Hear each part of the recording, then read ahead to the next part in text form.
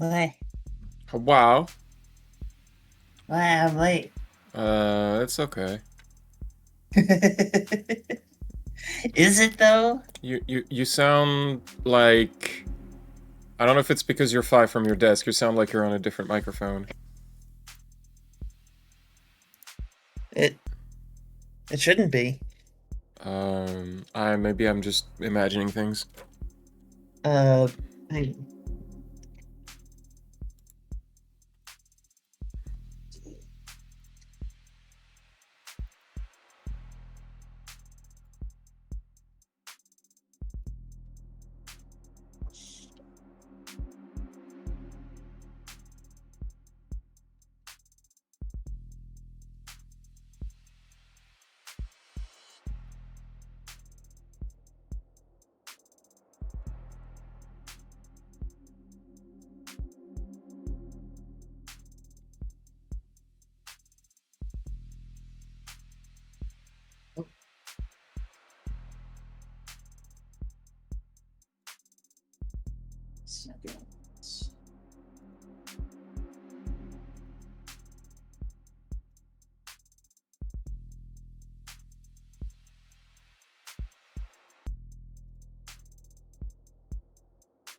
that. Okay, no, it should be just the regular microphone. I'm imagining I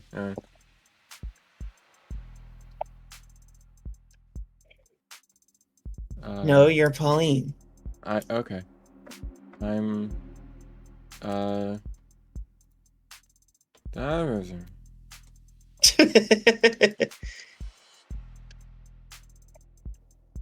I guess it's I don't know why I'm if I'm noticing that now or it just sounds more like reverberating than usual.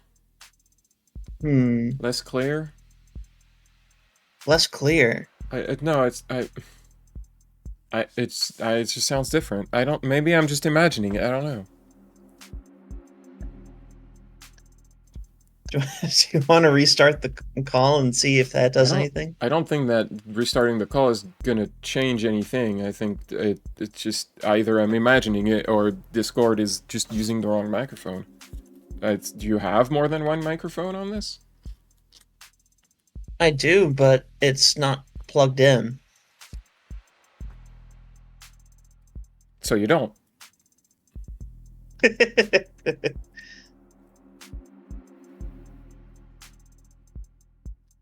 It it's like it sounds it's like when suddenly it mistakenly uses the webcam microphone for me instead of the actual streaming microphone that I use.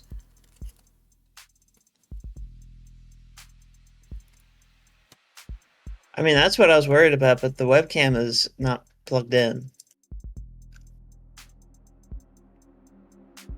Okay, I'm crazy. I don't know. No, you're Pauline. Um, I'm of the devil. The devil, the devil. What if we continued with the devil? Uh, and right, I was trying to save the that thing, but it wouldn't let me. Um, but that's fine. It starts with Sosuke complaining.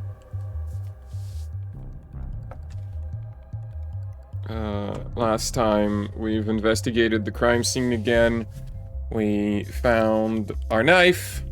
Hey, Pauline. What is it? Can I see your stream? Oh, I'm stupid. No, you're Pauline. Also, you sound fine now. I don't understand. Oh, Um, I'm. I didn't even switch scenes. Wow, I'm so tired. um, do that. I'm don't know why.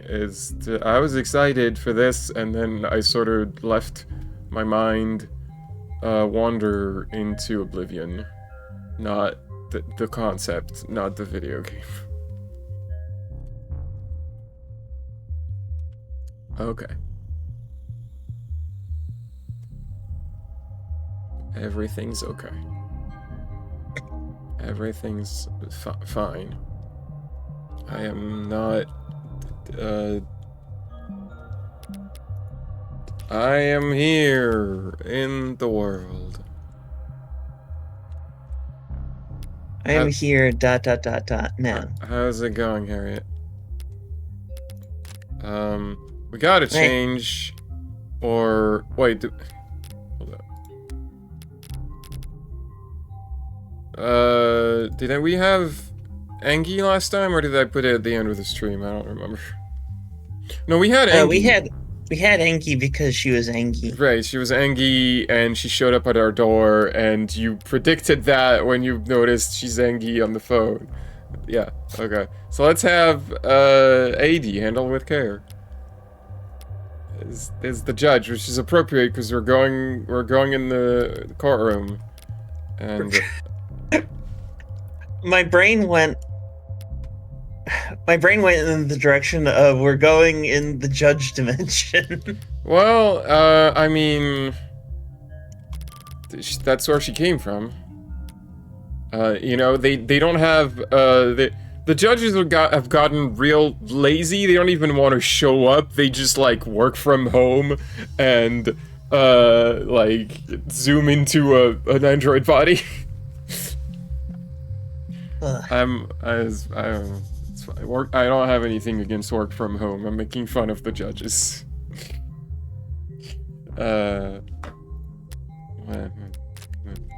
We have 269 chips. That is nice. A measure of our reputation and credibility. Anyway. It's just okay complaining about security.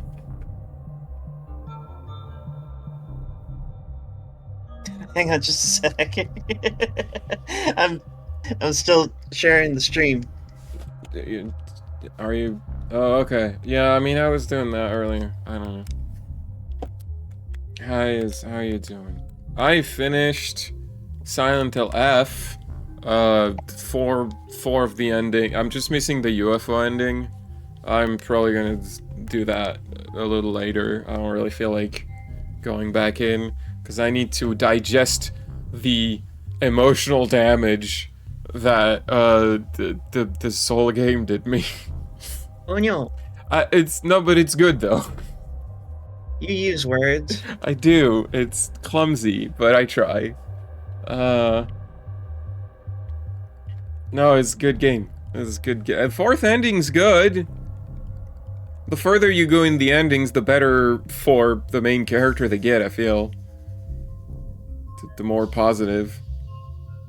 Like it doesn't, the story doesn't end in tragedy or grim, dark grimness. I liked it. I think it's probably the best Silent Hill game. And there's nothing else to that sentence. That's right, I said it is better than 1, 2, or 3. It's very different. But not better than 4. I mean, do I need to, like, mention that? I don't think anyone argues that 4 is the best one, so it's not like I need to say that. I like 4. I think 4 has ideas. It does them very clumsily, and it doesn't, like, the execution just leaves a lot to be desired, but I think some of the ideas were promising, and I think it's the best candidate for, like, a remake, actual remake, but, like, the companies never do that. They never remake the one that had potential that failed, because that's not the safe thing to do. But in the concept of remaking stuff that would work better, they should remake 4, because 4 had the biggest potential to be good, and it's fumbled, and Well, the problem is that companies, when they remake stuff, they're too afraid to make changes, so they will also just not do that. It's like companies, Capcom and Square, I guess, are the only ones with, Anyway. This is veering dangerously into Anyway, tangents. what do you mean anyway? You only care about that, big titty prosecutor of yours. She doesn't have big titties. Why what do you mean?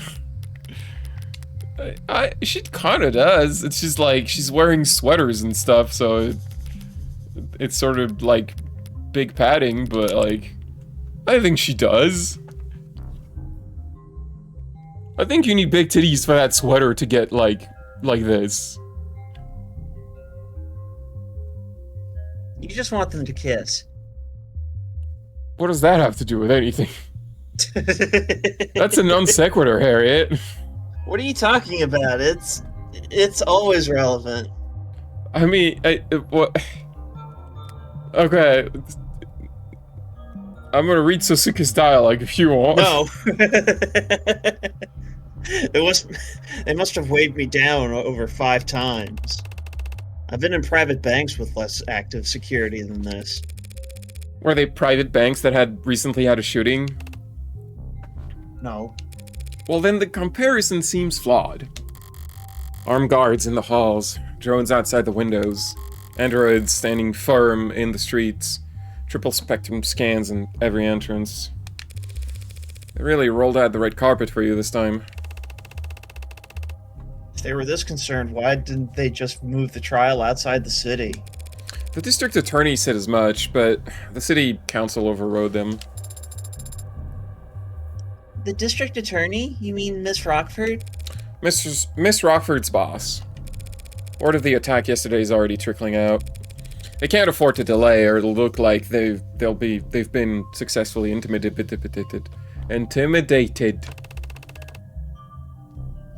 There's such a thing as overcompensating. Not on the stage of security theater. Were you able to look over the DNA analysis that Cyanus completed, Adonai? The reports on the binding? Yeah, alright. The sweat matches DNA of Sasuke. Skin matches the DNA of Sasuke. Blood matches the DNA of Sasuke and Miller. There's blood from Miller on the bindings. So that's cool. Give me a lot to think about on the ride over. You're looking much better. You don't have a eye patch anymore. I don't feel better. They gave me some sort of I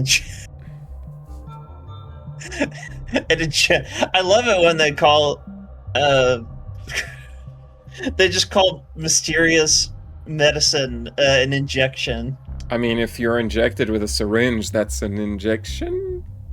It's Pauline, it's a mysterious green fluid. If you're feeling bad, just put it right in your body. Did you say brain fluid? Green fluid. Brain fluid, because brain fluid is bloodborne. I woke up in much more pain, but they still insisted on taking off all of my bandages. Some sort of injection? Sasuke consented to intravenous injection of a recovery accelerant at 9:33 p.m. last night. You consented without knowing what it was? I nodded. Thought it would help me sleep.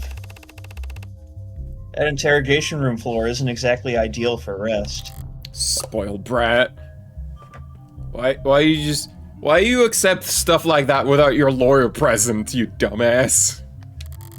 This is the same guy who was confidently telling me he was fine with going to jail. What about you, Adonai? Were you able to get any rest? I slept like a rock. Eventually. Didn't even wake up when a certain unwelcome guest stumbled out the door in the early morning, thank God. Don't fucking want to think about Ray is in my apartment. Why not? Because it's confusing, and I don't like having cops around. But it was an accelerant, huh? I thought there was something familiar about this discomfort. They gave it to us back in the military on occasion.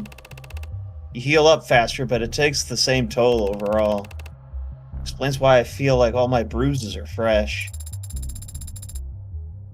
Why'd they wait until now to start giving Sosuke medical attention, though? Well, Emma must have realized it was getting a bit silly, trying to accuse you of murdering 5 people when you looked like you had been thrown through a windshield. Don't worry, Sosuke. You're still handsome, even without the rugged edge that your injuries provided.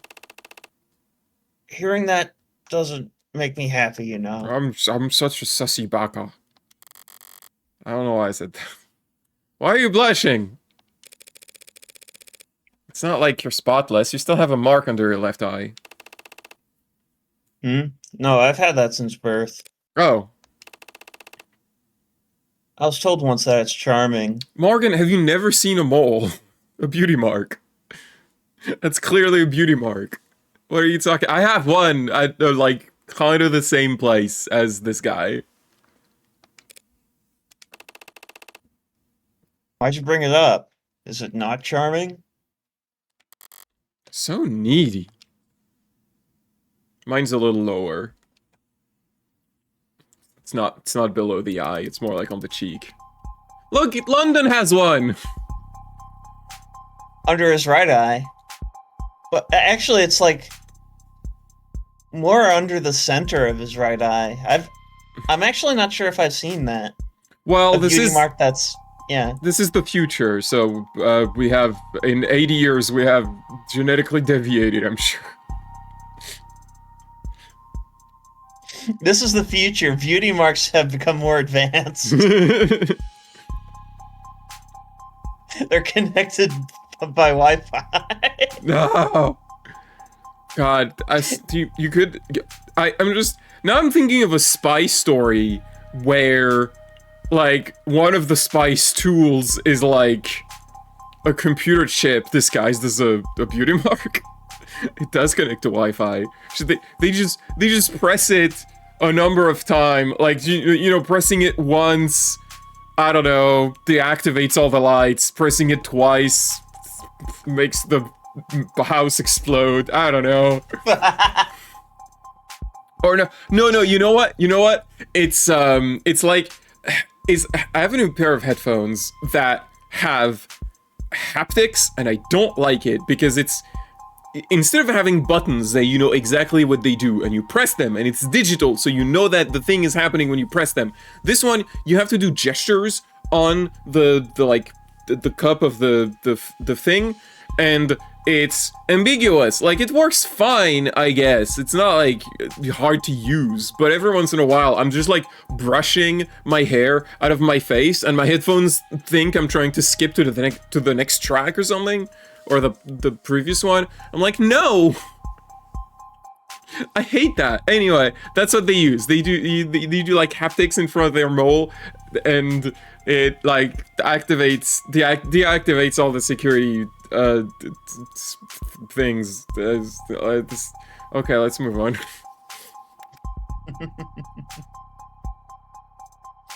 Thank you for clarifying that for the court detective. That was the same story he told me yesterday down the lower wards. He and Reyes were the second on the scene, so they focused on clearing the lower floors before meeting with Rogers. Good to have it on the record so I can look it over. There it is. Rogers had already apprehended the suspect, so we focused on securing the area. I like how she's just like paraphrasing, kinda. Just cutting all of the stuff that doesn't matter. As for the next item on the docket, calling the defendant to testify... Seems like it's gonna be a nothing burger. Not entirely, Your Honor. My client waives his right to decline. But what about a Whataburger? Why would you... No. What's wrong with Whataburger? I mean, aside from the fact that it's it's Texas and that it's got like what American patriotism all over it. What does it mean? Is it wet? What does that mean? No, what Whataburger? What? As in what a burger? Oh, change that name because it's confusing and I don't like it. No, it's Whataburger. No. What? Is it what a burger because of like how big it is? It's Whataburger. Like, what's the character? What defines a Whataburger?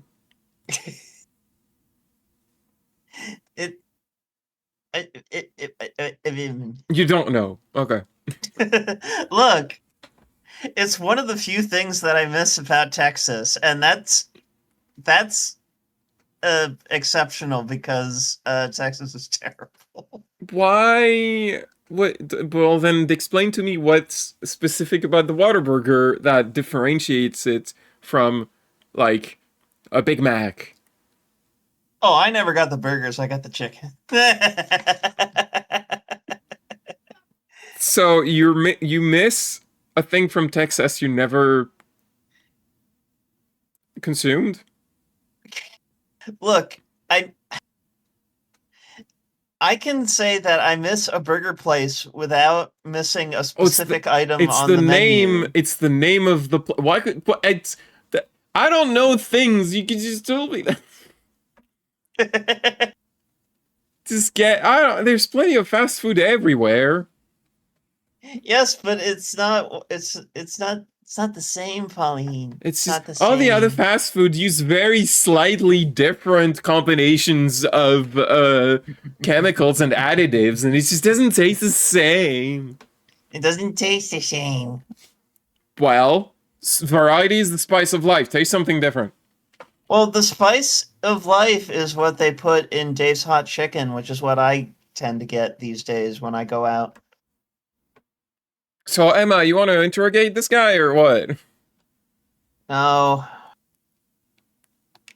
Does he now?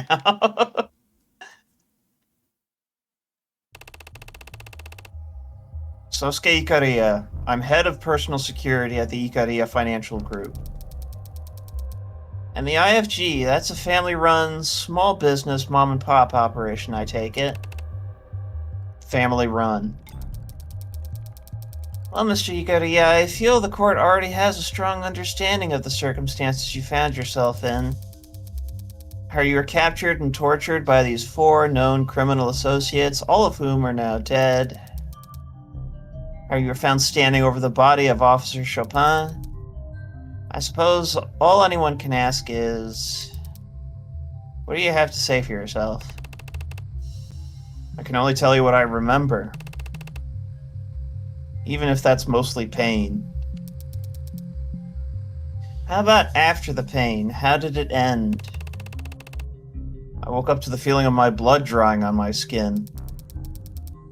Familiar sensation for a head of personal security, I assume. Objection! I can answer. It was a novel experience. I pulled off my blindfold and felt like I'd stepped into the desert. White flaring in my eyes, heart... Why am I laughing again? Heart thumping in my temple. But I realized there's a gun in my waistband. The indicator showed it was spent. Didn't know what to make of it. Does this gun look familiar to you, Mr. Ikaria? Yes, that's the same gun. It has that illegal decal on it. Thank you for reminding me that it's there, because I never parsed that until the other day. I just look at this and I didn't realize it had a mouth and eye on it. Yeah, it just looks like a sheen on it. It's just, you have to scrutinize it and realize, oh my god, it's a shark. Got your little face. Let the record show the witness has admitted to wielding the same magus used to kill 2 of the victims. Is this okay? I stumbled forward towards a door. Past it, the whole room seemed red. And after that, you don't remember? Anything else you'd like to say to the court, Mr. Ikaria, before we finish? There's just one more thing I recall. I remember holding my sword. Sergeant Redshot! You remember holding your sword. Oof, that ain't good. It's very interesting of you to say, Mr. Ikaria. It was on the ground, and it's important to me, so I bent over and picked it up. Do you recall the next thing you did with that sword, Mr. Ikaria? No, the next thing I know, I'm being transported and read my rights. I see. Your Honor, do you feel we need to continue The questioning? the trial? Ouch. Ready to begin a cross-examination at any time, Your Honor. Well, if you insist. Round 1, fight!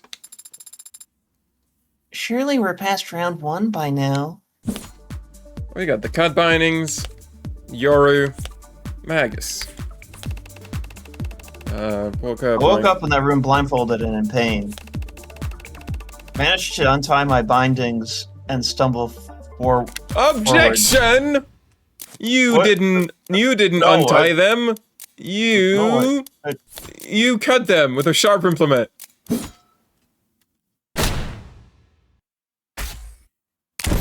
You're objecting to what your own client said. Sosuke could not have untied his way out of his bindings, not when they were very clearly cut by something sharp. Objecting to a statement by your own client now? Emma, you've never played Ace Attorney. This is the only way we interact with the world. I mean, Morgan has other ways to interact with the world, and that, like, that Phoenix Wright doesn't have, I guess. Morgan can murder people. That that mod on his neck makes me uncomfortable. I don't know how to parse it. What Is do you it think just it on that is? side of his neck, or is it like around the back of his neck? What do you think it is? It's like a health gauge, like in Dead Space. It's a rig. It's just like the part of the rig that tells you your health. So it glows blue, but like if it progressively goes red when he takes damage. Look, I liked how diegetic it was in Dead Space, because they're like, look, you're a space engineer. Other people need to know how your health is doing while you're on the job. So, like, you have a health bar. I mean, everyone had one, not the engineers. Like, the soldiers had one too. You think that soldiers don't need to know each other's health? I wasn't saying this as, like, a retort. I was just pointing out it's not just the engineers. I'm wasn't just saying that I thought it was interesting that they came up with a utilitarian reason for the third-person perspective health bar to exist. I mean, yeah, the UI in that game is really good. I still miss the map. You just press the thumbstick and it just goes bleep. Really? Not the map, The guide? the guiding line, yeah. Yeah. Like Isaac just like he just like sticks out a palm like face down and he casts the line. Mm-hmm. These pieces of cloth were recovered from the room where you were held, Sasuke, and they're very clearly been cut. You didn't struggle your way out, you cut your way out. Yes. Yes, now that you mention it, that's right. But if I cut myself out first... Your Honor, the people ask that the defense do their testimony coaching before the trial begins from now on. As it stands, this has been a colossal waste of time. Yeah, I mean, this detail probably isn't important, right? It's very important, Your Honor. If he used the blade to cut himself free from his bindings, that means Sosuke couldn't have gotten free. Until someone handed him a blade. Meaning that the people's theory of a daring escape mid-interrogation is... It's doing just fine, thank you for asking. None of us in the court here today seriously believe this man or his memory can be taken as the truth. Then forget him and just look at the bindings. They're hard physical evidence and they had to have been cut. By something sharp. What do we know that fits that description? You think it was Yoru? His captors kept him bound in that room most of the night, then cut him from his bindings with a sword to bring him into the main room for question. Do you have a problem with Emma's theory? I guess Why not. would you use a longsword to... To taunt him, I guess. What? To taunt him? Oh, or using your sword to cut your bindings or so. Look, this is Emma's theory. This isn't what happened. I'm just imagining someone using like a great sword to do that, and a great sword in more than just the Dark Souls sense. A great sword in Dark Souls is a colossal weapon. Colossal sword. It's called a great sword. It's classified as a colossal sword, which is not the same as a great sword. I do hope that they keep doubling down on that. Oh yeah, I know. I don't want them to fix that. I want them to keep doubling on it. They should have like a great axe category that has a weapon called a great axe, which is actually a colossal sword. So the great axe is not in the great axe category. It's in colossal. You get me. They should. I'm just saying, like, imagine the Buster Sword like being used to cut bindings. I mean, okay, I get what you mean, but like, an average size katana is not that big. I'm using that as a point of exaggeration. You could use a katana to cut ropes. It would not be like that. To cut rope, yeah, but like we're talking bindings. About bindings around a guy's wrists. Look, Emma doesn't understand weapons. She only understands them theoretically. She doesn't actually like see that ever happen for real. She only ever interacts with arcs and stuff like that. So she has a warped understanding of how things work, and she doesn't really think about those details. And they're not significant enough to counter her, because it's plausible enough that you have to counter with something like much more significant in the evidence. We've already established that neither of these two are sword lesbians. That's right, Morgan hates swords. Which is weird, considering she was just like, yeah, I'm gonna do a moita with a sword. Well, she was and like... Then... Look, she saw that she was out of weapons. Like the knife and the gun was empty, the knife was in the hand of Miller, who just doesn't...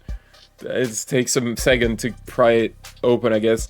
And she was like, well, there's this sword. I guess I'll try it. Never tried with a sword before. And then she tried it, and she's like, well, that sucks. Never doing that ever again. I hate swords. Morgan, it's alright to admit that you're out of practice with a sword because you've never used a sword. I feel like calling that out of practice implies there was practice before, which we've very clearly established there was not. Well, I've established that... No, I'm just gonna show you a clip later. I'm not gonna describe it. But us. What's that voice I'm doing for Eddie? But you us. can do any voice for AD. In fact, I encourage you to do different voices for AD all the time. It is an android, so it could just change. It has 9 personalities inside.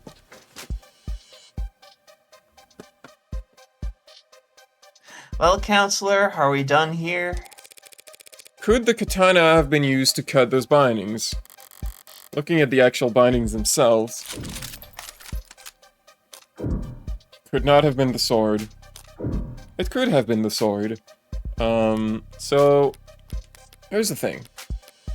Both have Miller's blood. Mm-hmm. But then the question is, There's why a di- does it have Miller's blood? There's a different thing you have to think about, Harriet. So Sosuke's sword, blood residues at various points matched the DNA of victims Chopin, Miller, and Trey. What blood is not on the sword, Harriet? Sosuke's. Sosuke's.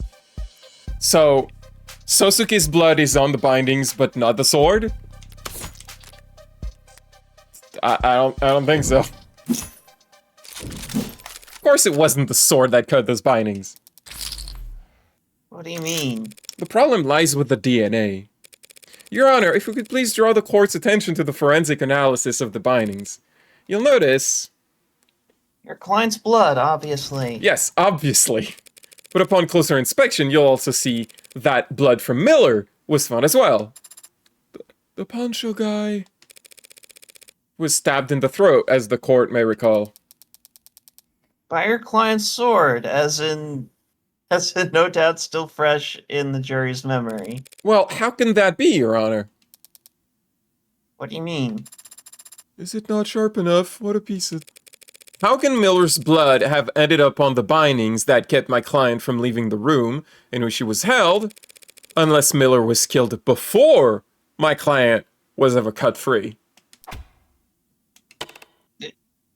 That's... Kind of a big deal. Isn't it? I thought so, at least. She's lying, that's not possible. You thought wrong, counselor. I don't know why I like that line. You got that wrong! Oh, isn't that cute? But it's wrong! It's true that the katana has blood from Miller's stabbing on it. And I'll admit that it's surprising to see his blood on your client's bindings. Miller's autopsy shows he has no wounds besides the fatal puncture in his neck. So the bindings on my client had to have been intact at the time Miller died. But those bindings didn't need to be cut before your client could kill him. What? If your client's wrists were left bound for questioning, he could have stolen the gun, killed Tanks and Creek, then picked up his sword, as he just stated in his testimony, and set to work. You think my client was drugged and beaten before killing 4 men with his wrists bound? Hardly impossible for a man with his talents. He has a particular set of skills. And there's no other explanation for why he would have cut his bindings with a sword that, as you insist, must have already been used to kill Miller. No other explanation. Not even if he used something else to break out of confinement. Well, we're gonna play. Use the broken bat. Use the broken bat. We got a broken bat, the needles, and my knife. I guess we're gonna reveal our best card of the night, which is the knife that Sarah found, and it's gonna analyzed. It's gonna make Emma so mad. What if my client had simply used this to break out? What the hell is that? Way overcooked from what I can tell. It's a Moida weapon, Your Honor. One recovered from the scene of the crime. Knife. Yes, that's what I grasped when I first woke up. It's impossible. What she said. There's nothing about a knife found seared to perfection in the ARCS data. Is it overcooked or seared to perfection? Yes. This knife was not found inside the building, Your Honor. I retrieved it from the alley immediately beside it. Your android did? Need her to submit video evidence of the entire afternoon to verify it, doubting Thomas? It's not the android I'd have trouble taking at her word, counselor. What forensics have been performed on it?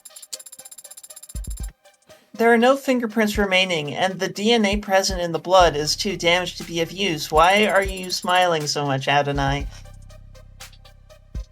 Because I'm using my best card, and I just wanted to look at Emma's face when I defeat her. You have a boopable snoot, Adonai. You can't boom me. Only humans who are legally citizens can boom me. I don't think that's true. It is. I'm a lawyer and I know the law. But I have identified at least 2 different blood typings. AB negative and B negative, Your Honor. You're saying minors. What's the people? The people are. Yeah, it's weird. It's weird not reading that previous line and then starting the next one with R. Your Honor, the people are, of course, interested in forensic analysis of any evidence that seems pertinent to the crime at hand. But this was retrieved from an alleyway dumpster. A soot-filled drum near an alleyway dumpster. From an alley in the lower wards. Without strong evidence linking it to the crime, I see no reason to entertain the idea that this is some kind of 4th murder weapon. 3rd murder weapon. What? The bat was postmortem. Point still stands. Well, how about it, Morgan? Any link between this totally not suspicious fire-burled knife and our crime? Or should we just throw it back in the garbage? Again, it was a soot-filled drum by the garbage. Of course I have more to go on than mere proximity, Your Honor. I have proof right there, right here, that this knife was what Sosuke used to get himself free.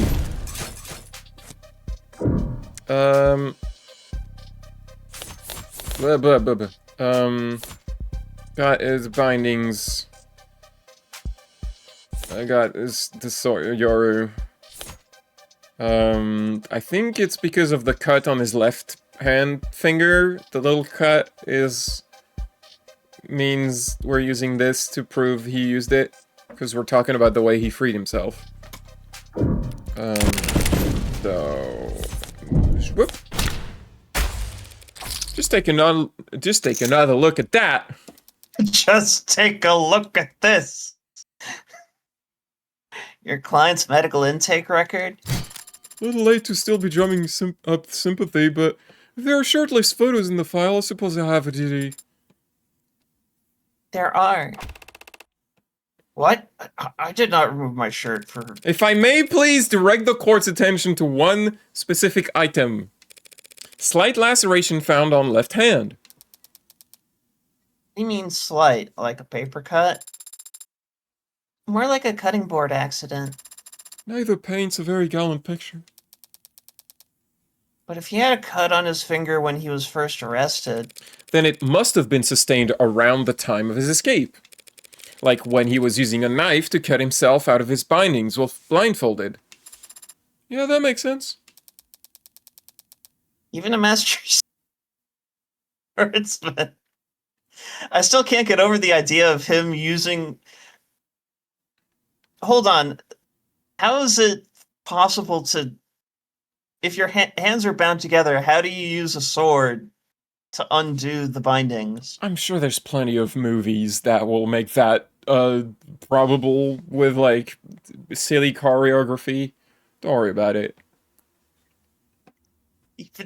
I'm losing myself over this line. Even a master swordsman can nick himself on his blade every now and then when his hands are blind.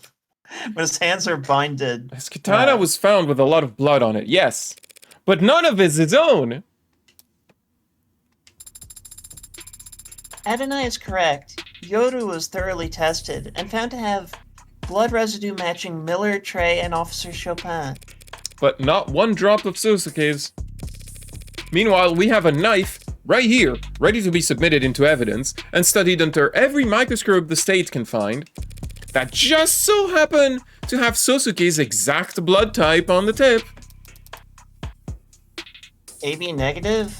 That blood type. Doesn't match anyone in this case's full file except for Sosuke. Why, I do blood type fortune telling. So I have a hobby, shoot me. 2 shots right at the base of my Counselor Morgan. I wonder if that was a reference. Perhaps you might grace us all with your formal request. I call for this knife to be submitted into the record and forensically analyzed as quickly and thoroughly as possible. Because I believe it is the weapon, the Moida weapon, that actually ended Miller's life. A knife to the neck. Would be much easier to pull off than using the very tip of a sword. I'd hypothesize. Nice recovery. Perfect, Ukemi. In other words, then, you're asking for the medical examiner to reevaluate whether this knife might be a better fit for the wound in Miller's neck. Yeah, did you just repeat what she said but slightly rephrase it?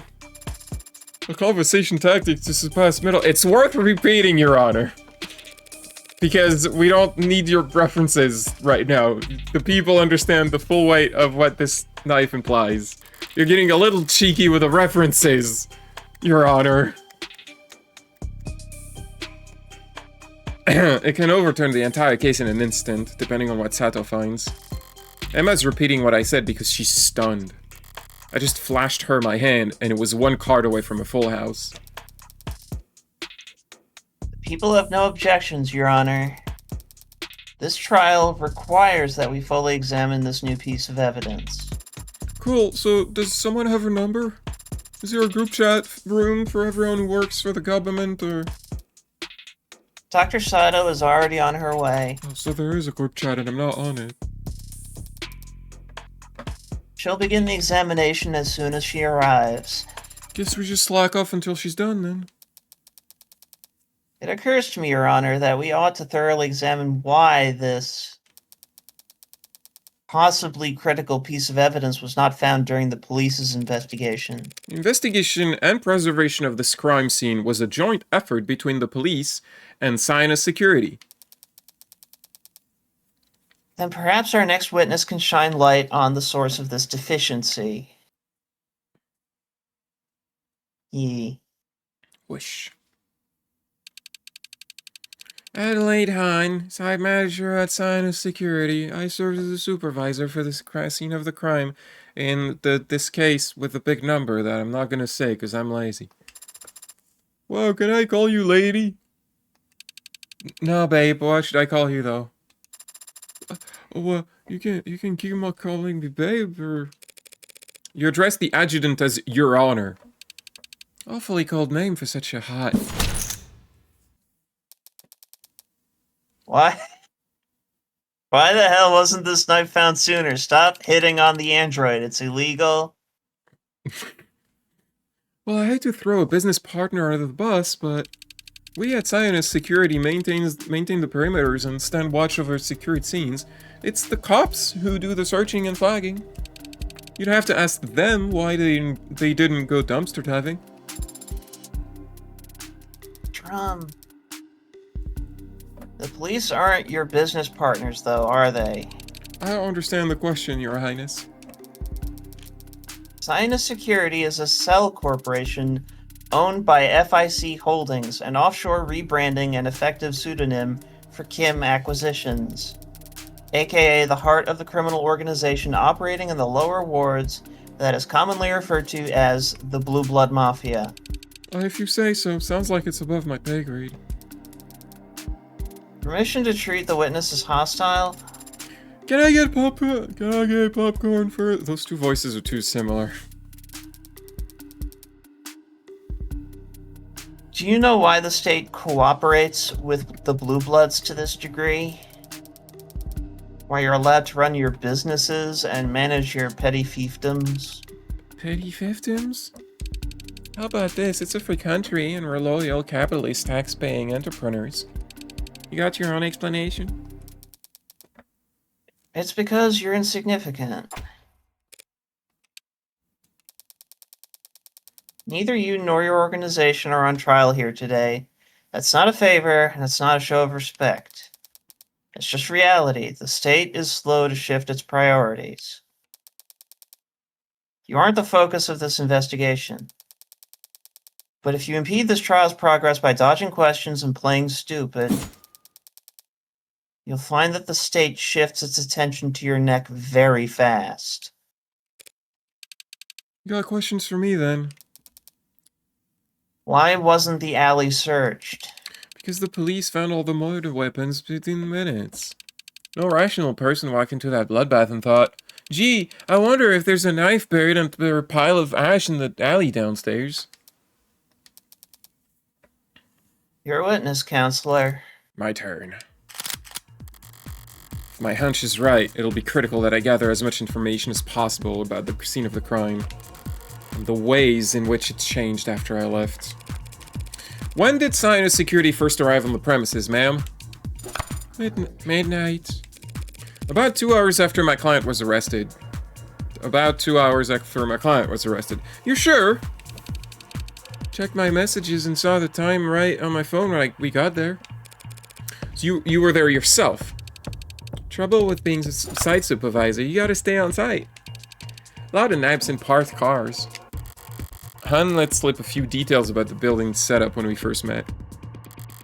Time to get it all out on the record. Tell me about... Do you know who owns the building that these crimes took place in? I don't. Do you know who installed the security features on location? It was Sinus. Must have gotten hired by someone. Not my department. But you recognize some of the handiwork. The front door was Sinus. The individual vaults room locks do. That front door was locked when officers arrived. They had to shoot it open. Shouldn't your security system recognize officers of the law? Our doors use physical locks. A lot of folks in the lower ward don't trust a fob scanner that can be hacked. Physical locks can be bypassed too. Sure, but at least that takes time. Not if you watch the lock-picking lawyer, it doesn't. He does that like... Look, it's not a master lock, alright? I mean, yes. But like, even the good locks, he takes like 10 seconds. It doesn't take that much time if you're an experienced lockpicker. Which, like, the thing about lockpicking is that it's not a skill that is common. It's not a skill a lot of people have. That's why locks work. If everyone knew how to lockpick... If everyone knew how, we wouldn't need to carry around so many keys. Do all the doors require keys? Is there any way to unlock that front door without its keys? I mean, you could use a spare, right? Is there any way to lock that front door without its keys? Yeah, but the technique's real complicated. You walk out and let it shut behind you. That door is designed to lock behind you automatically. It's a selling point for a building designed to be secure. Tell me about the night's weather. It was a warm night, I'll bet. You asked me about the weather? Not exactly grade A small talk. Relevance, Your Honor? Well, I was trying to be polite, but if you insist. Were the windows open in the building when you arrived? There's a lot of windows, I don't know. The crime scene in the room directly below it, were there windows open? Yes, those windows were open when Sinus arrived. Strange, didn't it rain that night? That drizzle was over before 9 p.m. And even if it hadn't been a downpour, it's not a crime to risk it getting your windowsill wet. Alright, so the building wasn't completely sealed by the time you got there. Why was the building soundproof? That doesn't seem relevant. It doesn't matter why it was soundproof, it just matters that it was.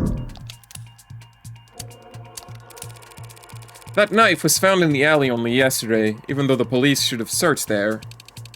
Yeah, it seems like not everyone did their job.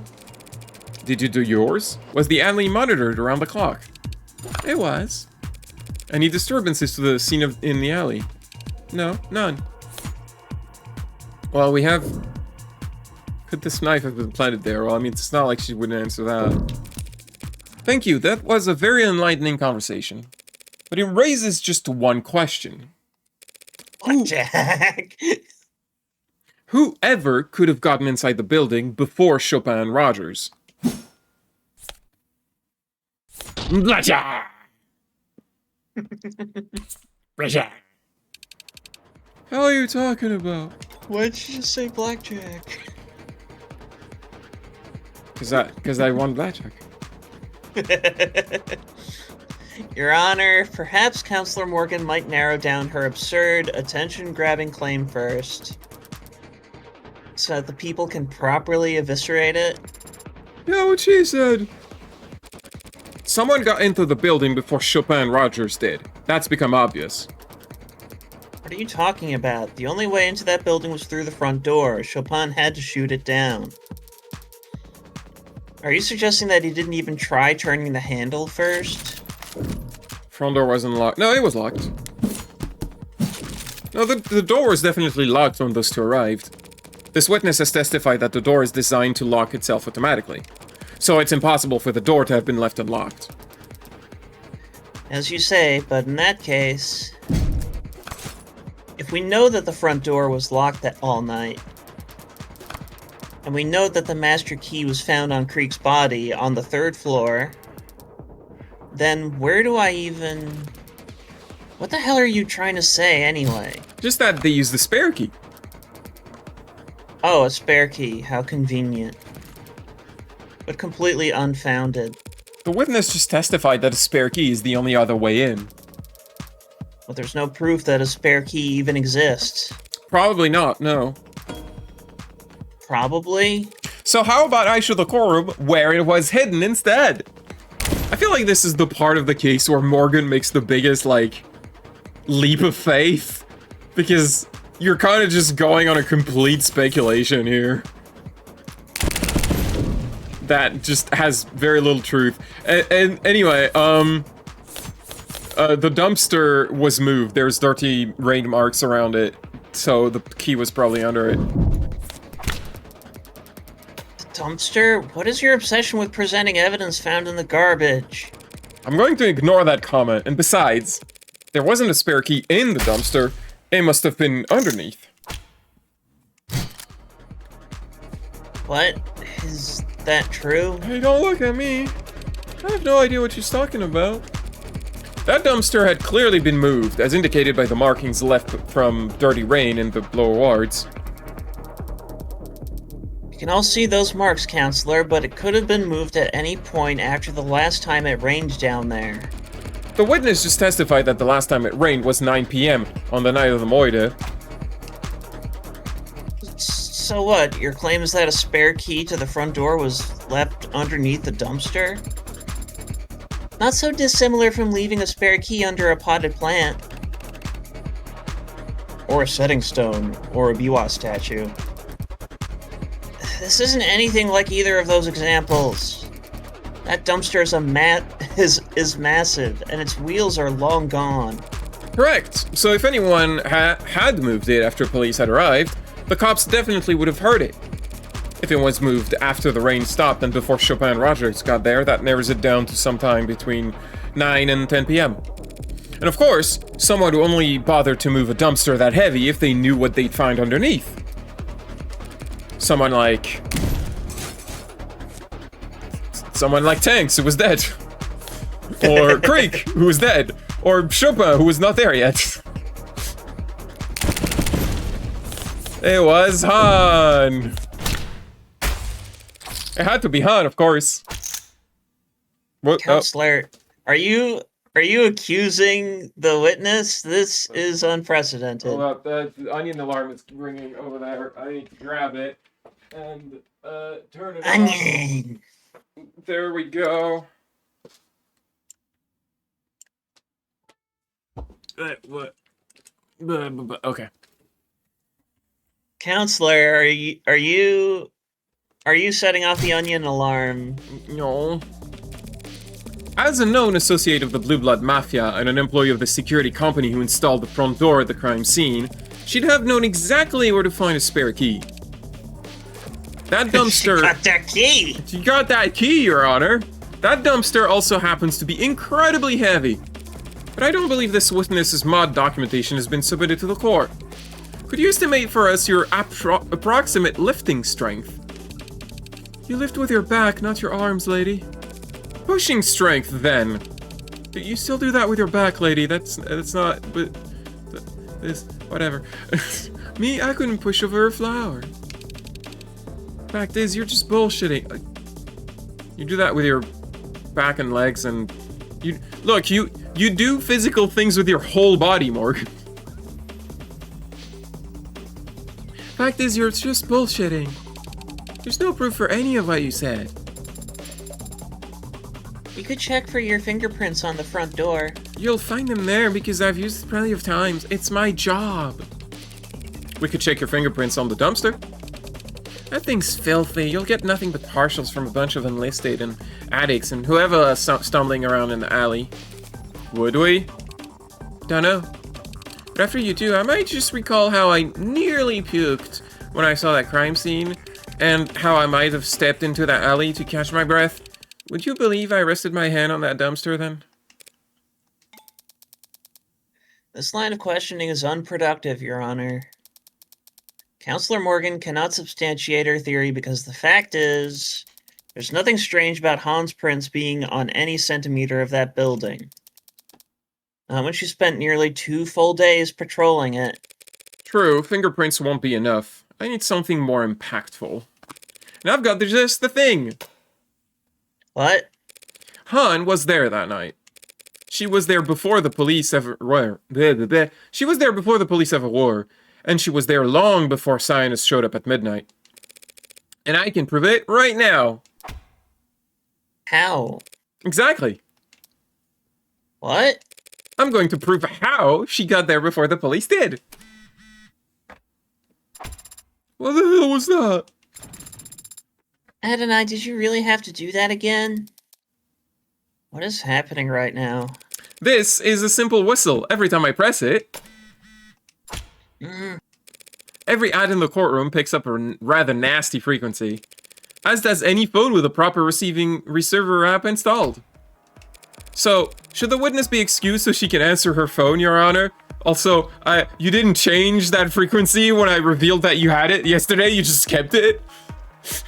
Well, look, the frequency, like, it's an alarm that a bunch of properties have. Like, she can't just turn it off because... Like, no, she said each alarm has its own frequency, so you know which one is calling for help. So, like, Creak is a specific frequency. So, she could have just removed Creak's frequency from her app, but she just didn't think to do that. That makes sense, but more importantly, you're in for a boopin'. No, you. You brought that shit into the courtroom?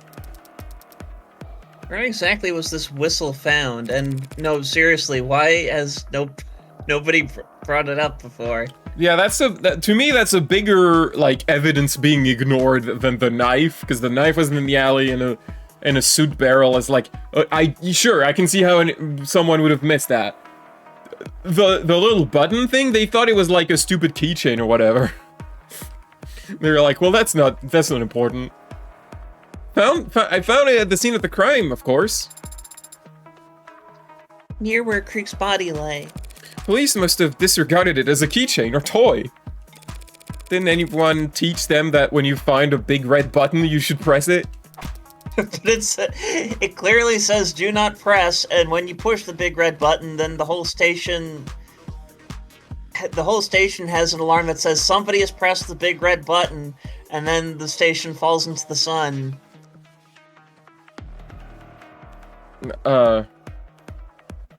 Sentient. The big red button actually does have a texture on it that says do not press. What's the point of the big red button then?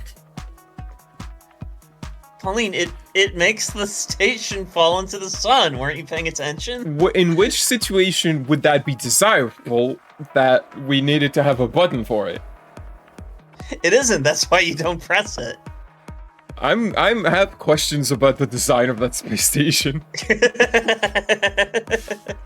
There's also the fact that if you put batteries in the microwave, it causes the station to fall I mean, into the sun. that one makes sense to me. You're not supposed to do that. But like the microwave oven is still useful for other things.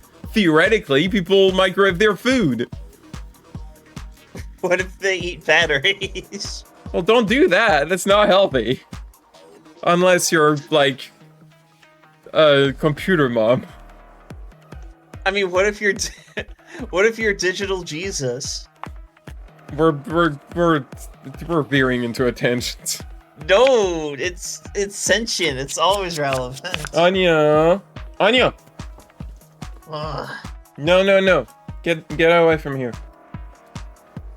But he's a little man. He's doing crimes, is what he's doing. Anyway, shouldn't do that at a crime scene. Yesterday, Dr. Sato testified that Creek was alive for several minutes after being shot. If he pressed this whistle even once in that time, the witness's phone would have started getting alerts, as I've demonstrated to the court just now. Anything to say for yourself, Miss Han? Did someone install the app on your phone as a prank? Its reception has a limited range. The Low Wards is a tight-knit, high-density community. How far could you have been? Far. I wasn't in the area that night.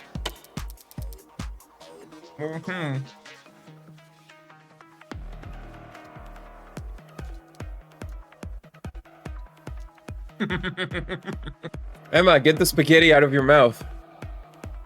Why are you eating during the trial? It's very unprofessional of you, Emma. I never expected that.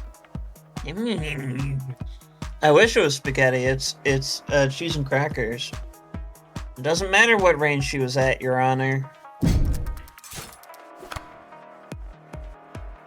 The defense claims that Han entered the building with some kind of spare key, letting the front door lock behind her to block Chopin and Rogers. But those two officers did enter after they shot the lock. At which point they didn't run into the witness. Krieg was shot at around 9:45 p.m. Considering the time it would have taken Han to arrive and retrieve the spare key, she would have only been a few steps ahead of Chopin and Rogers.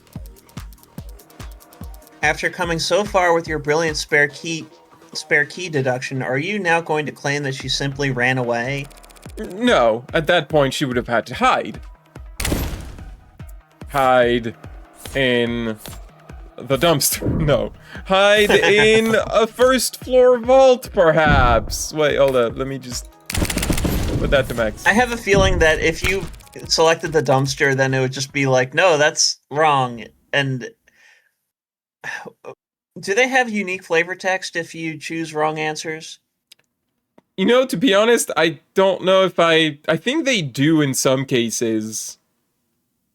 But I don't want to... I think it would have been funny if you chose the dumpster and she's just like, why are you fixated on the dumpster? Yeah.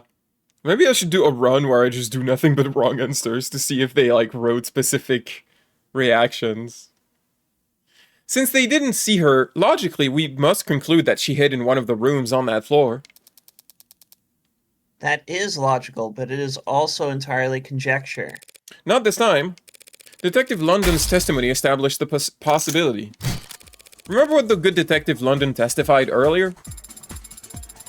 Rogers had already apprehended the suspect, so we focused on securing that area. Sunshine and I cleared the first floor. All the rooms were empty, but one was locked. Unlocked. One was reverse locked. Can you teach me how to speak brackets out loud later? Two police detectives have sworn that one vault on the first floor was found unlocked. Unlocked, perhaps, by a spare master key? Is that some kind of big deal? Your Honor, what Counselor Morgan is proposing would put the witness behind Officer Chopin and Rogers as they proceeded upstairs. Not a bad place to be, if you want to do some backstabbing. You're gonna be shitting me, That's some creative geometry you're employing, Counselor. Imagining the witness is somehow getting positioned behind Tariq Chopin, yet somehow remaining invisible to the eyes of Officer Rogers. That's... Non-Euclidean crime scene recreation. Very novel. Her insults sound smart, so I'm inclined to agree. I thought I had something, but when I tried to put the cards on the table... How could Han have gotten behind Chopin on the 3rd floor? Was Rogers distracted at the window, maybe, or... No, wrong question. I'm getting ahead of myself trying to work backwards at this point. I shouldn't ask what Han could have done to get in position where she was able to kill Chopin. I should first ask what Han would have done to serve her own interest. Your Honor, there's some testimony I'd like the court to hear once more. If you could access the stenography protocol... The what? What protocol? Was I supposed to be taking minutes for this meeting? I can recall any testimony you want to review, Adonai. If Han won't self-incriminate, then the only testimony that could give me a clue as to her actions would be... Rogers. Recite Rogers' testimony from yesterday. Start from after they entered the building. What are you fishing for? We heard a loud slam. Chopin gets all deadly serious and insists I stay and he goes ahead. That's it. The sound Rogers heard from the alley, the one that made Chopin want to form a pincer. That must have been when Han landed on the dumpster to escape. The sound the officers heard was that of someone fleeing the scene. Out the window, down the fire escape. And onto the dumpster. It's a bit of a drop. Even a dainty suspect would make quite the racket, using the dumpster lid to break their fall. Your Honor, if we have to entertain this thread of conjecture, might we at least ask proof that it leads somewhere impactful? I hear ya. Counselor Morgan takes this one seriously. You're telling me that? What exactly are you accusing this witness of? Are you prepared to accuse Han of having murdered Tariq Chopin? Are we? Han didn't kill Chopin. Han killed Chopin. Well, I mean, who killed him then? I don't know, but, like, Emma had a point. Like, if she got behind them, how did she get in between Rogers and Chopin to stab Chopin? It doesn't really work, like, in the physical space. So she probably followed behind them and then left the building at some point, meaning it's not her, but she was there. If my theory's right, then it was the sound of Han fleeing the scene that caused the cops to split up. In other words, at the time she left, Chopin was still alive. No, she's been uncooperative and has lied to this witness stand, but she didn't kill anyone. Well, that was anticlimactic. I mean, perjury? Who even fucking cares? It's not a real crime. Not like panty snatching. I was about to say that. I love that case invented the lore for us that they made up an entirely new crime other than murder, so that there are exactly two crimes. I mean, we made up that lore because we thought it was funny. It's important. Yeah. Perhaps now, Your Honor, the court can get back on track and bring this witness's testimony to a close. And considering the fact that she may very well have perjured herself, I think it might be a better use of the court's time if we cleared the room for the remainder of this witness's testimony. No objections, Your Honor. Okie dokie. Bailiffs, clear the gallery and remove the defendant to a holding room. What? They're forcing us to late? What the hell? Hey, tag along, would you? With Sosuke? Can't let someone with a concussion fall asleep, right? I'm certainly not still concussed at this point. See, he's delirious. Trust me. Very well, Adonai. Good luck. Actually, I'm gonna take advantage of this break because I forgot to grab a glass of water, and I need that right now. You need hydration. I'll be right back.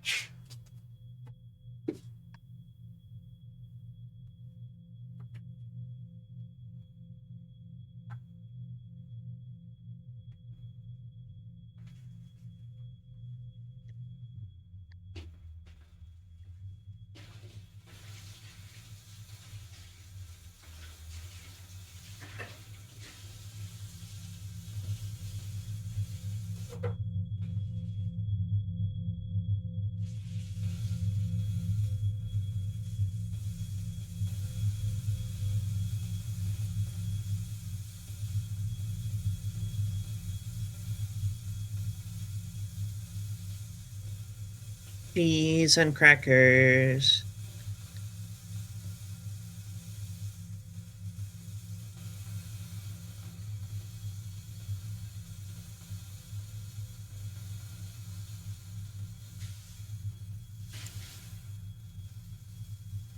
The room clears out so fast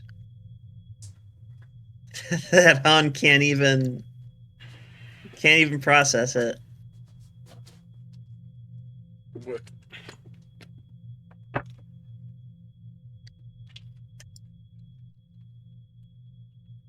Okay, I'm back.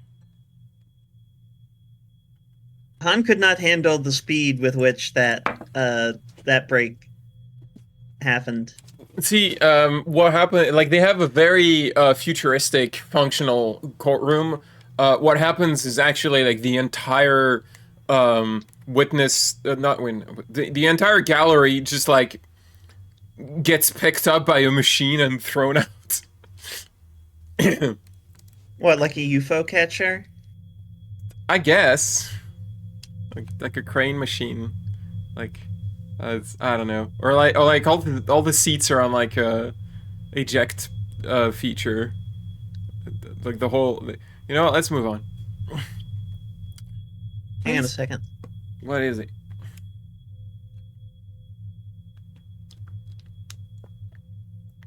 I'm hanging on.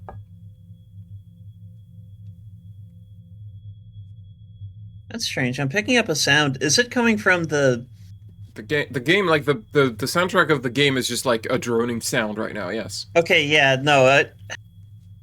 For some reason, that sound didn't like pick up on my ears until like a few seconds ago. Place empties out faster than I thought. No gallery, jury, live feed, no bells and whistles.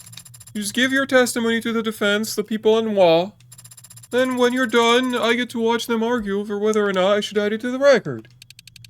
So you think I got something contentious to say?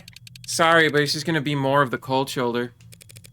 What I think is that you're scared. The hell? Of what? You? Who? You. An audience. Yes, that's right. You're scared of Onion. The pigs? You think I give a shit when any of them thinks, says, does? Even if any one of them might leak what you say back to the old guard? What's an old guard?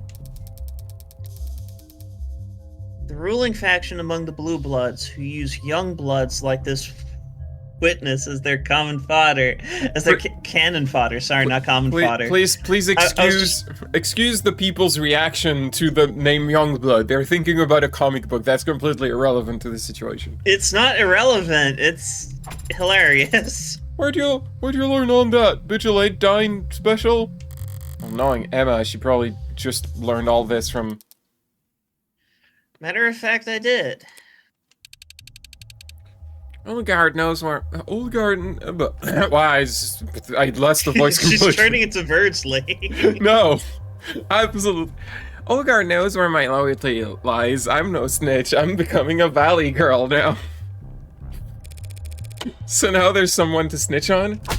I don't help state prosecutors, and I definitely don't help Korean lawyers. The court's already emptied out. We can sit here in silence if you like. 15 minutes of nothing, and then you walk out. But when you do, someone's gonna make assumptions about what went on in here. Telling me I'm screwed if I don't, screwed if I do, screwed if I don't, ain't exactly got me feeling... Sosuke didn't kill Creek. Maybe you don't care if an Ikarian dog goes down for a crime he didn't commit, but how do you feel about the person who did put that hole in Creek's chest, toasting to the news of the verdict? Yeah, screw this. 9:47 p.m., night of the Moitas. I got the alarm on my phone. Knew it was Creek because the whistles all have specific frequencies. As I explained to Harriet earlier when she was like, thinking they were all the same. You're making fun of me. Yes, I am. Done. You gotta set them in your device if you want to listen for them. Creek had nerves like ice. Strong bluffer. Wouldn't press that button unless he absolutely had to. I ran. Was fastest that way, on foot. Usually is, in the lower wards. I knew where the spare key was. Helped set up the whole damn place. Doors, keys, soundproofing. Stepped inside and had just gotten my phone light, Stepped inside and just had gotten my phone light out when those two idiot cops came up, reds and blues, no siren. Trying to be some kind of movie shit. I thought they were gonna shoot me. Then I heard Chopin getting ready to break the lock, and I knew they were gonna shoot me. Used the spare key on the nearest vault, dipped inside, and prayed they wouldn't just head straight. They would just head straight upstairs. Tonight is hard. I don't know why. Lucky for me, they did. I feel like these streams are just like proof that I could never do voice acting or audiobooks as a career because I can't read stuff without stumbling every 2 seconds. And I mean, you would you would have more than one take. Yes, but at some point you need the person to actually have a correct take quickly, and like you can't let the recording go on for like 50 days. There's still a certain amount of efficiency you need for that stuff, and if you can't really do it within the recording day, they're just gonna go with someone else. You followed after them? At a distance yet, but yeah, I saw their boots on stairs, their shoulders around corners. They split on the second floor. When I went upstairs, he was quiet, except for that squeak on the 4th step. Creek used to joke that was a valuable security feature. They separated on the 2nd floor without any prompting? The other one was stomping around the 2nd floor, so I was able to keep my distance. I always knew exactly what that one was. Then one shouted down, he shouted, saying that everyone was dead. That must have been Chopin just before Sosuke snuck up on him. I liked Creek. His boys were alright too. But I did not want to join them in Red Hood's company. So I didn't risk sticking around a second longer. I opened that window on the 2nd floor and jumped for the ground. I was willing to hurt my knees, fall on my ass if I had to. But I ended up smacking the dumpster instead. Guy on the 2nd floor showed it after me. They're in the alley. I heard windows slide open above me, footsteps on the fire escape. But my knees had stopped shaking and the fog was with me. They never saw me. You're saying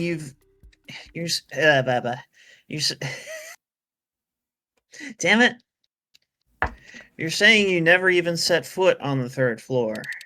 Not until I came back hours later as a science rep now. Where's the spare key now? Bottom of the bay, at the moment. Hell of a throwing arm, as you can see. I ain't gonna help you snorkel around for it, if that's what you're asking. Well then. The people thank you for your testimony. You've cleared up a number of oddities surrounding this case. Though none of the answers you provided have changed the fundamental facts of what the defendant is accused of. Not quite. She was in and out counselor, didn't even set foot upstairs. I know. Not until she came back to secure the scene, right? Out with it, counselor. There's no need for theatrics without the jury or gallery here. I mean, you could be putting on a performance for 80. She's into it. I'm still here.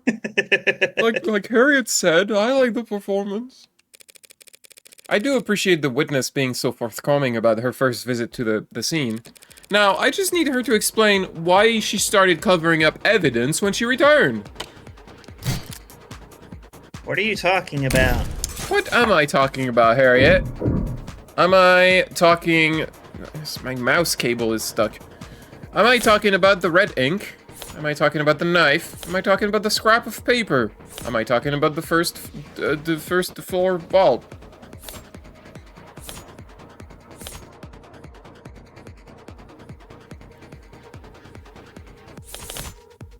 Is it the, Wait, what's the scrap of paper again? Found on second floor, in room below the crime scene, was hidden by trash.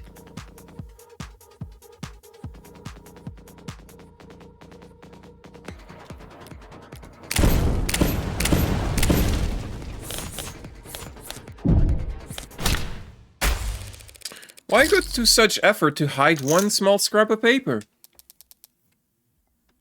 What is that now? More trash? Seriously? That's exactly what that is. Trash, garbage. Some idiot knocked over a trash can on the second floor. It's a big building. This stuff happens. Still don't want to answer? That's okay, I will. You covered up that scrap of paper because it implicates you as an accomplice. Oh, I didn't see that one coming. Because it's nonsensical, Your Honor. Counselor, you just got done explaining how Han arrived after the pod was killed and left before Chopin died. Not an accomplice to murder. Just the mafia equivalent of leaking government secrets. Even though the papers are almost entirely illegible, it only took 4 characters for the P492 plan to blow up in court yesterday. Years of blue blood planning all down the drain, because Creek was reading something he shouldn't have when he died. But if he shouldn't have it in the first place, one has to wonder where he might have gotten it. All because of that one goddamn watermark. Identical to the one on your own business card. Sinus Security? You leaked the red ink? Craig never asked nobody for nothing. Dumbass was a giver. Gave money, food, blood, more than any of us. Enough that the weaker ones wouldn't have to get stuck. Guy like that came to a two-faced con hostess like me and asked for help. That red ink is radioactive. Anyone caught with it, why would he ask you for it? Olgard knew Creek was charismatic, brave, smart, everything they feared in a young blood. But they also knew Creek made them too much money for them to just off. So the Olgard decided to wear them down instead. More jobs than any of the crew, more responsibilities, less downtime, no sleep. Came in too tired to have time to rebel, then wait for them to screw up. So you can make an example of them when they do. Managers would do the same thing when a host got too full of themselves. Started thinking they were the one bringing in the money. They were the ones who should keep it. Just put him on the grind. Grind him to dust. One old bastard him trying to grab that Ikaria kid or whatever. At the same time, another expected them to do some kind of arms handoff to a big shot. At least that was the rumor. Look, point is, Creek knew they had a target on their back already, so they wanted some kind of deterrent. They could have dropped that red ink into any inbox in town like a tactical nuke if they had to. But maybe that's why they fired their missiles first. You think the old guard killed Creek? I don't think it was that pretty boy Hound nursing those broken bones. Did he off the Chopin guy, though? I mean, I'd kill a stuck-up, spoiled prick like that for no motive, so... Did that answer your questions, counselor? Not the most burning one. When did this scrap of paper arrive on the second floor? Wasn't there when I ran out of the window. It was dark, and you were panicked. How could you have even noticed? Paper's white. If you had seen it, would you have taken it? You kidding? Yeah, of course I would have taken it. Could have eaten the damn paper to make sure. Why didn't you simply eat the damn paper later when you did see it? Removing an item from an ARC-scanned building would set off any number of red flags. And the first thing that would happen is they'd wind the clock back to see what it was. That's what I did. Look back to see how the hell I missed it, but the damn thing was in every peg the ARCs had, right from the beginning. Knocking over trash to hide it was the best I could do. Low ward survival tactics, hide in numbers. If this scrap wasn't on the second floor when you left, but it was on the ARCs from the start, that means Reyes' body cam saw it by the second floor windowsill, the one that connected to the fire escape. Your Honor, I believe we're done with this witness, even though all we've managed to establish is that someone went from the third floor to the second floor without taking the stairwell. Someone circled around. You got all that from one paper? Am I stupid? No, Your Honor, you're 80. Whoops. I did the wrong. Sorry, I did the wrong button. You hit the big red button. The game's gonna fall into the sun now. No. I forget what the right, if you hit the big red button, then I'm pretty sure that like the last words transmitted from the station are what the like it says that those are the last words that were transmitted from the station.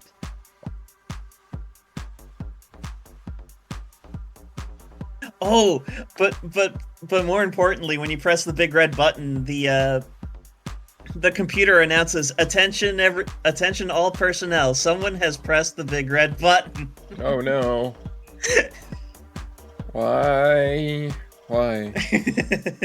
It's papers. Papers? Pauline. What?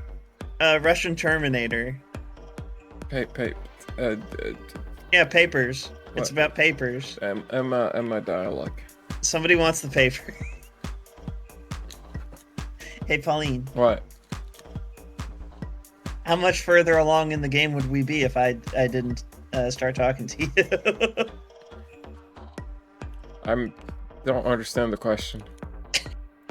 Just because those papers originated on the third floor, if that scrap was found by the windowsill, someone could have taken the fire escape.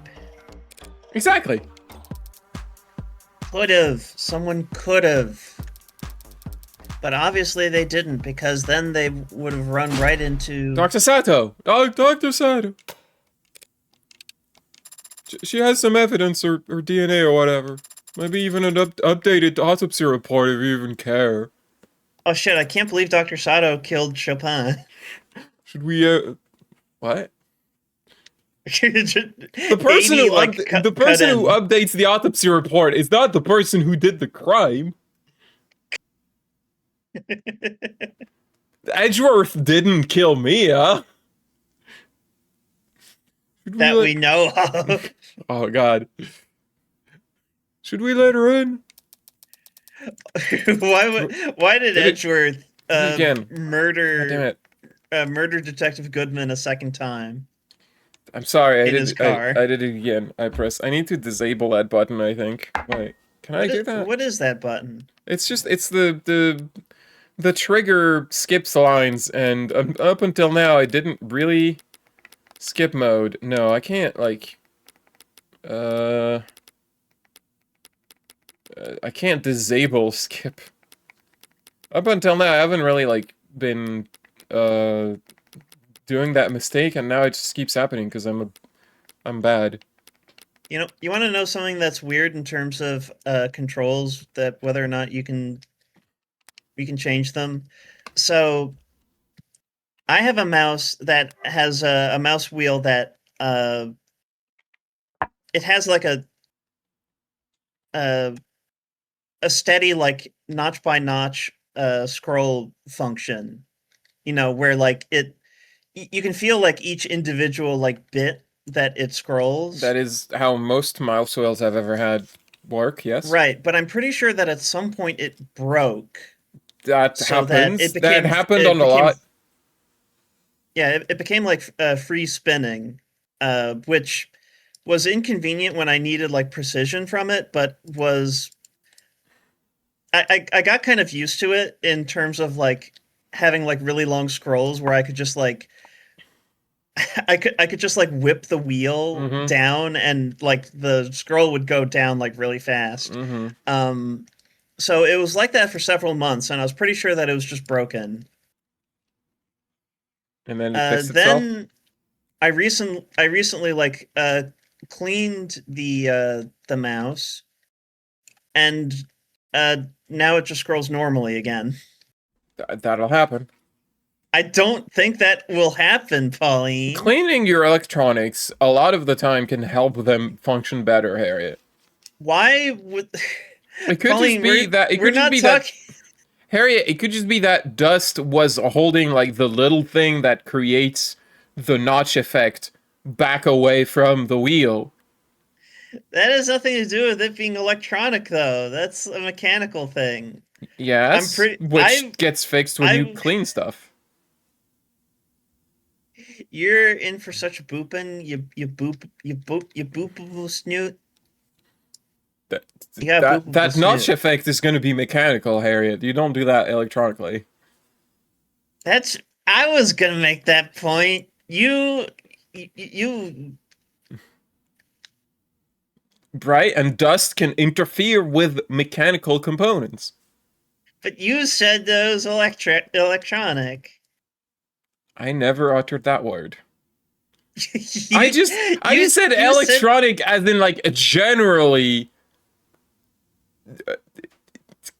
Let's move on. Let's dwell on this. Your Honor.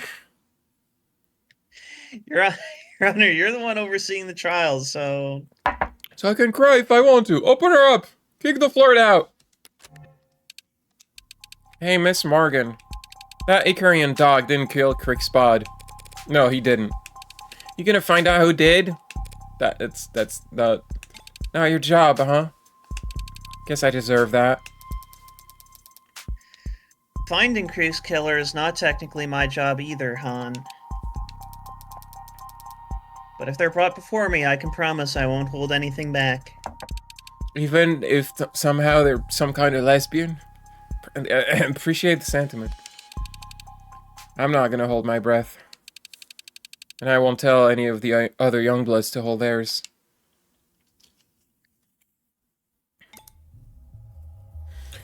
I don't have enough voices. I'm just gonna have to double up on some voices. I can't. Phew. Lots of news to break. I'll leave the interpretation of the good and the bad to you two. That's cool. Just imply I'm the ugly. It's fine. Counselor Morgan's hypothesis is stand. This knife matches Miller's entry wound. Well, how about that? It matches the wound better than the katana, considering what we discussed yesterday. It's actually kind of weird that we just assumed that the katana had to have been the murder weapon. Well, because it was the only blade at the scene, Harriet. Pauline, I can't emphasize to you how little sense it makes to stab someone in the neck with a katana.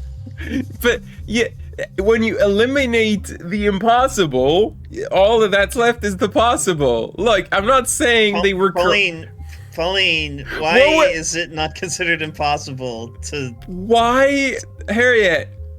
What were they supposed... What conclusions were they supposed to do when all they had as mortal weapons were a gun, a bat, and a katana when seeing Miller's body? Were they supposed to conclude that the bat did it? Were they supposed to conclude that the gun did it? There was only one blade, and he got cut. Therefore, if the police Therefore, doesn't... they missed something.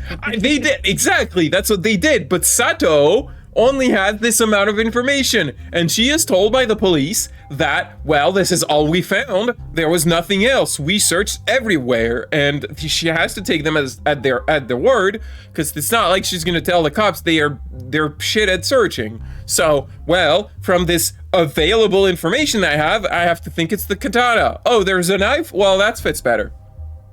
No, Pauline, listen. What? She's got the same poncho that Miller had. I mean, I assume that's like... Where do they get the I was gonna say murder ponchos, but she doesn't work in murder. I think that's she works in handling bodies. I think that's just like a style that exists in the future. The style of like having... It's some fucking like Patrick Bateman shit is what it is. I'm not saying like it's good. He invites one of his coworkers to his apartment, and like everything's covered in plastic, and he comes out in like a plastic poncho carrying an axe. They do that in Dexter too. Anyway, I feel like they just rip off American Psycho and Dexter? I've never seen American Psycho, so I don't know, but like Dexter has this whole thing where in order to hide his murders, he puts plastic on every single surface of a room and then covers himself in plastic and like garbage bags and stuff like that. And then he murders his like person, and then he just wraps everything and takes it, and then there's no trace left. There's no trace except for all the plastic. Well, he takes the plastic with him. Saying he takes the plastic with him just means that he's taking the traces with him. Yes? That's how you erase your presence. You can't erase it, though. The plastic and the evidence has to go somewhere. Oh, he throws it in the Miami Bay. He has like a dumping spot for bodies in the bay. That's a big thing in season 2 is that some divers discover his dumping spot, and so now the entire police force is dedicated to find the bay butcher, as the press calls him. Is like, ah, shit, I gotta find a new place to dump bodies now. You could always just not murder people. I have a brain thing. I am compelled to moiter. It is my disability. Blah blah blah blah blah. Dexter is a macho. I have the cravings. Do you remember in the Somnium Files that was like the murderer's thing was that he was unable to feel happiness unless he did moita? Well, I mean, that's an excuse. It is an excuse because Date shared that brain. Yeah. And as long as he had the medication, like he had the happiness drug, like brain chemical, like regularly pumped into his brain. I feel like even then that's still an excuse. Like Date would have, just because you don't feel happiness doesn't mean you want to do murder. I think the bad guy is just a bad guy because he chooses to be a bad guy. I don't know. He is a bad guy, and he deserved to have his head exploded, even though Iba had to sacrifice herself. And then she momentarily. Well, yeah, because she backed herself up in the cloud. I mean, that's just the transporter paradox again, where it's just like, well, is that Iva or is that a copy of Iva? I feel like with artificial intelligence, that's less of a problem. I don't know why I'm saying that. Let's move on. Is it because a version of Iva still had to destroy herself?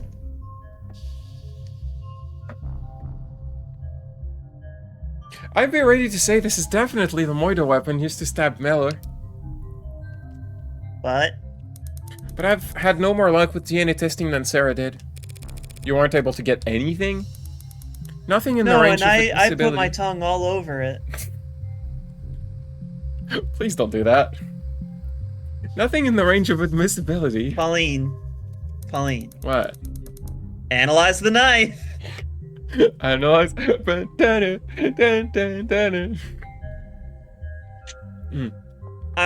However... I want Sarah to be okay. Sarah's fine. I don't... Can Sarah get an infection? Like, I don't know how her flesh works. Pauline, I meant emotionally. She's gonna be okay. Is she, though? So far. She works for a Moiderer. She doesn't know that, and she also works for a guy who owns a bar who seems pretty cool and is teaching her cool stuff. Like, kicking ice under the fridge. No, you kick it... Wait, you kick it under the fridge? Because there was a drain there. Oh, right, okay, no. Sorry, I was trying to think of like where the drain was, but I guess it was under the fridge. And then Morgan complains Morgan's because... like, not in my apartment! Not in my apartment! However... She's like, you were the one who taught her that? However... That shit just warps my floorboards. Yeah. However, like Sarah, I was able to perform blood type analysis on the blade. And while I also found AB negative and B negative samples on it, I found one more blood type as well, A positive.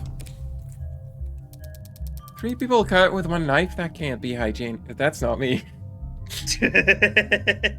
Yes, that's right. I'm Dr. Shadow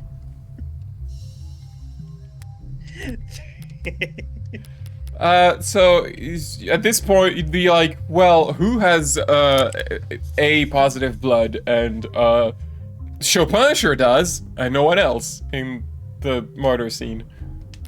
Because Creek was O negative. Han was O negative. Miller was B negative. Tobias wasn't there. What's Morgan's blood type, please? Morgan, I think, forgot. is AB negative.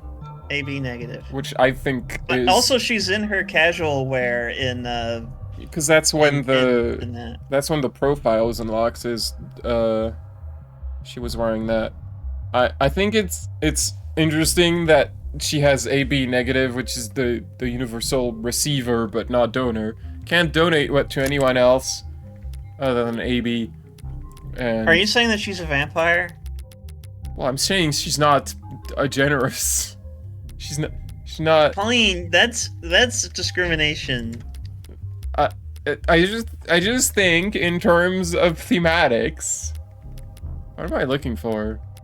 Rockford. Rockford is O positive. I'm still bothered by Morgan's default hairstyle and the fact that in her casual wear she has just like a normal ponytail. It's not the ponytail itself that bothers me so much as the way that it's tied back is so much more sensible than what's going on in her default. Right, but it's look, when she's doing a trial, she has to disarm her opponents with any kind of chip damage she can do. So one of them is impossible hair. One of them is having non-Euclidean hair, so that Emma takes too much time to try to process how that works. Look, it bothers me on the on the title screens where you see her from the side profile and the hair doesn't make any sense. I mean, I don't think it's that. It's just like pulled back up and held by a clamp. No, but it's like it's that hair that's like coming in from the side that bothers me. Oh, that's just like a clump. I don't know. Pauline, there's more than 3 strands of hair there. You can't clump with more than 3. Don't worry about it. As long as you don't stick it in your mouth, you should be fine. I guess if Sarah was there, she would respond to that. But she's not. Sarah is there. No. When they emptied the gallery, they also oh right, Sarah. They told Sosuke to leave too, and then Morgan asked Sarah to stick with Sosuke. So right now it is just Morgan, Emma, the AD, and Sato, and they because they didn't call everyone back in after Han left. The gallery's still empty.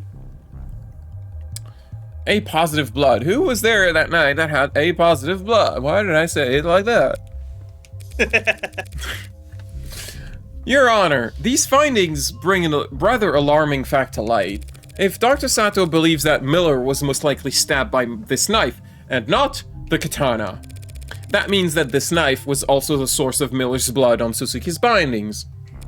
So, either my client killed 4 men while cycling between a gun, a sword, a bat, and now a knife, with his wrists tied together, all before ever stopping to cut his bindings, or he was still in captivity when the Blue Bloods were killed. But wait, that almost sounds like... That sounds like an alibi for 4 of the 5 Moidas. That is not an alibi, Your Honor. Merely an increasingly strong shadow of a doubt.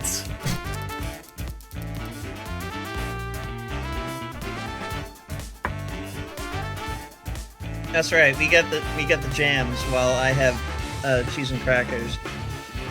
The jury can decide that for themselves. The facts surrounding Tariq Chopin's death still stand. Sosuke Ikaria was the only living individual in the room Chopin was killed in.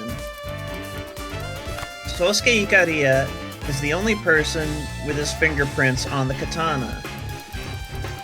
Something he corroborated with his very own testimony just a short while ago. And the defense has theorized the fleeing suspect has already been revealed as incapable of committing any of these crimes. Yes.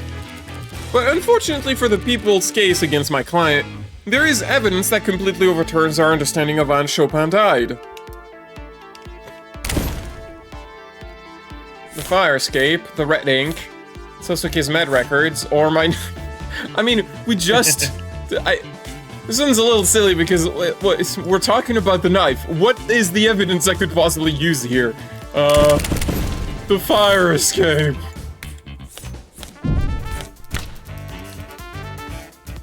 The knife that Dr. Sato just confirmed was used on Miller? Very likely used to kill Miller, yes. But definitely used to kill Chopin. What? What are you going on about? Blood typing. Chopin is the only victim with A plus blood. Even my client, Sosuke, had AB minus blood. You're supposed to say negative and positive. Yeah, Dr. Sato just told us that A plus blood was found on this knife. That blood could have come from... Nowhere but the single fatal wound identified on his autopsy. Chopin's blood was all over that scene. The blood could have fallen into... The knife could have fallen into it at any point. Yes, his blood could have fallen into the blood. Not at any point, no. This knife was removed from the crime scene and never seen by the Arcs. That means it had been moved into the alley before Detective Reyes arrived on the 3rd floor. But Chopin was impaled by the sword. We've all seen it. Yes, but not fatally. How could that stab wound not be fatal? Because it was post-mortem.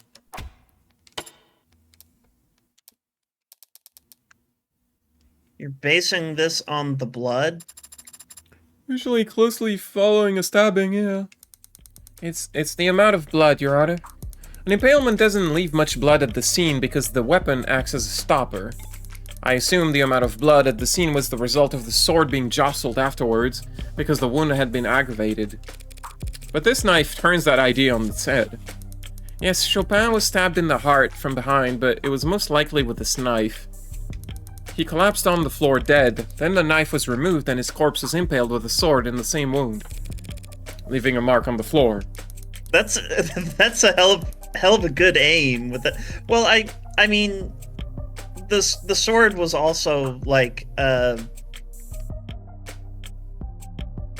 made it seem as though the sword was like messing around inside the wound post-mortem. So the sword was only then moved around, increasing the wound size and masking the initial knife's entry wound. While utterly soaking the floor in blood.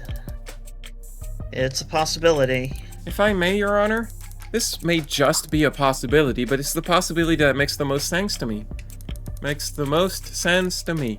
It explains the irregularities with the victim's substantial bloodlust, the pattern of the wound, the indentation on the floor. Might make medical sense, Dr. Sato, but the sequence of actions you described are not those of a rational human. People don't act rationally when a murder. Well, they sure don't. But wanting to frame Sosuke for the murder seems pretty reasonable. Stabbing the corpse with a katana would be the best way to do that. No. They didn't need the katana to frame Sosuke. Nope. No, I'm sure it occurred to them that the sword would point to Sosuke, but if their primary goal was framing him, all they'd have to do is put the knife in his hands. Oh, that's true. Swapping out the murder weapon and disposing of the knife is 2 to 4 times as much work. That many more chances to make a mistake. Oh, that many more chances to make a mistake. Sorry, I know how that's read. It's just It took me a second to realize what the tone was there too. It's nonsensical. Stabbing Chopin's corpse with a katana didn't help them frame Sosuke. So what did it achieve? Made a big mess of some poor schmuck would have to clean up. Yes, that's... Chopin's blood nearly destroyed all the red ink dots at the scene. But who's to say that's a coincidence? What if Chopin was stabbed twice, just so that his blood could cover up the red ink dots? This is insane. Makes sense to me. No, not your logic for the stabbing. This idea of yours that Tariq Chopin was part of some kind of conspiracy to defraud the city. I agree, that is insane. I believe just the opposite now. I have changed my mind. You what? Tariq Chopin was an unpopular, straight-laced political aspirant working as a cop only to improve his electability. His personality, his family, his goals... He'd have every reason to blow the whistle on Prop 492. And just get the whole project canceled? Leaving the lower wards in an underdeveloped lurch. A lot of people would hate to see that happen. A lot of blue bloods. But the son of 2 city councilmen couldn't care. And an Ikaria like my client would be actively rooting for it. You think Chopin was murdered just to cover up the fact that Prop 492 had been corrupted? Just? All that money left on the table?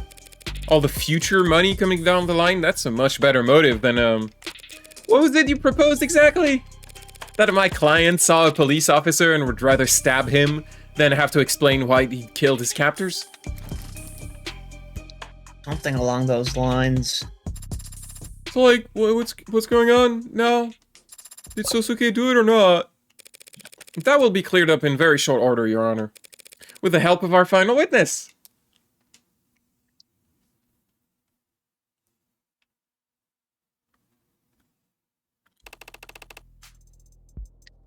So Yoru wasn't even really used to frame me. It was used to draw more blood from the wound to soak the papers? A very cold decision to make in the heat of the moment. Defiling a corpse just to protect investments. Colder than stabbing someone in the back? In some ways. Didn't think that was up for debate. Thank you for joining us once again, Officer Rogers and Sarah, the little bean. And Sosuke. We all love the bean. Sosuke wasn't there earlier. What? Harriet doesn't care about Sosuke. What? Sosuke. What? No problem. Where's everybody, Joe? Well, after the shooting yesterday, I'd rather not risk the integrity or celerity of this trial by rescreening every member of the gallery when I've already cleared the room once. Shall I, Richie? Speed! Trial's gonna go fast, baby! Yeah, it's a vampire term. It takes everyone a while to find their spot in the stands again. You get you'd use the word celerity instead of just vampires being speedy boys. We were almost caught up in the line of fire not 24 hours ago, Officer Rogers, yourself included. Surely you don't find the lack of an audience to be intimidating? No, I guess not. No, because I whether intentionally or otherwise, I kind of like set the crowd on you, and that included the person in the crowd who had a gun, and I would probably have been okay with you getting shot. Where'd we leave off with this guy anyway? I believe that lawyer just over there had accused my partner, my late partner, of being undertake for the Blue Bloods. I was merely exploring a possibility raised by the witness's sworn statement, Your Honor. That he never heard any gunshots in the area himself. And I stand by that. Good. Does the defense have questions for this witness, Your Honor? Or should we all continue to glare at one another for the rest of the day? I love their bickering. This game is so well written. Tempting, but I guess we better not. Your Honor, we ask that the witness testify once more about how he and his partner arrived on the scene. And also his hideous finger. Yeah, no problem. I love the art style in this game where they draw everyone with a very distinct way. I don't know. I'll repeat it as many times as you like. I'm gonna have to call you on that with the whistle. It was a quiet night, but then my partner heard gunshots. We headed for the nearest known alcohol spot and arrived to find the building dead quiet. Door was locked. I checked the alley, but didn't see another way in. So Chopin shut off the lock through the door and we entered. Followed some kind of loud music up the stairs. And there was a slam and my partner bolted to the third floor. About a minute later, I heard a thud from upstairs and came running to find the defendant standing over my partner's dead body. Adonai, are you waiting for something, perhaps? Just savoring the moment, I suppose. There's only one thing to do at this point. Sarah, you have to like listen through all the testimony, otherwise you're just jumping the gun on the first thing you see. There's only one thing to do at this point, and once I hit the trigger on it, things will really take off. There's actually... because I will have shot him in the face. You can actually call at any point in this testimony, it doesn't matter. Quit that already! As I've mentioned, I feel many times by now, that is a very unpleasant tone, Adonai. Sorry. Butterfingers. Hasn't anyone ever told you it's in poor taste to use the same trick twice? It's been a lot more than twice now. And besides, it's only an issue when it's used twice on the same audience. Speaking of which... You gonna answer that, Officer Rogers? Just to fill you in, officer. Why are you looking at it? What I accidentally... I had to check my text messages. I love your burly voice. What I accidentally pressed just now is a whistle found at the scene of the crime. Weird coincidence that my little slip-up coincided with your phone vibrating. Can you read us the notification you received just now? Also, you've heard my Birdly voice. Yeah, but it's been a while since we played Deltarune. Or should the court's computer simply force open all your devices and splatter your data across the walls? Officer Rogers, you have a so-called receiver application installed on your device, do you not? Yes, I do. Is that in line with department guidelines on use of third-party software on state-provided devices? It's not breaking any regulations. Doesn't need to earn you any demerits to make you look guilty as sin. You and your partner, that is. Did Chopin already also have the app installed? We can go check. If having that app on your phone makes you guilty or something, you have to arrest half the cop patrolling the lower large. What do you mean? It's common knowledge that workers use unconventional tactics to talk to one another. Flags on buildings, clothes left on lines, smoke signals, shoes tied up to ceilings for some reason. No, not ceilings, onto power lines. Power lines? Or telephone wires. I don't know why. Well, I mean, they're not used for... Wait a minute. He doesn't know that. Probably No. I'm just thinking now. Like, what's the status on landlines at this point? Like, not Don't worry about it. in the story. I mean, like right now Don't worry about in it. 2026. Where? Oh, don't jump scare me like that. You gotta figure this statuesque. Every pigeon is this disaster waiting to happen. Let me just check something. I don't remember if it's this one or... Nope. Okay, it's not this one. I'm pretty sure in episode 1, her dislikes, like, list pigeons. Anyway, whistles like that aren't uncommon. So it is. So is it common for members of the police department to try to listen in on the chatter of groups like the Blue Blood Mafia?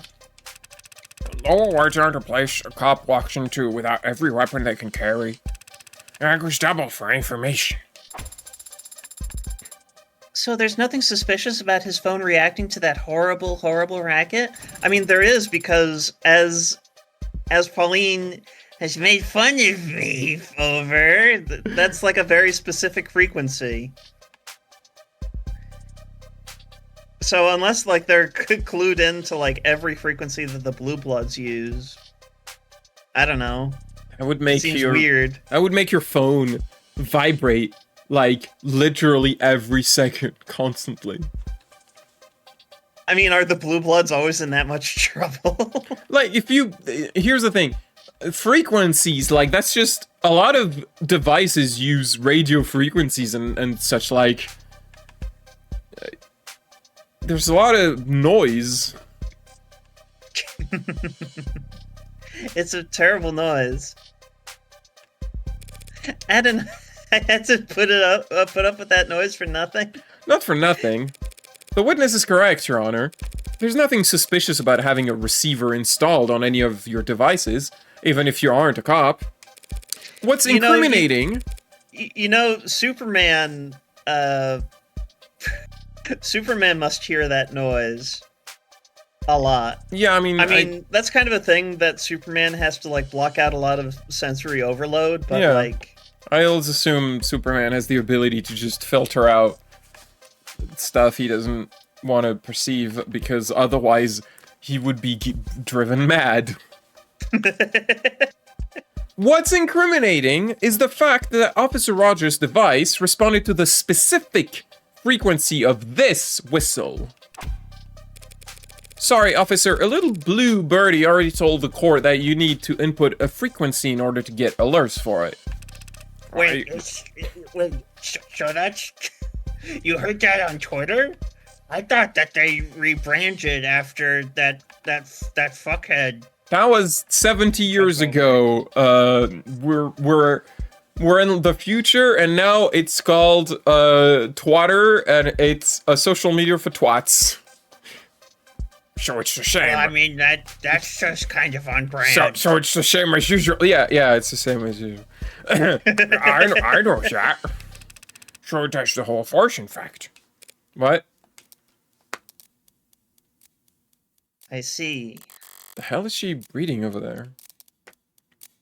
Officer Rogers, testify about this anonymous tip that the police department received last night. Oh, for... I haven't seen the submission myself, but it came through the department network straight to everyone's inbox.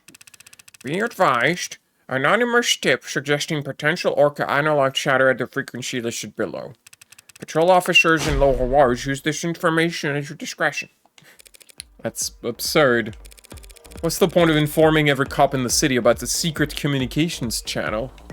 The Blue Bloods would find out their line is corrupted within minutes. Would they? I don't control how anonymous tips get handled. But as soon as you got an email telling you there might be criminal communications occurring at a random frequency, you tuned right into it. Right away? Believe it or not, I'm a little concerned about criminal communications these days, having seen my partner murdered by an orca right in front of me. Barely 24 hours before nearly getting shot myself. I hate those Anya. killer whales. They killed my friend. Back up. You saw the moment of your partner's death? That's news to the court. You know what I mean. Your Honor, the tip was submitted and this frequency was spread throughout the police department network. Likely because the Blue Bloods believed it to be compromised, having already been used at a scene where 4 of their members died. Officer Rogers may have the receiver app on his phone, but so do many other police officers in this city. The app doesn't provide timestamps of when frequencies are added. So there's no proof of when his phone first started listening to for the frequency? Neither he nor his partner were members of the Organized Crimes Unit. Therefore, they had no criminal informants of their own, and they could not have obtained this frequency before the rest of the department. Since the defense cannot prove that this signal was acquired illegitimately... I never said I couldn't prove that. We have... what? A scrap of paper. Creek's data pad. The red ink. The magus. What are we submitting, Harriet?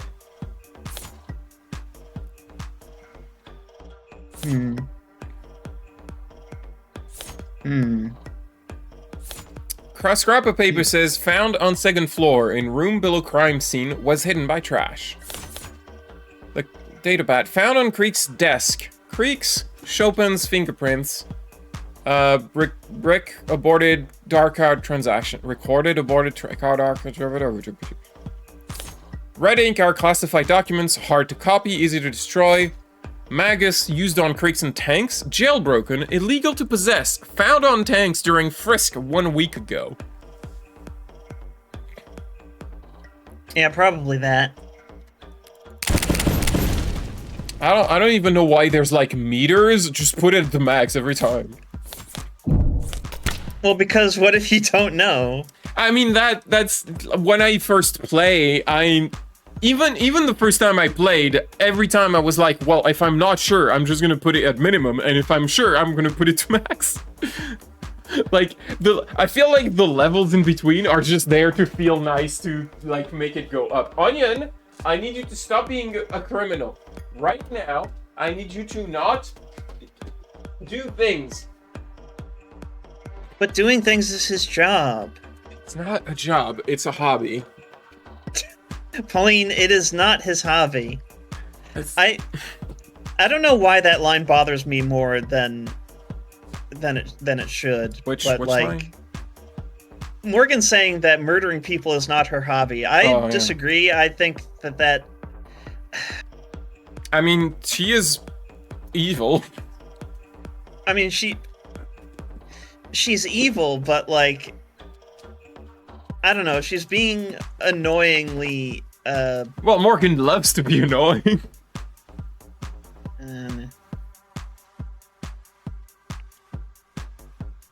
The gun?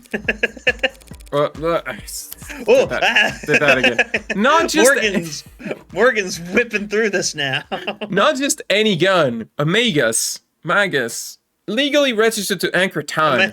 Magnanimous powers of recollection. And how do I know still that? can't get over. Look, he's in a 10. different way. I can't get over Makoto's like word choice just because he's 10. It's funny. It's funny. And how do I know that? Because this gun was identified and scanned over a week ago, when Tanks was briefly detained by some well-meaning officers on patrol. Report.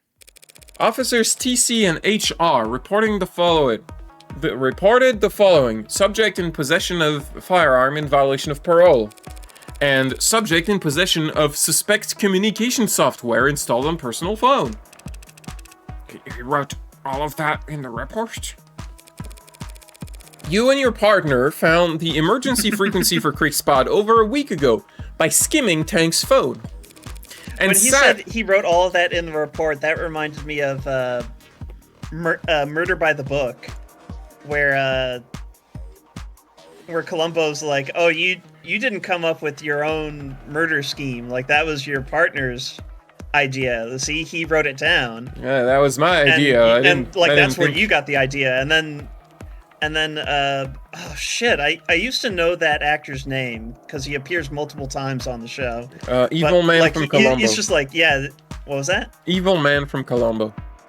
he was like, he's like, you know what the he's like, you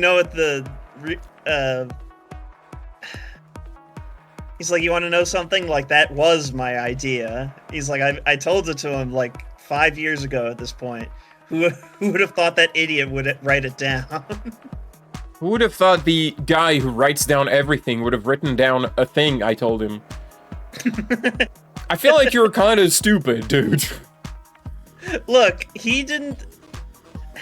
He said that it was the one good idea for a murder mystery he ever had. You know? He didn't think that his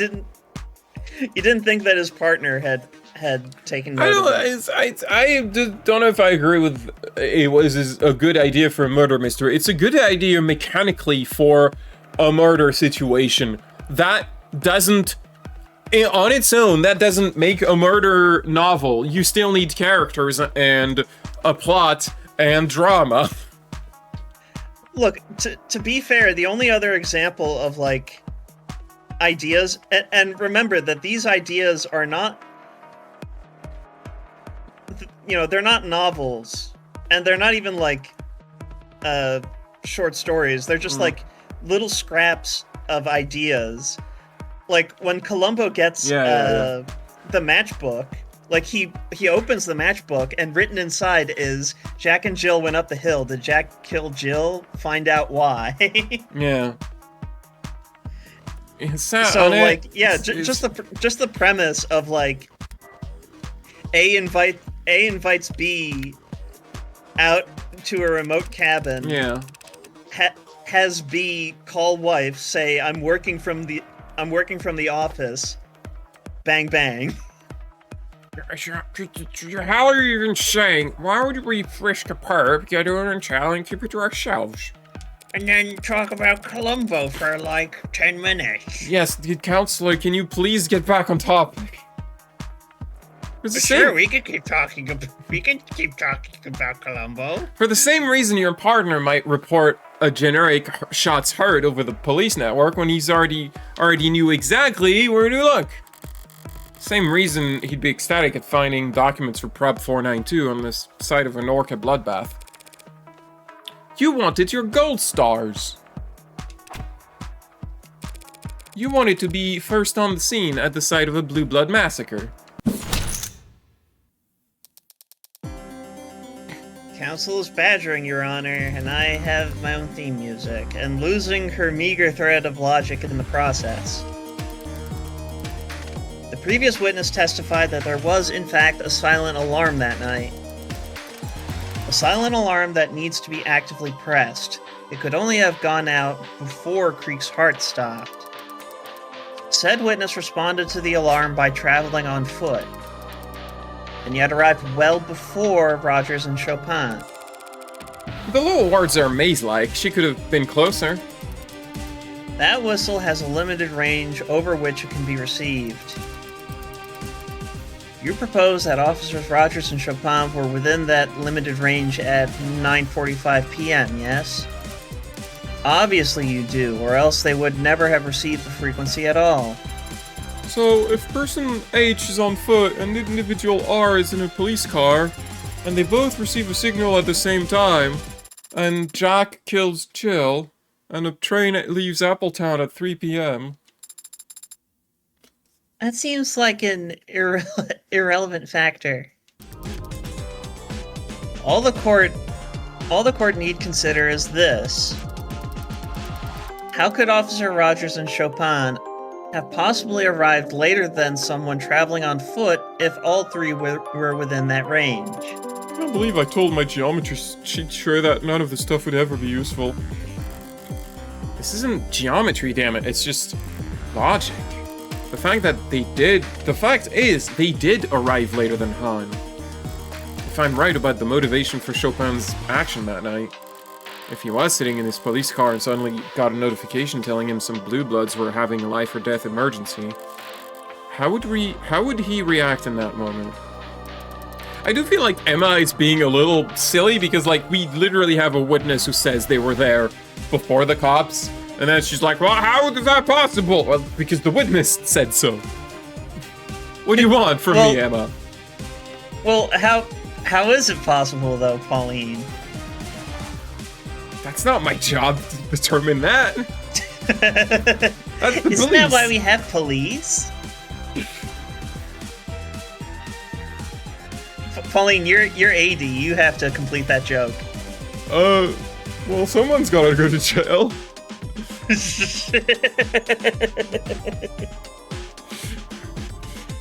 It would seem that this defense does not have evidence available to address this contradiction, Your Honor, and I don't have to, for some reason. Evidence explaining exactly how Chopin proceeded to the crime scene? So, do we have that evidence, Harriet, or do we not have that evidence?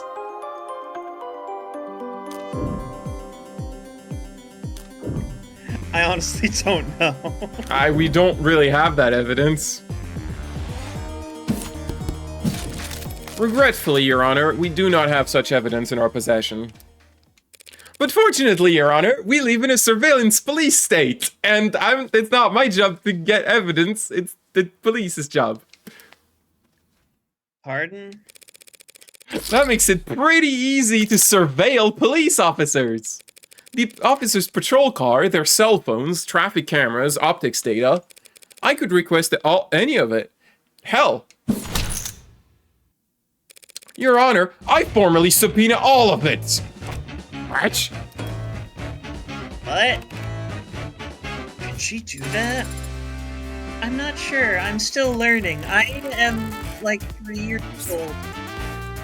Raya's drunken swipe at my front door reminded me exactly how much power the police have. But it was her dutiful checking in that made me realize just how hard it is to lose a cop in this city. Whatever it takes to... Beautiful checking in, you mean? Look, you're gonna kiss her. I don't know about that. You're gonna smooch her. In fanfiction, maybe. Whatever it takes to answer this question for this court. Whatever it takes to answer this question for the court. After Officer Chopin reported... What you mean is in Raya's fanfiction. Reyes. Sorry. I don't know if Reyes... Why am I fucking up on that name? Because it's weird? No, it's not. It's not that weird. It, like, a name like Reyes can only be pronounced one way. After Officer Chopin reported that he heard shots fired at 9:45 p.m., exactly how long did he and his partner do donuts in the parking lot before actually driving off to the scene? Are you saying donuts just because we're cops? Kind of a big ask from the defense, but it's entirely doable. Do the people object? People, of course, object to any data collection effort that would be a waste of taxpayers' money or a violation of their privacy. So weak.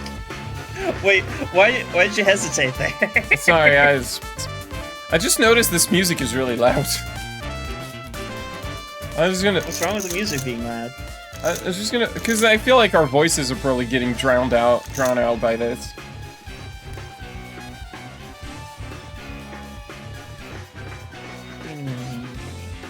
Professional streaming. I like to do a good job. Yes. So we would prefer that the range of this request be narrowed somewhat. Narrowed perhaps from everything to something. Happy to do that, Your Honor. I promise not to act like a kid in a candy shop when browsing through. If you do this, if you subpoena that data, you'll just see me driving like a lethargic moron. Officer Rogers? He seems different. Hardly recognize him. Agreed, but I recognize his type. He's the kind who wears a hat. Yes, that's what's written on the text box. Soldier. Adonai, it's like he had his attorney second phase or something. Your Honor, what the defense is suggesting is largely accurate. What would Birdley sound like when he has his like second phase shift? That's a first. Because it still has to sound like Birdley. There are some corrections I feel like I should make at this time. No objections here? Officer Chopin is the one who discovered the frequency when we apprehended Cretan. He entered it into both our receiver apps at the time, without my knowledge. It wasn't until the night in question that he chose to inform me of the intel he had obtained, and how he planned on acting on it. At 9:45 p.m., he received a signal. Before I could react, he had put out a notice on the police network that he had heard gunshots. It was at this time that he told me to drive towards Blue Blood territory. And as he started to explain to me what he believed we would find, I chose to take a suboptimal route. We spent several minutes in traffic as he berated me for my sense of direction. And Onion, I want you to stop doing crimes. But he's a little baby man. He's very, very important. No crimes. Everyone loves the baby.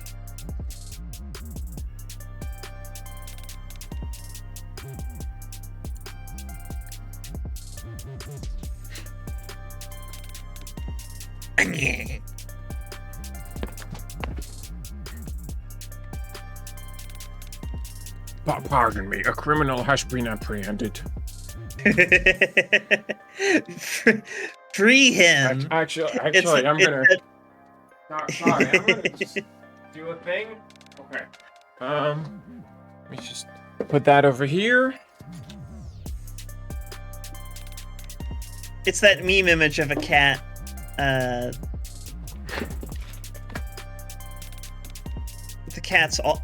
Oh boy. But why is happening with this thing? How do I turn you off? How do I make this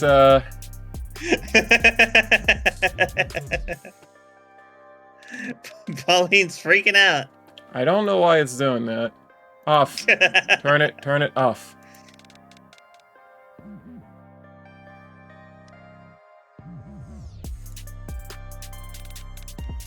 Oh, okay. Are we good? I mean, like, stepping away from my seat probably doesn't help.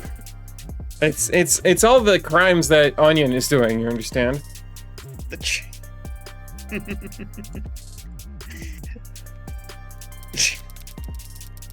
So you both knew this silent alarm would lead you to kind of blue blood emergency It's just- involving a little baby man. Stream is going great. Everything's going like professionally and in great quality. This is why I'm very famous online. Is for the quality of my broadcasting. Yes. But only you realized that meant you should take your time getting. Only you realized that meant you should take your time getting there.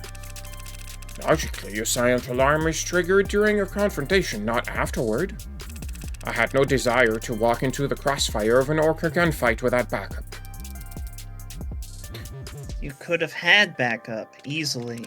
My partner had no desire to share our intel, or how we obtained it. I apologize to the court, Your Honor, for being evasive or misleading during these proceedings, and I intend to take full responsibility for doing so. But I was not eager to admit my role, the role of my own cowardice played in these events.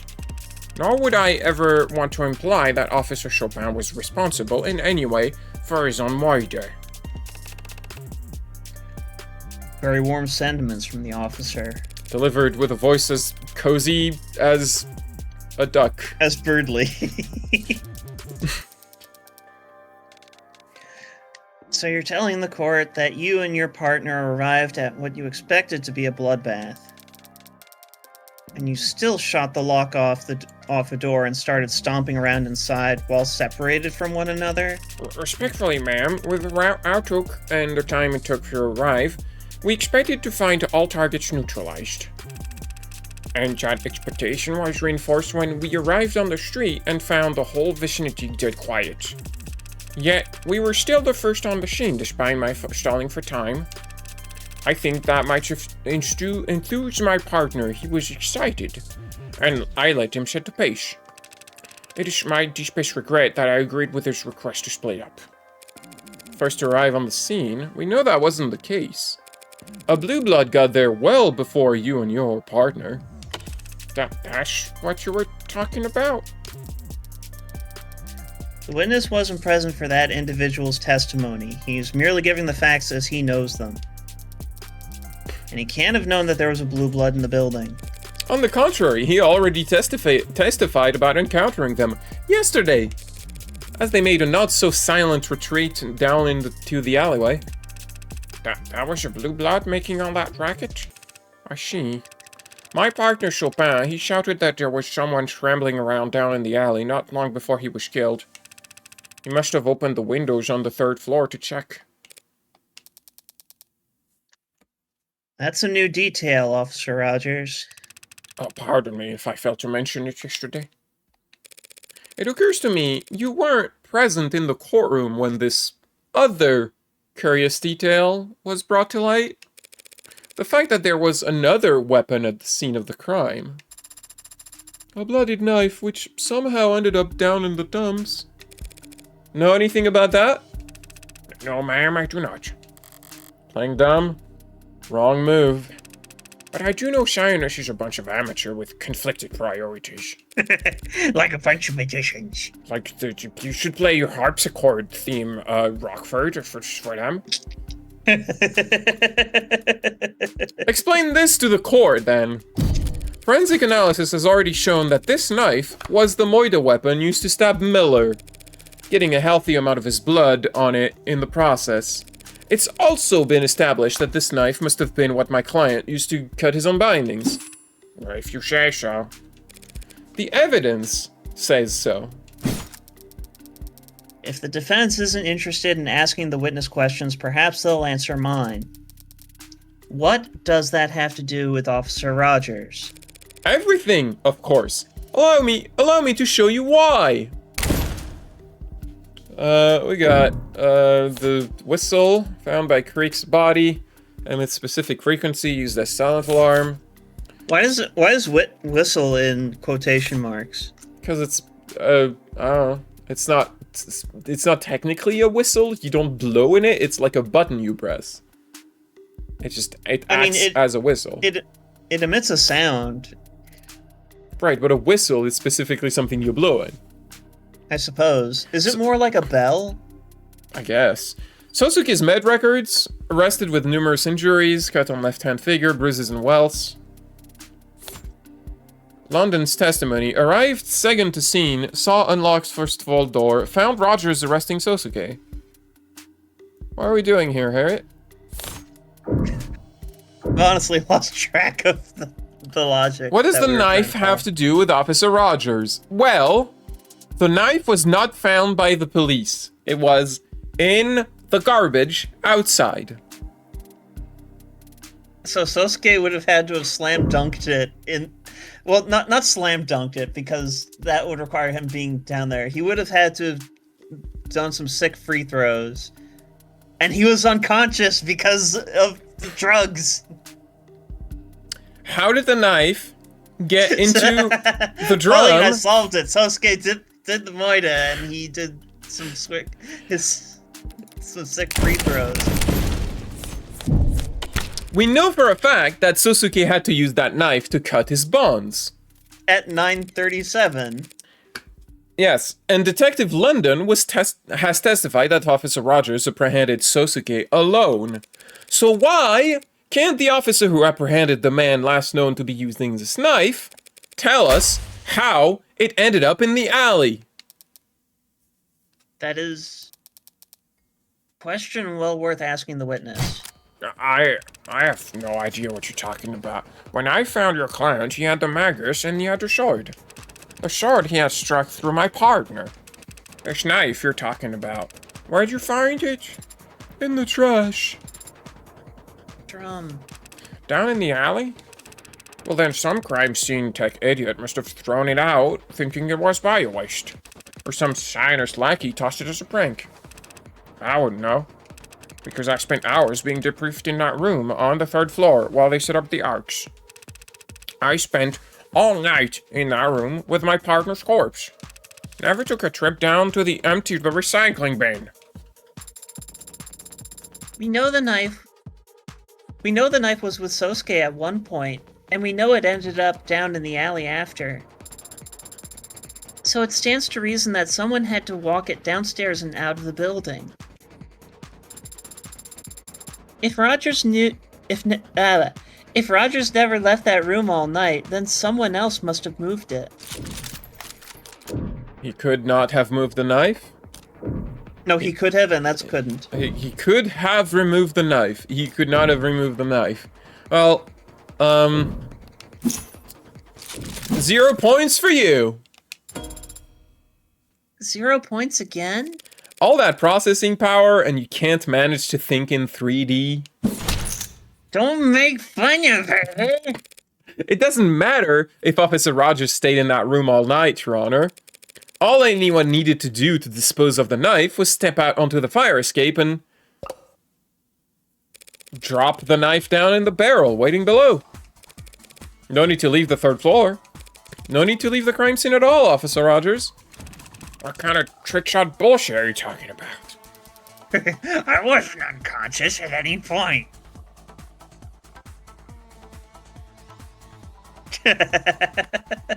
Yes, I'm waiting for that to sink in. No. Just like a free throw. No. Keep reading the lines. Or I will.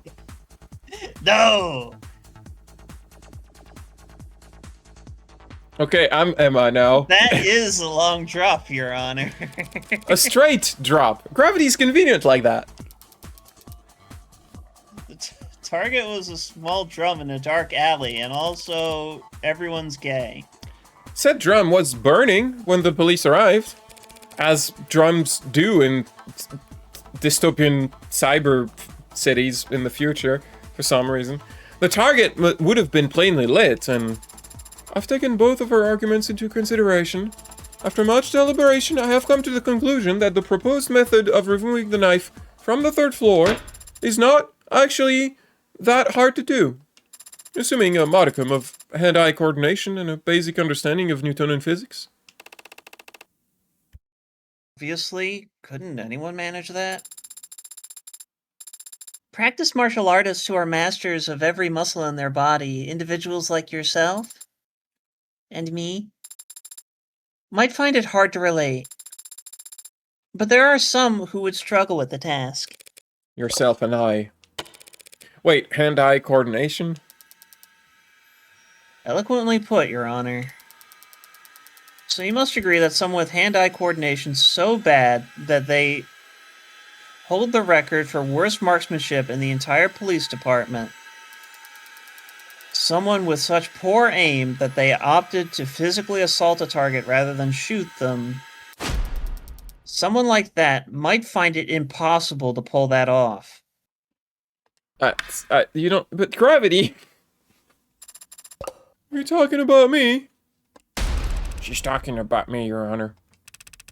And while I find her tone unflattering, none of what she said is false. Apologies that dropping the knife from the fire escape didn't occur to me as a possibility. It's just... It just must be that for me personally, such a method of compromising a crime scene is not only unthinkable, it's impossible. With all the stupid details to come back and bite me in the ass. The piss poor aim that London mentioned. Is it possible that Officer Rogers faked his poor aim at the academy? It's easy to not hit your target. But why would he intentionally flunk a shooting test years ago to give himself such a strange alibi here today? He didn't flunk his test. He got the very lowest score you could possibly get while still being certified. Good lord, you'd have to be trying to... If his goal was to receive the exact minimum number of points needed to pass, his margin of error would actually be much smaller than anyone simply doing their best. But then what about when he first saw me? It's true that any other cop who saw me standing over their dead partner would have just unloaded. Instead, he ran up and hit me. If he's not actually that bad of a shot, why am I still alive? That's the story Rogers has been telling so far, that he instinctually didn't bother to fire. His gun wasn't discharged and Sosuke got the bruises, so we accepted that line of reasoning. But if I assume he's more dangerous than he's led us to believe, why wouldn't he have just shot Sosuke when he had the chance? He could have told his fellow officers whatever story he liked afterwards, and we wouldn't even be having this trial. I feared for my life, that's all he'd need to say. Under what circumstances would it have been impossible for him to claim that? Your Honor, I'm reminded now that my client and the witness were in a physical altercation. Apprehended a murder suspect, yes. Surely you aren't suggesting I use unreasonable force? If anything, you used unreasonably little. Not at all, but I imagine things happened fairly fast. Isn't it possible that a knife on Sosuke's person may have been knocked away in a corner during that moment? What are you... It may have. I can't say that I would have necessarily noticed something clattering onto the floor while I was trying to cuff a violent perp. Perhaps, Your Honor, the witness ought to testify about everything he recalls from the moment he confronted my client. Jogging his memory might be the only way we can address these gaps in our knowledge. No objections, so should we rough him up? I don't think that's what she... Well, let's hear it. That's what I hear. That's what I imagine whenever someone says jogging your memory. I just imagine them beating the shit out of them. Good versus evil, man versus machine, cop versus robber. Not a machine or a robber. Don't worry, Sosuke. If need be, Ad and I would go through a whole trial just to prove you're a machine. What kind of joke is that? We got Yoru, fire escape. Also, it's true. She would go to trial to prove that you're a machine. When that She's done it. She's done it before. When that blue blood flowed down the fire escape to the alley, I poked my head out the second floor window. But then I heard a sickening thump from above on the third floor, where I knew my partner was. Reflexively, I drew my service weapon and rushed up the stairs, where I saw the defendant standing over my partner's dead body. I was shocked, but he was clearly injured, and the sword was stuck, so before I knew it, I was running at him. He turned to me with dull shock as I whipped my pistol butt into his forehead. He collapsed after that, and the room was a mess. My blood was pumping. If he had dropped a knife at that time, I wouldn't have noticed. Despite his change in posture, he's still telling the same story. Yeah, he hasn't changed his tune. But he is giving more details than ever before. And one of those details is about to bite him in the ass. I'm just gonna look at, Sosuke's medical record, among other things, does say largest wound found on the crown of the skull, back of the head, near the top. And later here, he turned to me with a dull shock as I whipped my pistol butt into his forehead. Objection! You didn't bunk him on the forehead. Want to bet, Emma? Why don't you ever aim that at the witness? Because you're fun to bully. Sounds very brave, Officer Rogers, but that's physically impossible. How could you have knocked my client out with one strike to the forehead when it was the back of his head that was injured? What are you talking about? Yesterday he had bruises across his entire body. Did the sound just...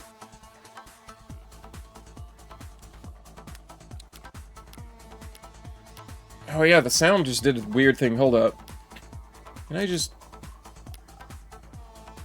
How do I reset this? How do I make the sound not desynced anymore? Usually with the Elgato, I just disable it. But... Okay, what if I do this?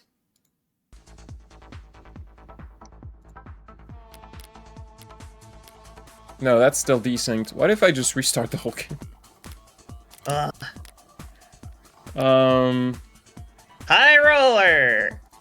What? What's like a thing? No.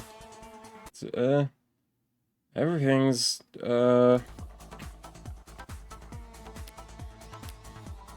that actually did it. Just completely disabling the audio, I think. Sorry, that annoyed. My computer just had like a lag spike and it caused the sound to desync and I just had to reset some things. An exaggeration that doesn't hold up to the scrutiny of his actual medical record. Largest wound found on the crown of head. The crown, as in the top of the back of the head. The butt of a pistol leaves a surprisingly specific impression on the human body, Officer Rogers. I assume Dr. Sato is still in the building. Perhaps we should call her back and have her examine my client on the stand? Sosuke, you'll have to remove your shirt. Get my head checked? Yes. That would be a waste of time, Your Honor. Just remove his shirt anyway. Counselor Morgan has taken advantage of some rather vague wording in the medical record to make her argument. Largest wound. But the fact is, the defendant was covered in various bruises all over his body when he was taken into custody, including on the front of his skull. She's not wrong, I still remember every ache. It's entirely possible that when Officer Rogers struck the defendant on the forehead, the blow was glancing, but still hard enough to knock the defendant backwards. And had he fallen backwards hard, he very easily could have sustained a large wound to the crown of his head at the moment he hit the ground. Respectfully, Your Honor, that's... Ultimately not something either the people nor the defense are experts on. But even if we were, neither of us could examine wounds that are no longer visible. Sosuke's injuries, they've mostly healed as of this morning. Hope that injection helped you sleep real well that last night, Sosuke.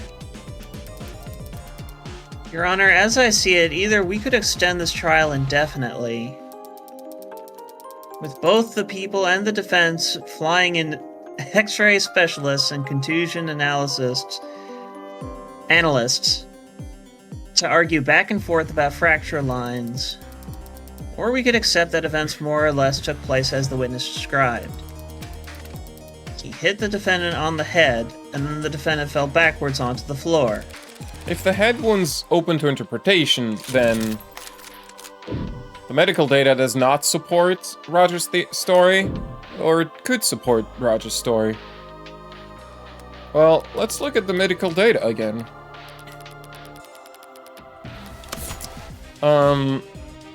So the first thing to note is blood from various sources across the entire front of the body. If it's on the front of the body, and by omission, it's not stating that there's blood on the back of his body, that means he didn't fall on his back. So, yeah. Forget expert witnesses. Let's all just look at the medical data with our own two peepers. Peepers? Officer Rogers claims that Sosuke was hit on the forehead and fell backwards. But what would he have fallen onto? In that room, probably blood and guts. Yuck. You're exactly right. All kinds of firsts happening in this courtroom today. He would have gotten blood all across his back. But that's not how he looked when he was arrested. The medical report clearly states that he had blood on the front of his body,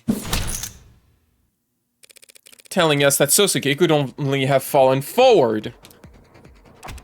What of it? Maybe he did. Maybe he turned his head weird, like trying to dodge. Things happen fast. Don't try to bullshit a bullshitter. Fast enough that you may have, in fact, actually struck my client from behind? Yeah, maybe. Took him by surprise when he was no threat to you? What? No. Easy target to knock out at that point. Makes sense why you wouldn't use lethal force in that scenario. No, he was... The guy's got nearly a full head on me. True. True. I don't deny it. Which makes it highly unlikely the witness could have simply hit him on the crown. If things happened as you say, and he had the element of surprise, he would have simply aimed for the easiest target possible, the one easiest to reach, the center or bottom of the skull. Not quite. Excuse me? I never said my client was standing up when this happened. You mean... He was asleep? No. Considering that he was struck on the crown of his head, it's obvious that at the time, Sosuke Ikaria was on the ground, still bound, bent over. Wasn't he bent over? My client must have been bent over. He was bent over when the witness came from behind and... Adonai. What are you interrupting me now? Because I thought you would want to know that you were about to phrase things in a way that would sound very silly. What are you talking about? Sarah's right, Morgan. You should let her take this one. What? It was when Sosuke bent over to pick up Yoru. That's when Officer Rogers struck Sosuke on his crown. As I've said, the one thing I do remember besides walking out there was picking up my sword. Picking it up off the ground. Having your android argue the weaker points for you now, counselor? Not exactly the bravest tactic. Tactics are for freshening your breath. Why can't you claim as weak about the argument? Positioning. If your client really had walked out of that holding room and was then immediately hit from behind, where could his assailant have possibly been standing? Well, Sosuke had to get out of his bindings first, and then push open the door. And he wouldn't have been concerned with keeping quiet as he went. There would have been plenty of time for someone to hear him rummaging around in here. And figure out where they could hide. In the corner of the room, here. That doesn't work. If that was the case, your client would have fallen face first here. But instead, he was apprehended here, in the center of the room. Hey, makes sense to me. Looks like he dropped like a sack of potato by the door, sure. But then he was dragged onto the center of the room. You just look at the fucking blood trail, Emma. It's right there on the picture. Literally on the picture. It would explain the streaks of blood we can see that were discovered on the floor. So those weren't left by him gliding his feet in order to move silently? I was hoping to learn that technique. Your Honor, I fear the defense may not realize the weight of the implication that her statement carries. If, as she claims, Sosuke Ikuriya was knocked unconscious by Officer Rogers the moment he walked out into the room, then my client never had any opportunity to stab Tariq Chopin in the back. And the only remaining individual who could possibly have killed him... That would be me. Yes. Any thoughts on that, officer? Well, there's one thing that's been frustrating me for some time, actually. One, I expected the prosecutor to voice, but perhaps I misjudged her. You what? None of what you're saying makes any sense. You say I hid in the corner to surprise Sosuke, and that I then, what, snuck up on Chopin? How could I do any of that if I was downstairs at the time Chopin was killed? At the time Sosuke killed him. It's not that the thought hadn't occurred to Emma, you idiot. It's that once I address this point, your entire testimony falls apart. And the truth of the case becomes crystal clear. There's no misunderstanding on my part, and I suspect none on the part of the people either. Because the truth is, when you and your partner arrived, you must have immediately fallen behind, taken the lead, KO'd Chopin.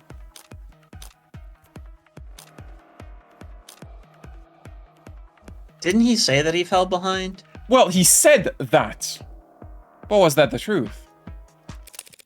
You were the one who took point, not your partner. Excuse me? Chopin shot open the lock, sure, I believe that. He was the one all gung-ho about coming here anyway. And But he could actually hit the target. But after entering, you went ahead of him while he covered you. What? You already told us you wanted to stall, wait for backup. If Chopin charged forward, you couldn't slow him down. But if you went first, you could go as slowly as you liked, and Chopin would be forced to match your pace. You were the one who cleared the room and shouted down that everyone was dead. I told you, I testified. So did your blue blood tail testified all about how you and your partner separated on the second floor. Objection, mischaracterization of testimony. The witness the defense is referring to did encounter two officers, but the witness never identified either of them. The blue blood didn't need to. All they were waiting to hear was whether any blue bloods were alive. So, after Rogers shouted down to Chopin that everyone was dead, they bolted out the second floor window. And when Chopin shouted someone was in the alley, Officer Rogers opened the windows behind Creek's body to try and spot the runner. Then he ran down the fire escape to try and follow them, only to give up when he saw that there was no ladder to get down with. It's entirely possible that Chopin yelled that someone was in the alley from the third floor. The scene of the crime is soundproof, remember? No one in that room would notice a commotion in the alley unless they opened the windows to check it. So since Chopin yelled about it, he had to have been the officer who stayed on the second floor. This blue blood rat of yours just misheard, or are they lying? There's no proof for any of this. Yes, there is, officer. Proof? There's no proof Rogers went down the fire escape. What is proof that Rogers went down the fire escape from the third floor to the second floor? Is it the dumpster? Found in the alley under fire escape, very heavy, loud. Is it the front door? Only known entrance, locked. Locked, destroyed by Chopin and Rogers. Is it my knife? It's got blood on it. Is it the receiver app? Analog communication. Is it the scrap on paper found on second floor in room? I mean,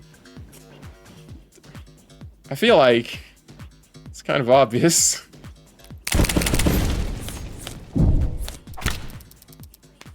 That scrap of paper was found by the second floor windowsill. But it's not just any scrap of paper, it matches the red ink documents that were found where the pod died. And it happens to have a partial boot print on it, proving that someone stomped from the crime scene, down the fire escape, and into the second floor. It doesn't prove anything. Your own client could have left that footprint.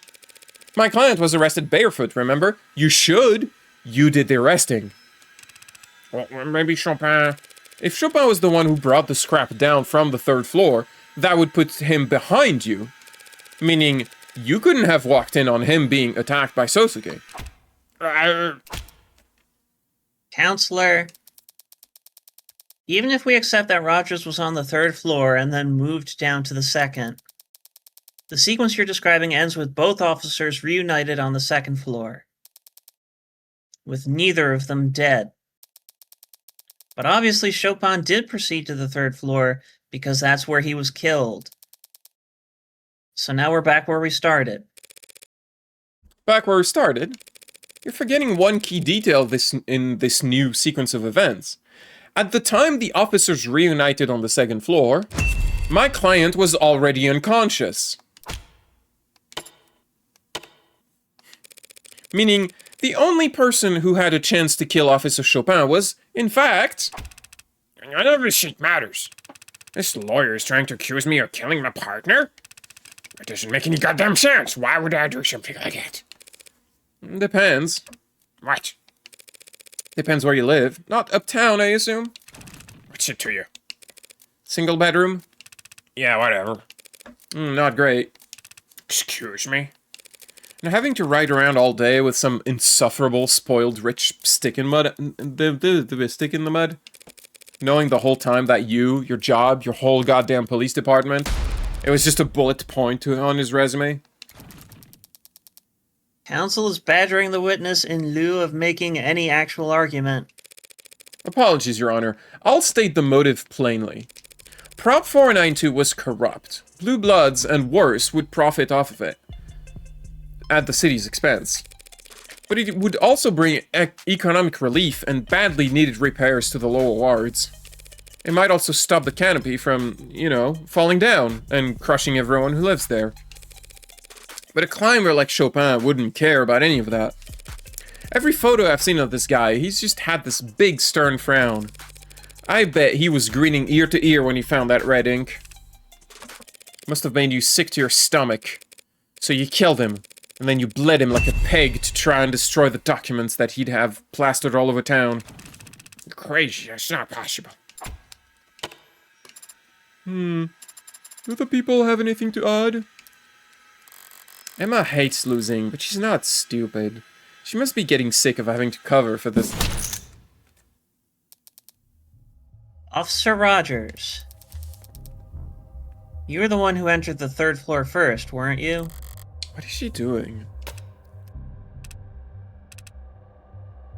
Yes. How long were you there before your partner alerted you to someone escaping through the alley? More than 2 minutes, less than 3. You had a chance to start looking the room over? Yes. And did you see anything as politically explosive as what the defense has described? No, nothing of the sort. Your Honor, the witness is blatantly lying. We know the documents were there, and we know Chopin found them because they were found underneath his corpse. And it is the defense's theory that he was killed because of those documents. Because he would have tried to make them public, essentially. Yes. That's the defense's proposed motive for this man to kill his partner? Yes? I see. Why would he be prepared to kill his partner for reading documents left out on a desk? When he had over 2 minutes to simply get rid of them beforehand. Check. Oh.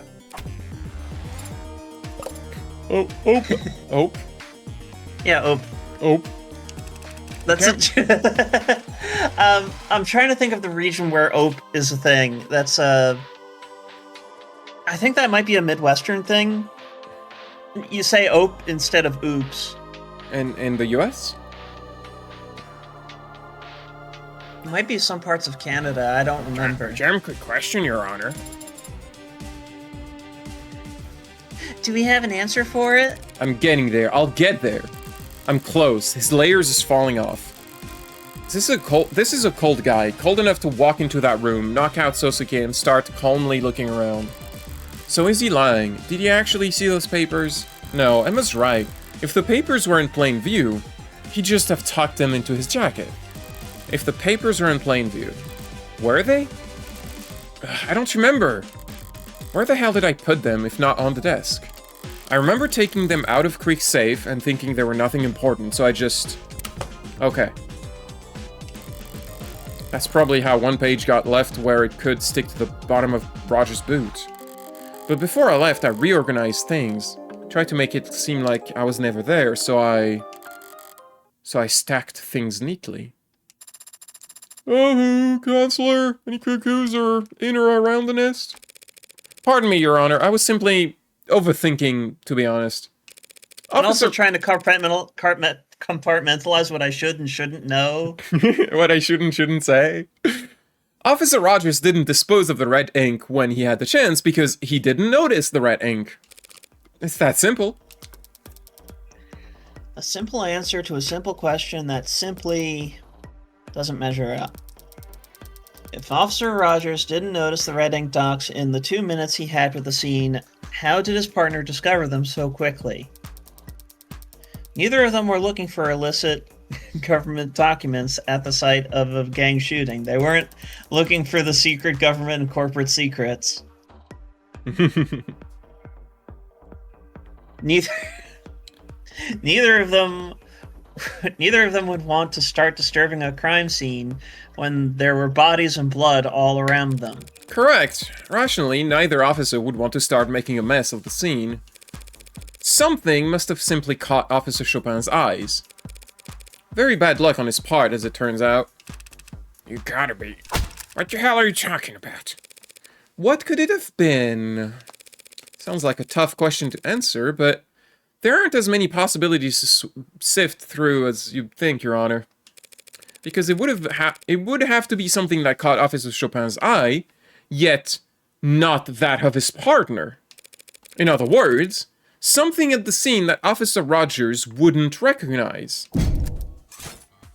Your Honor, this is pointless. If the officers knew this was the site of orca violence from the silent alarm, and there was blood and corpses all over the damn place. Oh man, I didn't get to see like all the descriptions of the bodies. They all say how they died. I didn't get to see that. I can only see Trey sliced. And if the red ink docs were not in plain sight amidst all that carnage, what could possibly have drawn Officer Chopin's attention to them? If I need to retrace Chopin's steps specifically, was there anything in the evidence record that he left a trace on? I feel like the biggest clue that the game gives you, because the answer here is a little roundabout. What did he notice in the room that Rogers would not have noticed? Was it the sound system, playing loudly at crime scene? Crime scene, in one word. Was it Yoru, the katana? Was it the dark card, known only to rich and criminals? Was it the broken bat, used to destroy Trey's head? Was it my knife? Well, the knife was So which one do you think it is, Harriet? It's probably the dark card. Mm-hmm. So the thing that Morgan gives you a clue. I don't think it's necessary, but Morgan gives you a big clue, which is, was there anything Chopin left traces on? And there is, actually. Which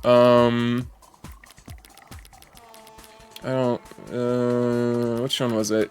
It's either the datapad or dark card. Yes, datapad. So if you look at the datapad, besides some partials, fingerprints are found matching those of Creek and Officer Chopin, so he picked it up. But you will also notice that it doesn't have To Bardley's fingerprint. Rogers. Rogers' fingerprints. That's right. I didn't put my fingerprints on it. When Rogers first entered the crime scene, he must have seen Creek's datapad resting on top of some papers. You think the Redding documents were beneath the datapad at the time? That might explain why Rogers didn't notice them, but that's only half an answer. Then how's this? It wasn't the datapad that drew Chopin's attention, Your Honor. It was the dark card that was stuck inside of it. The dark card? Seems like little more than a fancy credit card to you or I, but if you're rich enough, it's an unmistakable sign of powerful forces at play. Exactly the kind of thing that would put a gleam in the eyes of the politically ambitious Officer Chopin. Right up until the moment he saw the bombshell hidden underneath the datapad. Your Honor, this speculation... Chopin's prints were discovered on the datapad, Your Honor. We know he must have picked it up. And that datapad was found by the police on the desk, so we know he must have put it down. I'm merely proposing that he didn't put it back down in the same exact spot. Just because this dark card happened... Hey, seriously, what the hell have you two been talking about? What the shit is a dark card?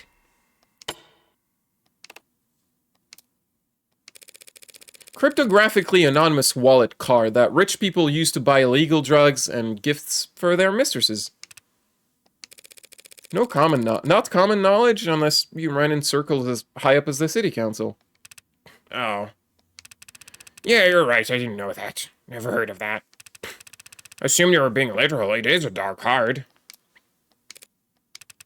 Yeah, to be honest, it wouldn't surprise me.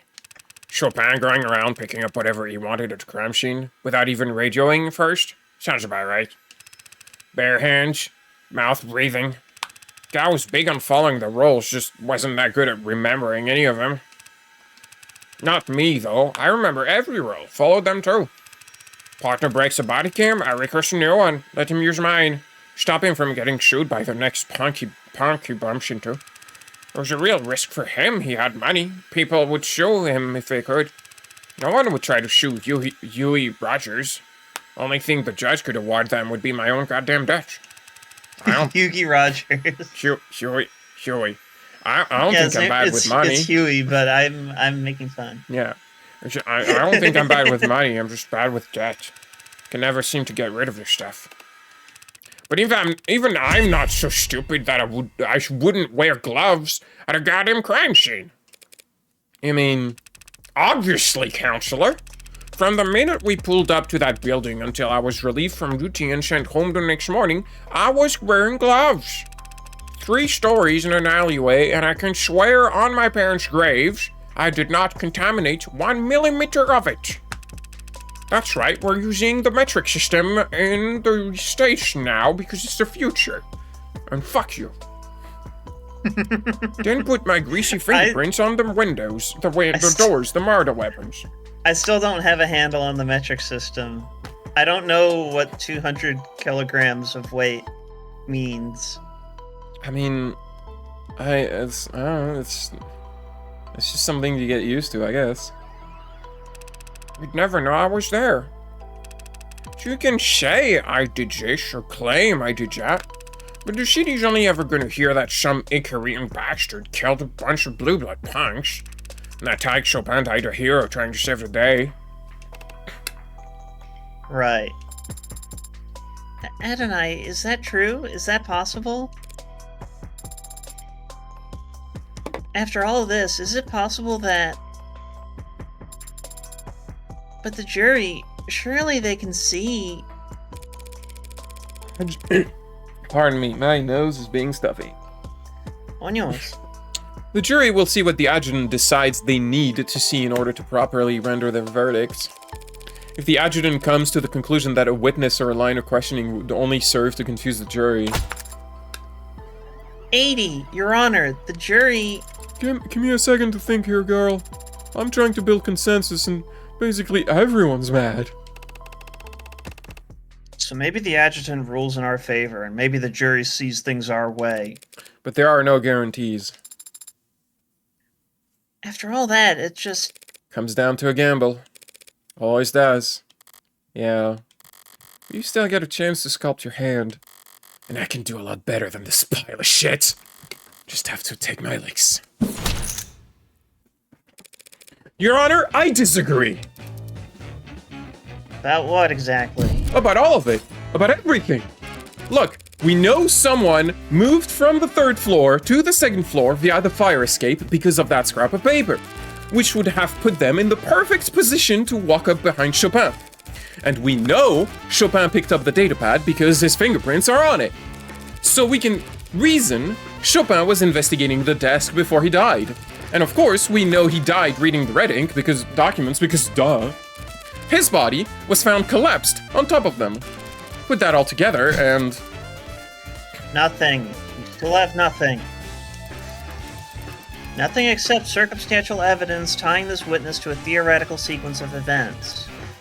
Emma, did you get hit in the head too? What? We have Officer Rogers' fingerprints on the Moida weapon. What? They'll never go all in unless they think your hand is crap. Put on a show. Yeah. Roger's pistol. He used to kill Sasuke. Struck on top, back of the head. No shots fired. His prints were on the pistol he used to bludgeon my clients, of course. What are you... No, they aren't. As he said, he was wearing gloves. Also, that gun was never fired. What are you talking about? Well, now that you mention it, yeah. Oh, shoot. Did I get my notes mixed up? Right. The broken bat. Used to destroy Triss' head. Only partial prints found. That's right, the bat. Did you think we wouldn't notice your left fingerprints on it just because it was broken to splinters? The baseball bat used on Trey? Forensics failed to pull a single print from that. Is this your idea of a joke? Oh, geez, take it easy. I misspoke a little. Also, I don't have my reading glasses. What? The Magus that was used to kill Trey and Tanks. Tanks and Creeks. Those names are wrong.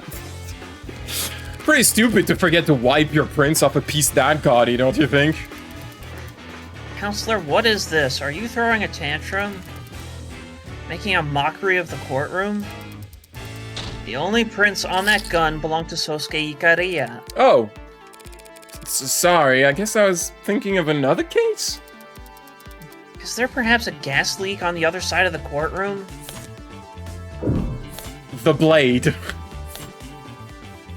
It doesn't say the knife, it says the blade. No, it doesn't say my knife. Yeah.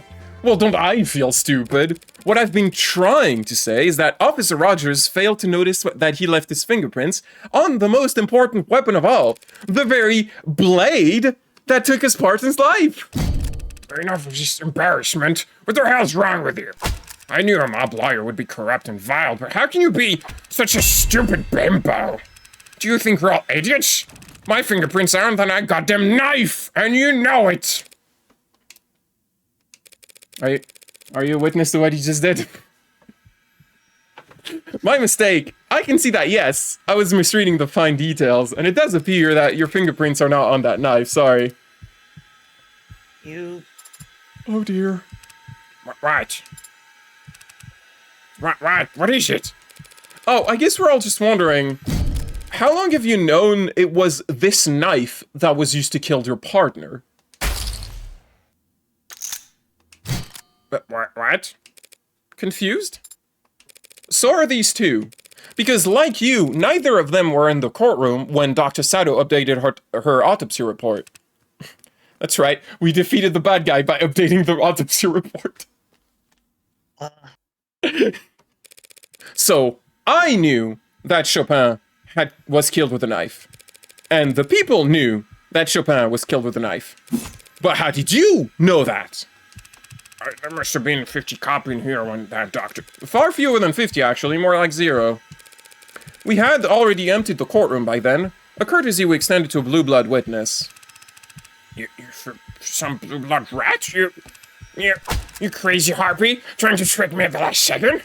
You think I walked in here unprepared? No, of course not. She, right there, she, Rockford, the prosecutor. Before I took the stand, she told me all about the knife. Ah. So that's your plan. Right, Rockford, before I came out here? Didn't know you? Didn't... It's always great to reveal a full house and wrecking the pot. It's even better to reveal a handful of shit you bluffed your way to victory with. Say something already, just say it. But every now and then, a different kind of victory comes along. Where you just get to sit back and watch someone else self-destruct. Because they completely misread the dealer. Say that you... Shut up! Right. Just shut up. Is that so hard? Are my instructions unclear? Do you need me to salute you first? Stop talking. You are completely, utterly, 100% guilty. Why the hell would I perjure myself to help you? Well, it's not a real crime. But it's not a real crime. Hey, start counting. Because from this second on, every word that comes out of your mouth adds directly to the number of years you're going to rot in jail. Unless those words are your confession. He's the Hound of Vicaria. He murders for the mob. We could put him away. They don't want to put him away. Not for your crime, not for murdering the son of 2 city councilmen. Have you lost your goddamn mind? But he's your murderer. Well, not all murderers are created equally. Well, not all murderers are hunted equally. Nobility assassinating each other? Let it ride, keeps them divided. Orcas fighting in the lower wards? Let them sort it out, keeps their numbers down. A monster shoots 6 women in the heart and leaves no evidence behind? Call us back when he kills someone important. Strange. Once she's properly infuriated, there's usually no stopping her. Well, if she's not gonna twist the knife herself, I shouldn't let it go to waste. Your Honor, if the witness is having trouble choosing a place to start for his confession, perhaps I might help by laying out the details for him? You sadistic bitch. He was counting on Emma to step in. Now he's sliding down the rocky face of despair. Fingernails split. He ran out of stamina trying to climb up it. Fingernails split and blood. Yeah, he overestimated his Breath of the Wild stamina gauge. And he's just losing so many hearts on the way down, scraping his face on the cliff. Fingernails split and bloody as he attempts in vain to slow the descent. Not very dignified, so I won't leave him hanging. I'll be happy to speed him along. In summary, a week ago, you acquired a Blue Blood distress signal when you arrested Tense, but your partner insisted on letting him go and keeping the code to yourselves. So the night of the Moide, when the alarm went out, he jumped at the chance to be the first unit on the scene at what could be a gang shootout. You did all you could to stall, but your partner pressed on and even shot open the door in his hurry to get into the locked building. You made up an excuse to keep him on the 2nd floor and proceeded to the 3rd on your own, relieved that everyone was already dead, and puzzled by the delirious Sosuke who you knocked out with one blow to the back of the head. But by calling down your partner to convince him you were already too late, you alerted an orca hiding downstairs. And when they fled out the window and down into the alley, you opened the windows at the crime scene to give chase. While you were scanning the alley from the 2nd floor fire escape, your partner proceeded upstairs, where he was just as stunned as you were, but intrigued by the presence of a dark card you'd never recognize. He knew that it pointed toward the involvement of powerful parties. It was simply bad luck that he found the red ink before you. But he must have felt like he'd won the lottery.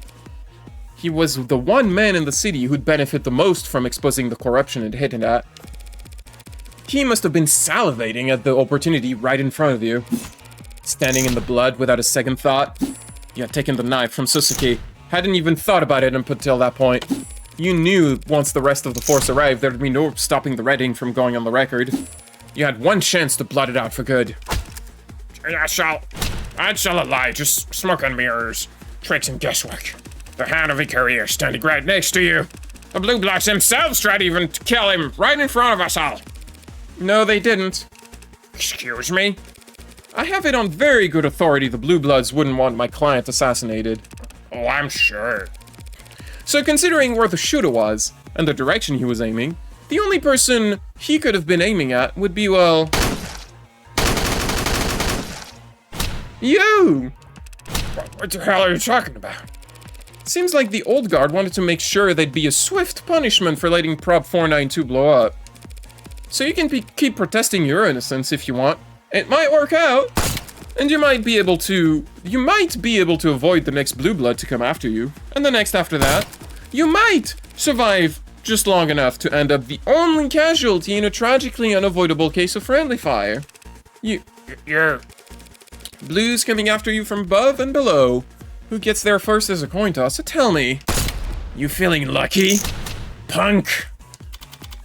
Well? Any questions? You're under DA, Officer? you're both. You're all out of your damn minds! Fold. I love tricking them Columbo style. Eh? Eat, Eh? eat, Yeah? eat. Just doing a Columbo, that's the best. Do you work for the Blue You're the Bloods? best. Do you work for the Blue Bloods? I never thought of it that way. Even back when I was a kid, I thought they were just another institution. Like a neighborhood watch. People looking out for each other. Everyone's parents off working or enlisted or in jail for civil disobedience. Whole neighborhoods that cops, medics, goddamn firemen wouldn't set foot in. Didn't see it as transactional. Thought I was just lending a hand. My blood ain't worth shit. I wasn't useful enough to be a young blood. Not good looking enough to be a host. Back at going to school, they helped me pay for it. And because it was, in fact, transactional, they expected to get something in return. Police Academy, they're men on the inside. Wasn't as exciting as it sounds. I made sure it wasn't. Test scores sucked. Aptitude sucked. Clumsy and boring.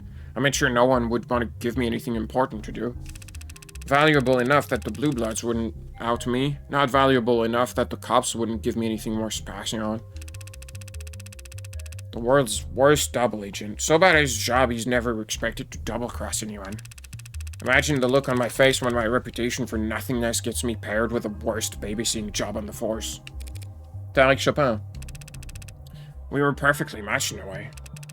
I didn't want to be near nothing. Nobody wanted to let him near anything. Nothing dangerous enough to get him hurt. Nothing real enough that he'd go blabbing to his dads. Went around schools. Those are the jobs we get. Building security? Morning assemblies. Telling the kids what cops do. Here's how to call for help. We were a goddamn joke. There are worse things to be. You think I don't know that? You think I gave a shit that kids were laughing at us in the back of the class? That teens were throwing soda cans at our car? Good for them. At least they were having fun. Tariq was never having fun. He was just burning inside. Humiliation, bile, a stomach full of it. If he hadn't found the code on tanks that day, I don't know. Guy would have either put in his 2 weeks notice or just drawn his gun and walked into the nearest war convention. So when you two arrived at the building, Happened like the defense attorney said. I told Chopin some bullshit about smelling contraband on the second floor. He started poking around. And I went straight on the third floor because that's where the bosses would hang out back when I was a kid. But they'd give us spare change to buy their groceries and pick up their laundry. Never met this creek or this spot in my life until we stopped Anchor 10. Different gens. And I never seen anything like the bloodbath in that room. All four of the pod were dead when I got there. Believe me, don't believe me. I ain't no hound of Icaria. I don't even think he could have done that either. Considering how he stumbled out of that water closet like a bloody water balloon. I did whack him on the back of the head, but my hand to God, I'm not convinced it did anything. Face down in the blood out like that. Couldn't have woke him up in the nuke. When the hound dropped, I searched him, followed protocol, found that knife in his hand. I called down, said everyone was dead. My blue blood bolted. Terry called after them. And yeah, I opened the window and tried to follow. I guess Tarek didn't know the ladder was out. Figured I would chase them down, because by the time I stepped back inside, he was upstairs. And I walked up the steps expecting him to be puking, crying, shaking, I don't know. Instead, he starts yelling down, happy, ecstatic. Can't believe this scoop of the century. And I realize I know what he's talking about. Your blue blood superiors let you know about Prop 492? Lots of people knew the deal with Prop 492. Even a non-blooded sheepish. Nothing wrong with any of that, so long as it's just a rumor. So long as the state didn't know we knew where the pillars were going to be built. It was a nice thing, believe it or not. People in the lower wards were whispering about big money coming on. Little excitement to look forward to. Jack was excited too. All I could see was forward. Barely reading the words in front of his eyes. Not giving a shit about anything behind him. Not caring about it was just trampling over. I didn't plan on doing anything if that matters, if you care. I was moving slow, but I wasn't trying to hide. After taking it off the hound, I still have that knife. A goddamn knife in my hand. You all seem like educated people, so I take it none of you believe in evil. We believe in evil down in the lower wards. It's like a fog. Hangs around certain people, places. And it poured off that knife like a water fountain. The devil made you do it? Haven't heard that one in a while. If it wasn't for that Darkard being there. You know, Tarek told me once, said he wanted to become mayor. I just did this stupid fake laugh and told him he had my vote. I don't know why I did that. Shouldn't have done that. Laughed at him? Shouldn't have lied to him.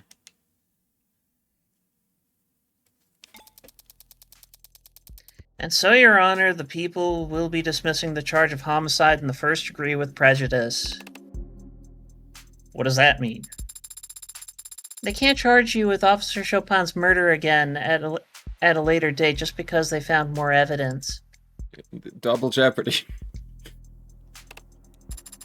And the 4 other charges of second-degree homicide? We will be dismissing the 4 charges of second-degree homicide without prejudice. So she's not quite convinced I couldn't have killed Creek's pod. Miller's blood, having already been on the knife you used to get free in the first place, was pretty huge. Combined with Rogers admitting that you basically stumbled out a walking corpse. But the way the state sees it, their murders aren't any more solved than they were at the beginning of the trial. It's to be expected. Then the jury will be dismissed, this court will be adjourned, and you, Mr. Ikaria, are free to go. Everything that's happened to you the last few days, how is that leaving you so shocked? I'm not shocked, it's just... I'm just grateful, Counselor. You have my... Your Honor, is there perhaps something else you wanted to say? Well, if you insist, I guess for some reason, even though the jury's been dismissed and it's actually their job to do this part and the charges were dropped, I have the strong, overwhelming urge to say, not guilty.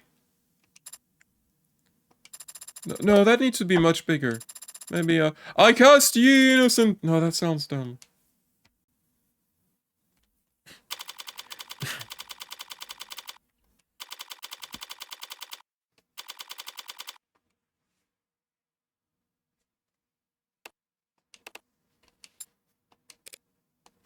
So, how do you plan on celebrating? Ed and I... We won, in case you two somehow missed it. And won so definitively that the police and even the Blue Bloods can't hold a grudge. Right. My apologies. I'm grateful to you, of course. It's just that... I still haven't gotten an answer to the question that's been haunting me. Even more so than whether or not I killed Chopin. Someone slaughtered Creek's entire pod, and they had my life in the palm of their hand, and framed you, Sosuke. I don't think they were doing you any favors. yet they did. They let me live. It feels strange owing everything to someone so unknowable. Well, you'll have plenty of time to think on it, spending the rest of your life hiding your head in the sand. Ignoring the vast riches that sit untapped in a savings account across the sea. Adonai, he's made his stance quite clear.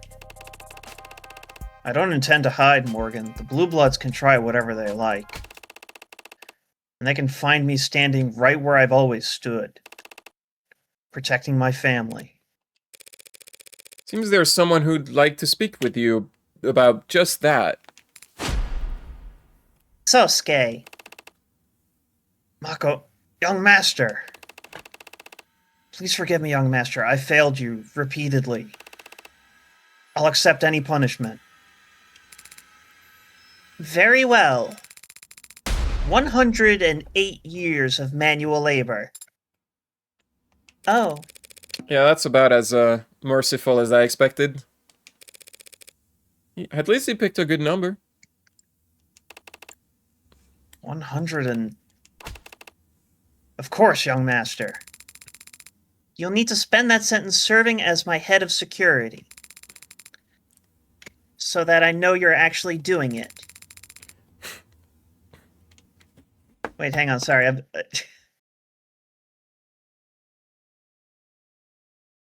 Okay, yeah, sorry. No, I was just... I felt like my ambiance was not loud enough, so I was feeling some quiet in the background. And that means you won't be able to do other jobs anymore. Even ones that the elders ask you to do. Even delivering messages. It's a punishment handed down by the heir to the noble house Ikariya, Sosuke. Who could possibly overrule it? Your grandfather? As you say. I'll start right away if you don't mind. That is probably wise. Grandfather is outside in the motorcade, and he's had nothing but criticisms for the current formation. The chairman is here? He came here? Probably just happened to be on his way to the airport. He is, Counselor Morgan. Surprisingly astute of you. Though he is leaving quite early, if he just wants to get to the airport. None of our private planes are even fueled. It seems to be a universal truth that old people like to get to the airport early. I guess I'm old then. I mean, you need to get there early because, like, security is gonna... Take forever. Yeah. I mean, every time I show up, like, hours early to the point where, like, I'm done with security in, like, 1 hour and I have 3 hours left to wait for the plane because I'm this anxious about being late. It's a problem. No.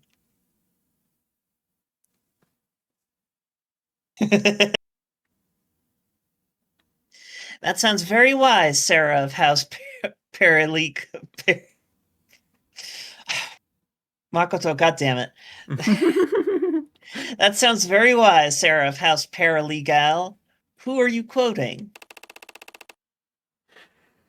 Then if you'll excuse me for a moment, Counselor. Yeah, feel free to, I like that her smoke, I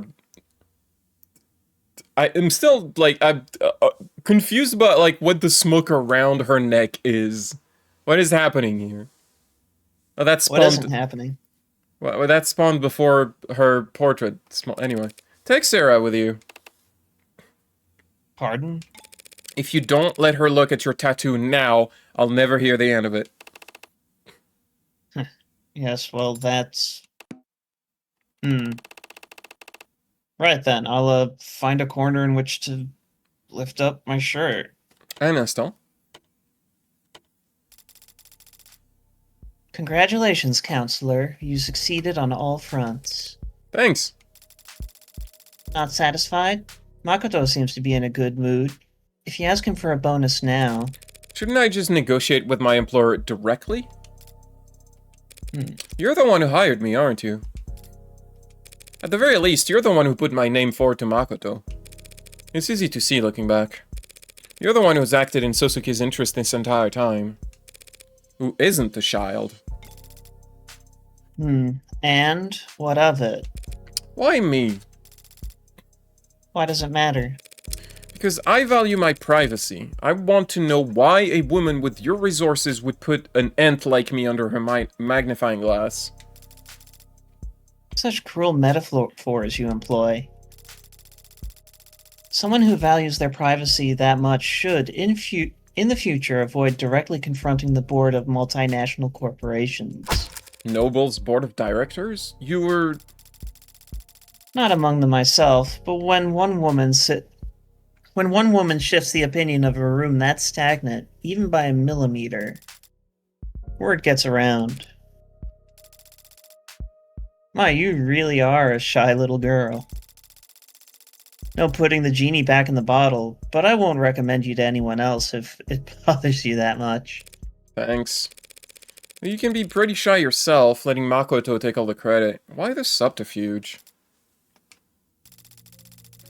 I've already overextended myself in this matter.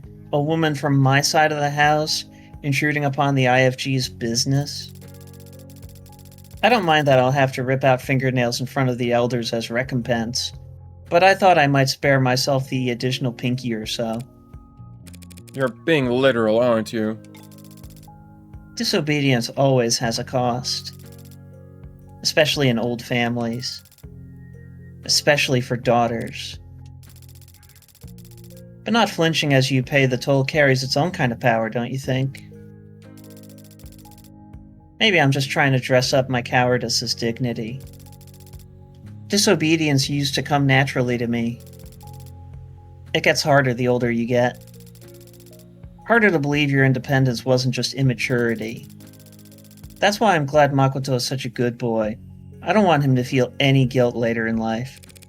Yes, Makoto certainly takes his responsibilities seriously. Can't imagine where he gets it from. I was such a hellraiser. He must get it from his father. I suppose... It's an interesting mark below Sasuke's eye. Looks like a mole, but it seems to be hereditary. Does Makoto know Sasuke is his father? Does Sasuke? I would be very disappointed in Sosuke's intelligence if he didn't. That's why Sasuke left the family to join the military, wasn't it? Why he asked to become the Hound when he came back? Self-imposed exile for interfering in your arranged marriage. Interfering. We were younger then, but we still knew what we were doing. We knew there was no stopping the marriage. If we didn't cover up the pregnancy, others would. Or just eliminate the problem themselves. Sosuke left before the bridal shower. A sudden enlistment, certainly, but I don't blame him for not wanting to be there on guard duty as I married another man. If Makoto is Sasuke's son, though, that means he carries his blood. If he stands to inherit from both his father and mother, his worth... I understand this is going to be hard for you to believe coming from a woman like me. But Makoto's already worth enough. He has his health, he has his mother. And his father will always be close by. Every moment we've shared as a family is worth its weight in gold. And as you've now seen, when given the opportunity to choose between Makoto and the Blue Blood fortune, Sosuke chose the former. All of you, you could have it all. Why don't you want it all? We already have it.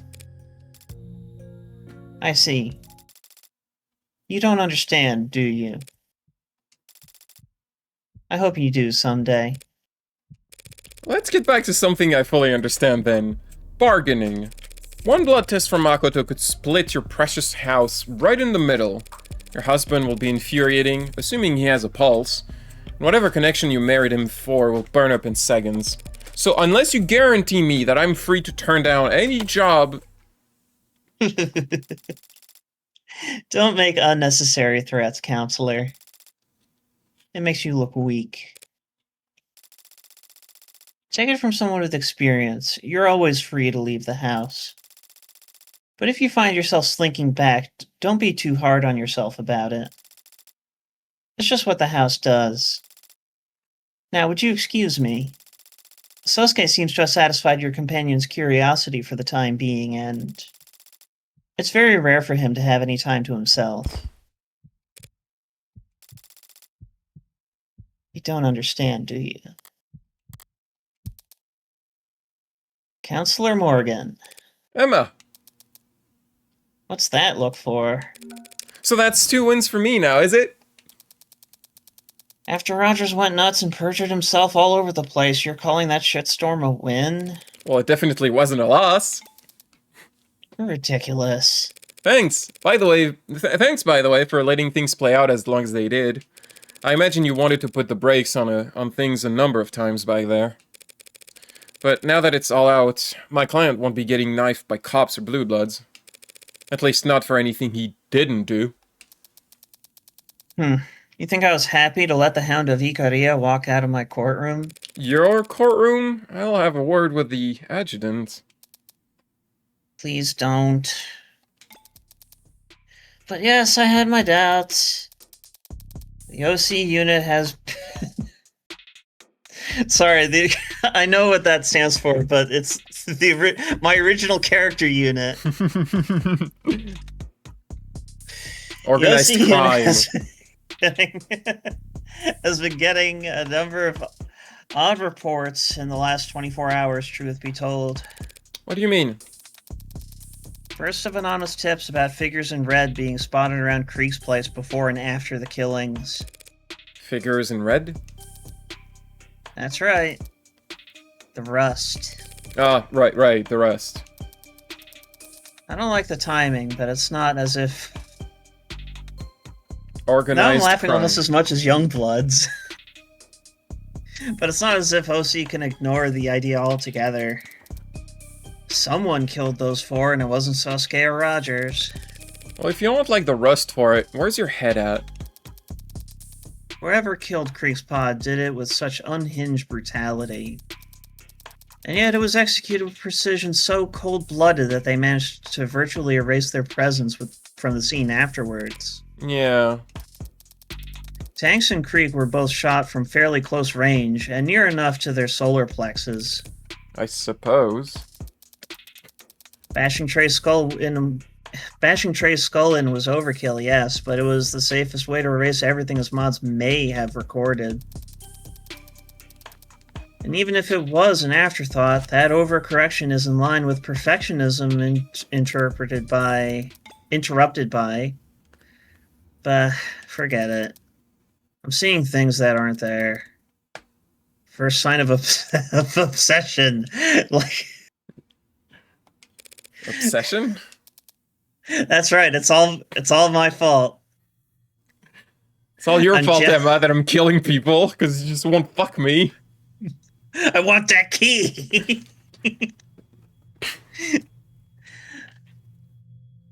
I'm jealous. You seem like you never let anything get to you.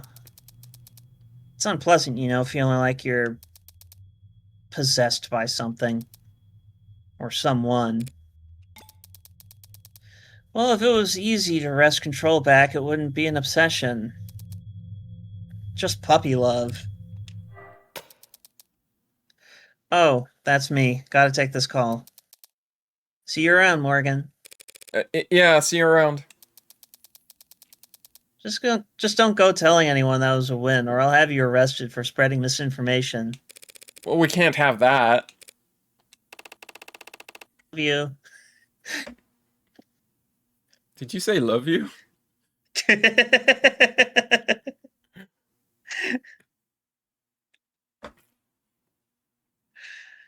Okay, Morgan, I fulfilled my obligation to Sarah now, so...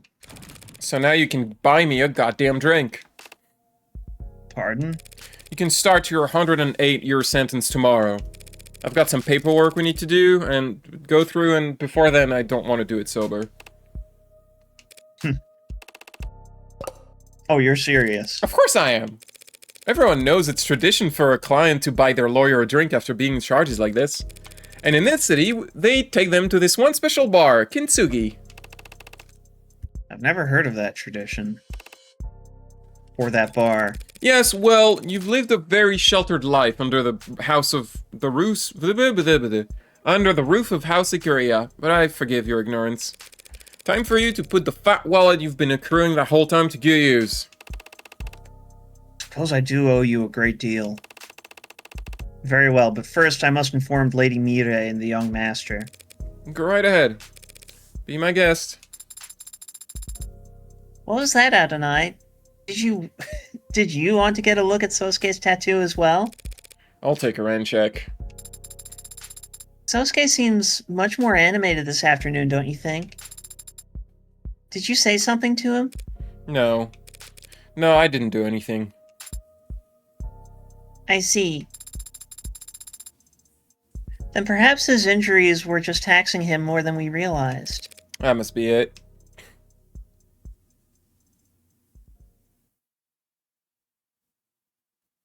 Had been threatening to rain all day.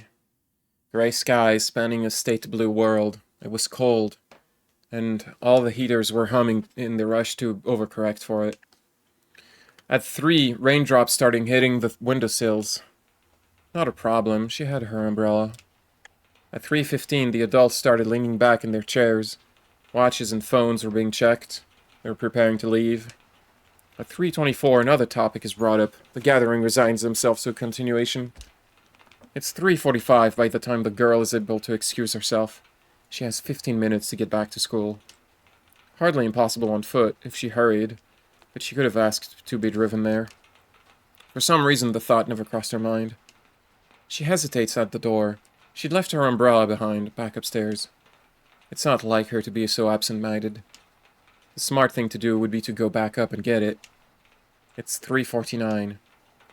At 3:51, she's jogging, a non-committal yet still undignified rush. When she sees the time on her phone roll over to 3:52, she starts to run. She hates running. A small part of her considers sending a text. She'd never been the one to text first. Come to think of it, she'd never been the one to text second. She only had one number in her phone's contact after all. At 3:56, the school gates are in sight. Her eyes had been strained to see them. She wasn't looking down. Her knee stung in a shallow, sharp way. The palms of her hand were embedded with specks of gravel where she caught herself. Rain-dilated blood ran faintly down her leg as she dripped water onto the mundanely tiled floors of the hallway. At 3:59, she pauses to at least catch her breath before sliding the doors open. If her heart hadn't been beating so loudly in her ears, she would have easily heard the voices behind it. Why did you even come up with this stuff? Yeah, I can't promise it's gonna be that exciting every week around here, but... Eve! Ev, what are you... I thought you had a family thing. Oh shit, are you okay? What happened? You're soaked and... I thought... Who are all... We're Mystery Club. Name pending, I hope. I was told the name could change. Also, I'm Birdly. That's right. You're right, Ev. I just went around to people on campus and tried being friendly, being myself, and people started signing up. Or forget that, your knee. It's fine. You must be freezing. Let me give you your coat. Screw it, I'll just carry you to the nurse myself. Stop. Ma'am, this girl just showed up and she's bleeding. What? Bleeding? Stand back, everyone. Where is she? Who? What's her name? I don't know. I don't think I've seen her before. You girl, come with me. I'm taking you to the infirmary. Ma'am, she's cold. That's very nice of you, but it's not sanitary to share uniforms. Stay here and wait for the floors to be cleaned. Ev. Because it's short for Evelyn. Don't worry about it. Yeah, it's short for Evangeline. I can walk on my own.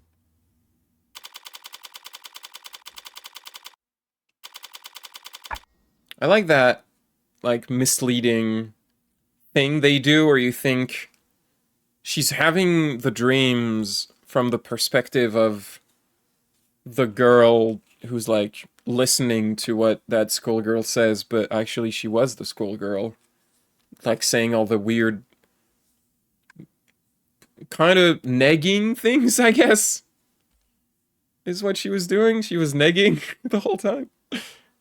Weird tactic, but they are teenagers.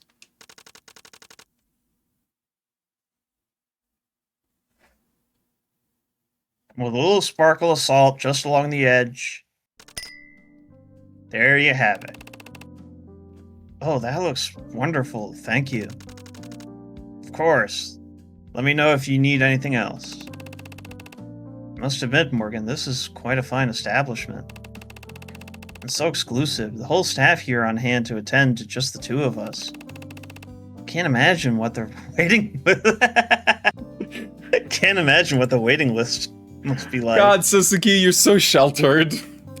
Right? Lucky for you, I've got a man working on the inside. I can assure you a table at any time, Sosuke. You or any of your housemates ever need a quiet spot to lay low from the judging eyes of high society? Now you know where to send them. I might do just that. And these prices, so reasonable. Shit, no, I should have gone with the digital menus. The idea of digital menus where you can just change the price live depending on like how rich the client looks, that sounds like something that should be illegal. But it's the Cybertopia future, so Hey, Sosuke. That name they have for you, the Hound. That a title you were given, or just part of the mantle you chose to take up? No, I was called that long before I started delivering messages. Long before I got my tattoo. Truth be told, I'm not sure where it came from, or when people started using it.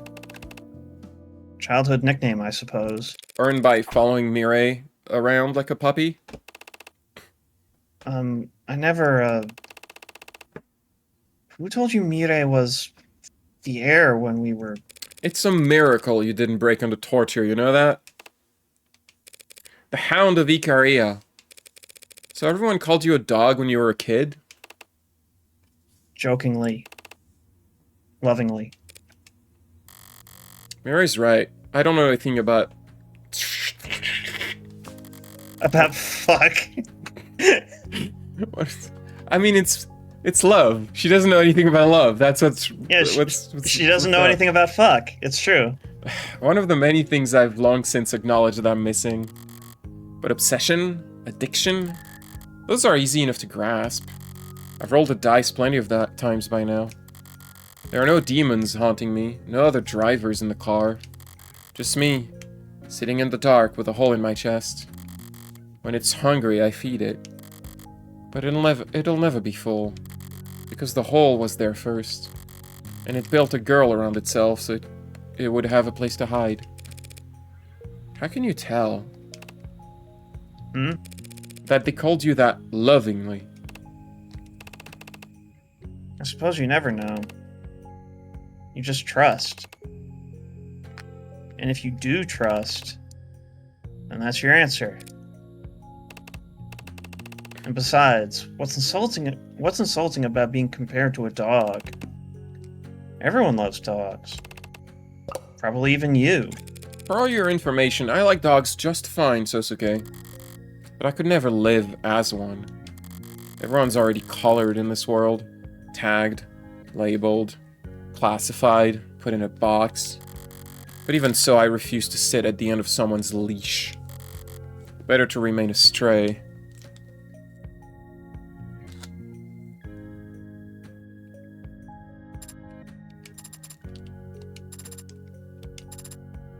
Morgan might never learn about fuck.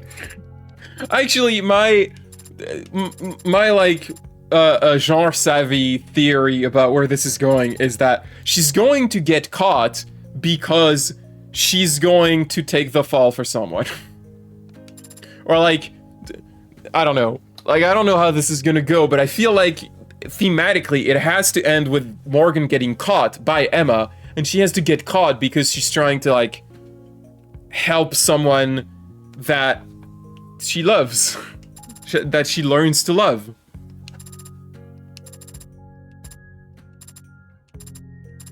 That's what makes sense to me thematically. I don't know where this is going.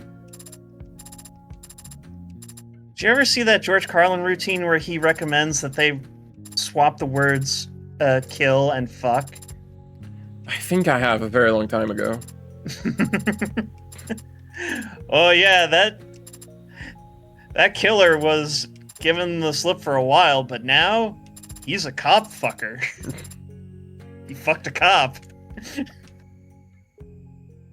Oh, look at him. I love Morgan's, like, grossed out face. The art in this game is very good. It's very expressive. I got the bonus charm, which I already had, but it's not like they're gonna disable those messages if you replay the chapter. High roller! I was wondering about the kid. I wasn't looking out for anything in particular. The rest gives me... I don't know why I'm birdly. Everyone's Birdly, come on. You do a better kid voice than me. Do I? Ah, I mean, I already did Makoto. sure. Do it again.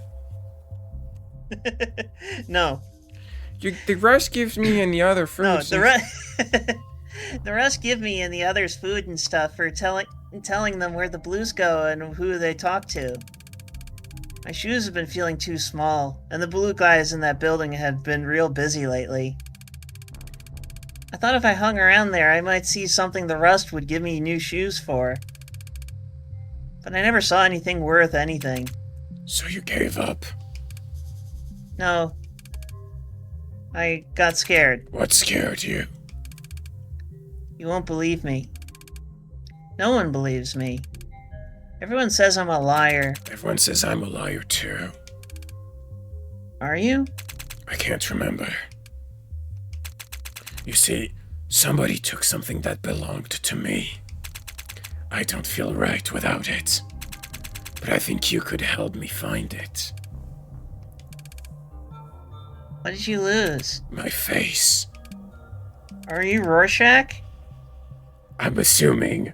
I can't wait to be completely shown to be wrong in the next episode. When I turn out to be some kind of, like, gorgeous lady or whatever. Sentence fragments. My trademark. I saw the Red Hood. Except she was a lady, not a girl. And she didn't have her hood up. I didn't get a good look at her face, but she was all red. Red hair.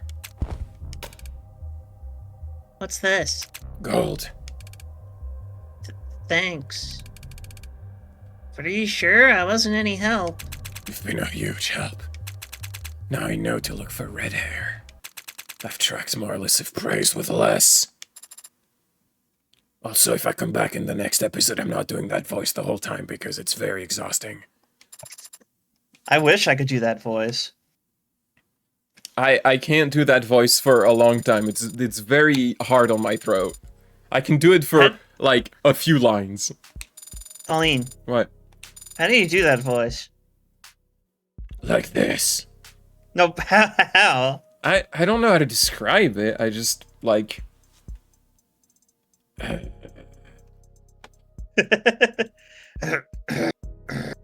It's like letting the air, like... rattle in the back of your throat, I guess. I don't know. I don't know how to describe it. My throat can just do that, I guess. But it's also, if I do it for more than 5 minutes, even like 3 minutes, my throat starts to hurt, so it's not something I can do for a long time. I guess if you could teach me how to do that voice, I would teach you how to do the Meatwad voice. What's the Meatwad voice? This is Meatwad. This is from Aqua Teen Hunger Force. I don't want to do that.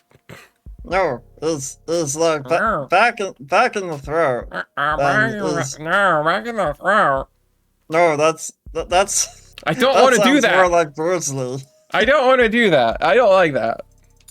Why don't everyone loves Meatwad? He's I've never watched that adorable.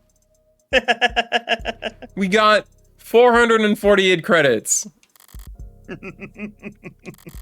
I finished with that much. That's my high score. I think it might also be the maximum amount of credits you can get for episode 2, so. Because I don't think we got any answer incorrect, except for like the part where Morgan did that on purpose. Which was that's my favorite thing, honestly, is when you just present every murder weapon and you're like, your fingerprints are on this. Wait, no, there aren't. Your fingerprints are on this, and it's just you're doing this to just like appear stupid and make him slip up about the knife. I think it was really clever. It's real. It's like when Phoenix presents the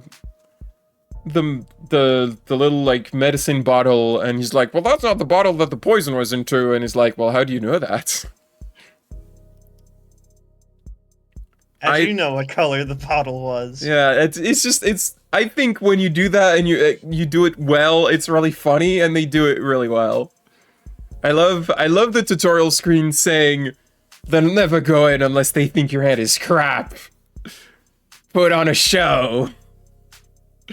It's just, oh, it's so good. It's so good. God, I hope they can keep this going. I hope every episode is this fun. So I already bought every charm. There's nothing else to buy. It's funny, like they don't have a lot of charms at each chapter that each episode get added. You always end up with like way more money than you need. But I mean, I don't have an issue with that. It's just funny.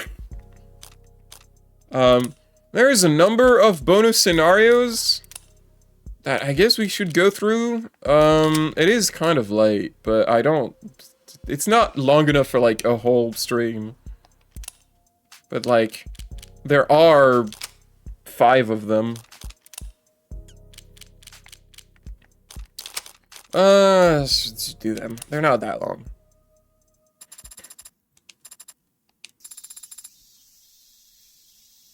Live rubbing alcohol specifically. Nostalgia. Reminds me of days spent bandaging scratched knees and blistered knuckles. You did that for Makoto? No. Some other boy who was always overexerting himself. Wonder who that could be. I like the smell of blood for the same reason. Oh. And antiseptic. And scalpels. I buy 400 of them a month. 500. 300. 500? I don't remember what it was. It was a stupid number. I like that. I like that stupid detail. It is pretty funny. That Look, you use a lot of scalpels in the morgue. and that case was my favorite of that specific game. That boy was always so hardy. He made for the perfect test subject. The test subject? I still think about finishing my medical degree sometimes. But I feel like my hobby would lose some of its therapeutic value if I did. Well, what hobby is that? Poison making. What's with that reaction? You made it sound very intimidating just now. Oh, I was trying to make it sound exciting. If I tell people I'm interested in herbal remedies, they all think I'm a dreadful bore. Or worse, that I'm going to try and sell them candles. Poison making is a lot more badass. Well said. Very well said indeed. You have a much finer appreciation for these things than your so-called superior, you know. I make countless, immaculately thought-out references to Hegel and Ozymandias. And that red woman stares at me as if I'm quoting comic books at her. Comic books can be... why? Comic books can be good too. Comics are for children. Are you a child? Well, I am 2 years old. What about graphic novels? What is a graphic novel? One P, for example. Oh, One P, who's your favorite? Why list King Arthur alongside the... Oh, sorry, wrong person. Why list King Arthur alongside those other historical figures? Arthur was based on multiple historical figures, I'll have you know. But even if his exploits are not factual, it still stands that he united a divided people and defended his homeland from barbarism. Did he? What, Wales? Dragons? Like, no, no, Wales, the nation state. Because King Arthur is Welsh. Oh, okay. He's not English. He also met fairies and wizards and fought dragons. I know, impressive, wouldn't you say? Very much so. The Once and Future King was one of the first books I read all on my own. That's quite impressive. I have that title in Final Fantasy XIV. Just because I mean, it's like it for me it's Once and Future Queen because my character's gender is woman. But it's the title you get for getting to the bottom of Yurka Orthos because the final boss is Excalibur. As in the sword. The sword is the boss, not the guy wielding the sword.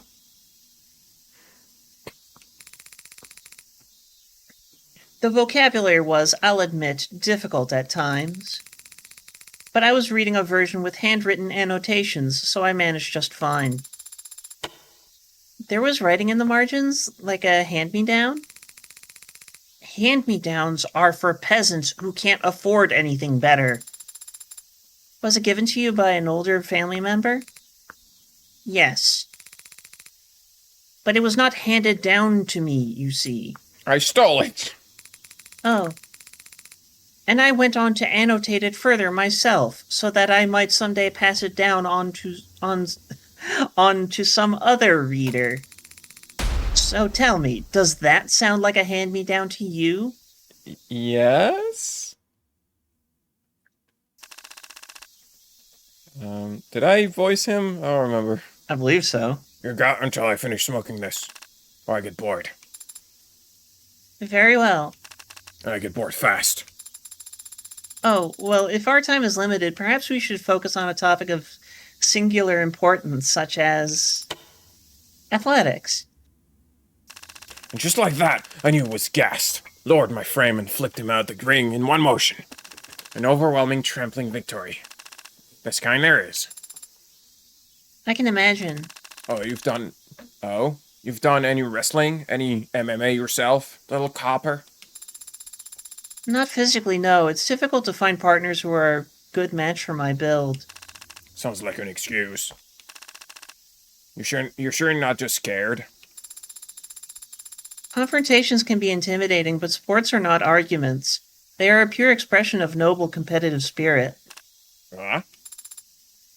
That is to say, I would never back down from a challenge.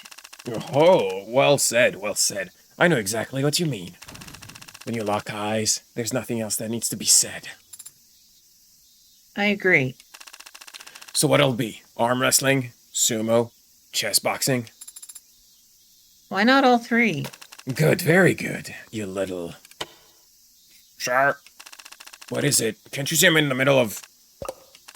Well, what is it? The VTOL needs to leave now for it to be on time, sir. Ugh. Are you also Birdly? There's a quote then for your little survey, copper. Success can be a prison. But even in a cell, a man who's mastered himself remains a lord. I'm not sure I understand that one. What the hell? Makotan said it made perfect sense. And then you and then you engage. Sorry, the word engage. I've ruined that for myself. Engage. I see. So, you need me to stand here and film YouTube because... Why? Because Sosuke is teaching me how to do a 1-inch punch. And I need it recorded from a distance in order to practice it later. Why? Because she asked me very politely, Morgan. What more do you want? No, why do you need to know this, Sarah? Adonai, surely you can intuit the advantages of a 1-inch punch. Because there's no wind-up, you can execute it without telegraphing your move to your opponent.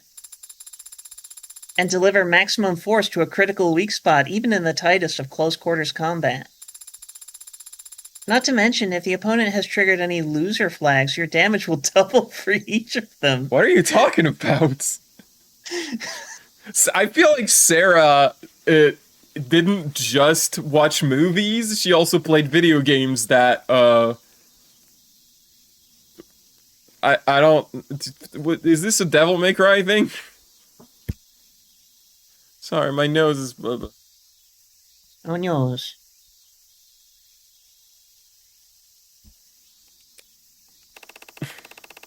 What Sarah means is that an opponent who's overconfident is likely to leave themselves open at a vital moment, Morgan. Lie! Maybe, And maybe that's it's, not incorrect. maybe it's a Yakuza thing. Right. Well, I don't know anything about the close quarters combat or loser flags, but I do understand basic physics. Adonai? And so I can state this much with complete and utter certainty. Hey. When performed by the same person, Hey. all else being equal, Stop. a 1-inch punch will never be more effective than just throwing a normal one. That can't be true. Why would you... Am I wrong? You didn't have to say it like that. There was no need for you to say it like that. How am I the bad guy here? The fact that you can even say that is... Oh, fart. It's not like any rules about human martial arts apply to androids in the first place, right? That is true. How are you saying this in red? See? Perfect, Ukemi. That one was silly.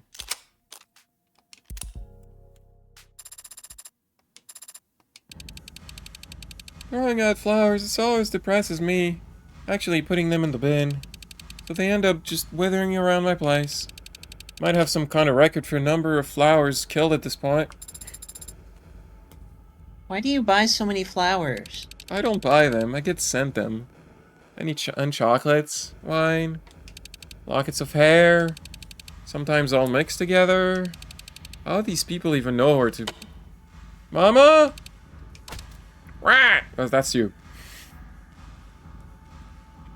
Sorry, is Kim Mama? I forget. It's Kim is Mama. Kim is Kim is Kim Hannah Mama Okay. Kim.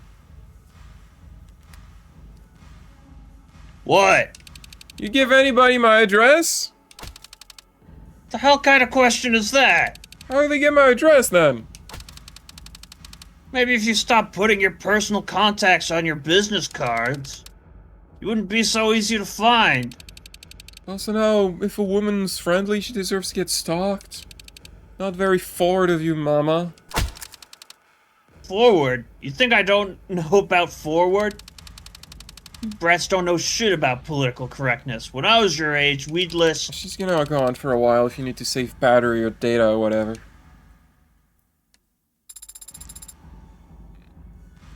So this is where you previously worked? Yeah, I was what they call a #1 gal. And that involved people buying you lots of drinks? Selling dreams. That sounds like a very nice way to make a living. No, it's pretty mean. What are you doing here anyway, gloating? If you're not gonna come back, don't lounge around. Your old fans will get the wrong idea. Oh, come on, Mama. I'm just sitting here. A crowd's already gathering. My bad. Do you ever consider making a return? Nah. I didn't hate it. I didn't feel ashamed. Don't feel ashamed of it. Or the people I met doing it. Even if some of them are nagging grumps. Keep it up and I'm handing you a mop.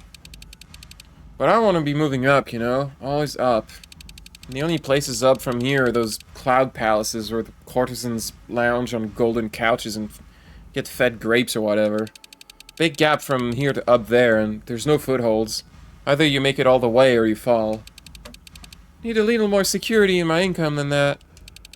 Plus, working in security, I get paid to punch the teeth out of handsy assholes. Not even the most powerful courtesans in the city get to enjoy that feeling.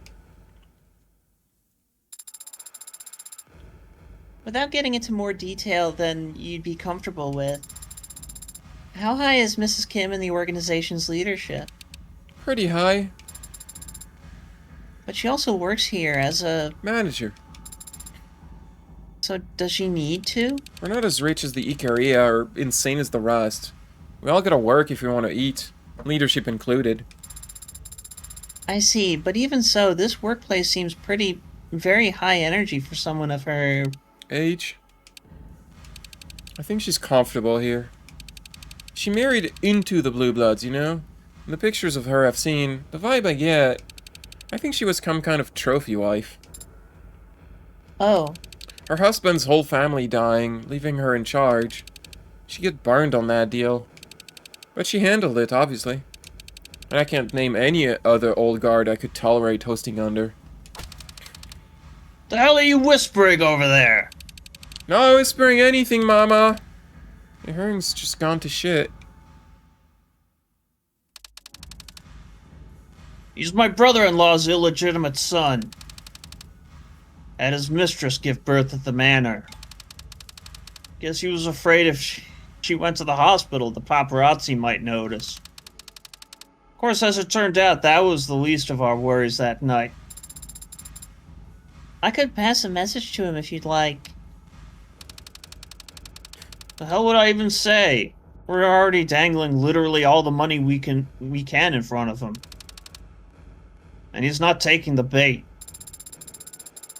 I didn't mean another offer. I thought you might want to pass on a more personal sentiment. Ha! Fat chance. We don't share any blood. We've never met. And if the fox asked him to kill me, he wouldn't blink. I think that Sosuke would blink. Give it up. Sosuke and I aren't family, little girl.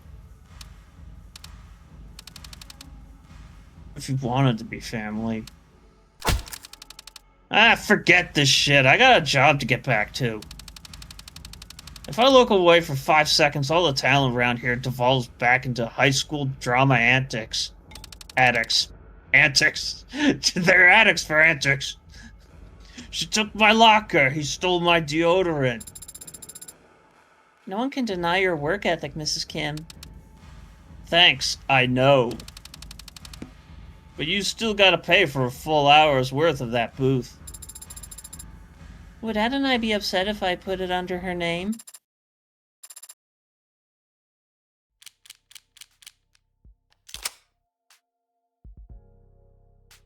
Well, she did get a huge fat paycheck from the Icaria, so it's probably fine.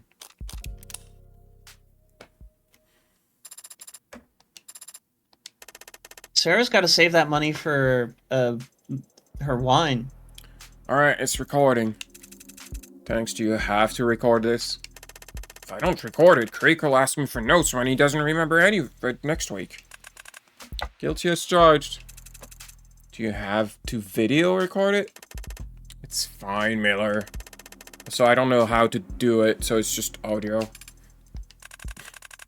What's up, Trey? Eyes bothering you again? Oh, are they flickering? I don't remember any of the voices I did for these people. Are they flickering? No, but you're staring a hole in the wall. I was just thinking, like, are we cyberpunk? I think we qualify, yeah.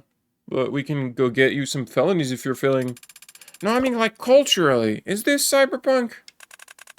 What do you mean? Just dice and paper. Easy entertainment that can't be bugged or tracked. Perfect way to fight Big Brother, don't you think? Yeah, but we could do cards or something, too. You think playing Go Fish is cyberpunk? Well, no, but like... a tabletop RPG? That's what you're on about. I'll be real, you sound dumb as shit right now, man. Huh? There's literally nothing more cyberpunk than tabletop RPG. He's got a point. Learn your history, Trey. Now pay attention. As you approach the town's walls, swords clanging against shields ring out. Voices rise and arrows are loosed. You stumble upon the closing act of a fierce battle. It's clear the players intend to let it play out to its natural conclusion.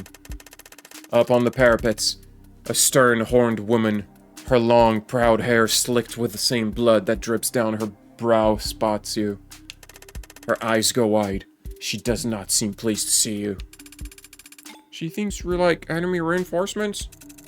We kinda are. We got a charter from the dukedom to protect its people, and the Horn guy are all foreigners. Can't we ignore that? If I break my oath, my spiel is screwed. Oh.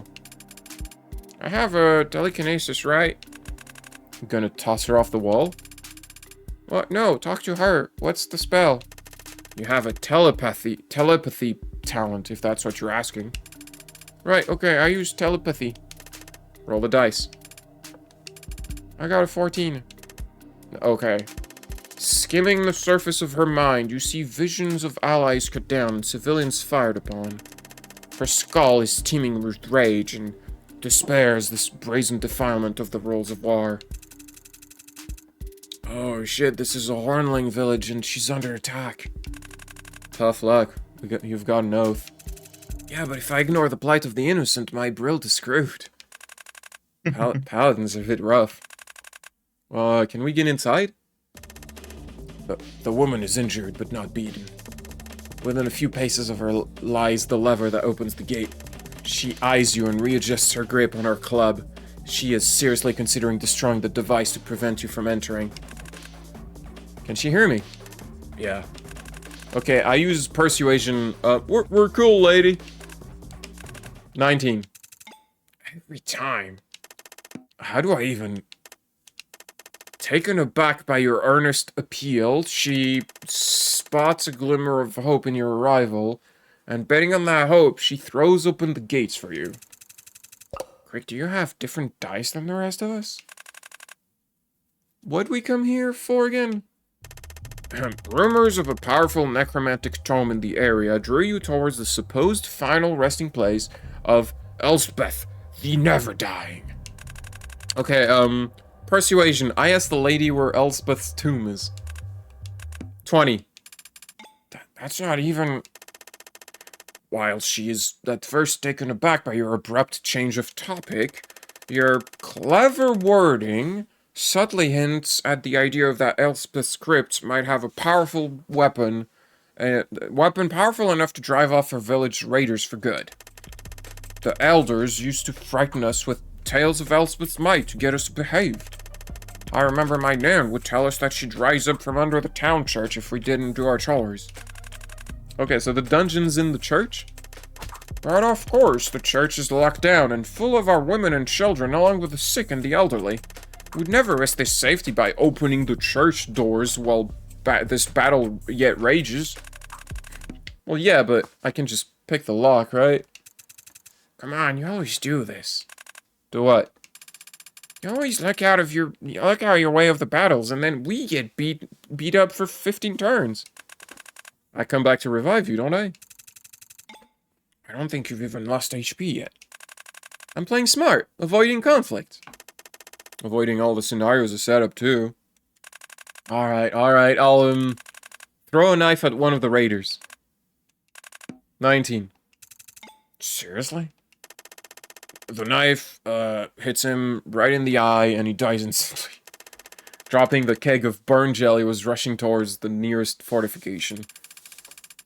Wait, that's me. That's my guy right near. He dropped a bomb? I have 3 charges of valorous interception. I can shield you. So the Hornling in this village are legal citizens? I thought they were all foreign to this land. This village is lorded over by vampires, though, remember? You wouldn't want to live here. It's like a shit town or a ghetto for immigrants or whatever. How's that work? Why is the Duke cool with vampires? It's all legal. The Hornling just pay blood taxes instead of gold for their lord's protection. So they got vampires here too, huh? Can we go in the castle and kill vampire lords? I mean, you can do whatever, but the vampire clan is the legal protectorate of the area, so you'd be committing a crime. Is your bill screwed if you commit a crime, Miller? I think it's like the right... If it's like the right thing to do, it doesn't break any oath. So is killing the vampire lords the right thing to do? Kind of subjective. Oof, not one you want to hear from your good guy. Well, I'm not a good guy, I'm only playing as one. So Tanks, if we charge into the castle, it's probably filled with traps and guards and shit, right? I'm not gonna tell you. Come on. Look, it's a castle, there'll be defenses and shit, yeah. I'm game. Hornling seems cool. Let's go kill some landlords. After the fight we just went through? We just rested. Yeah, but you did like 5 nat 20s in one encounter. I think you might be burning through all your luck. I'm happy to burn through all my luck if it means getting to kill some bloodsuckers with you boys. Thanks, Greek. But also, you are literally out of changes of fortune charges. We just rested. It was short. It was a short rest, though. Eh. Damn. Reality's cruel.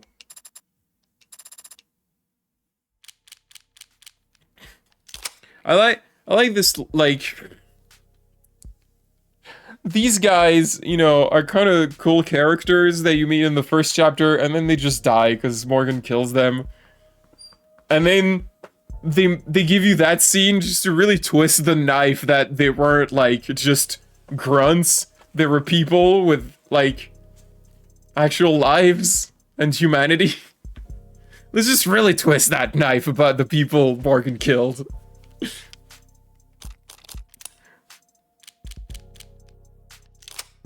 You okay, Harriet? I'm S. Harriet.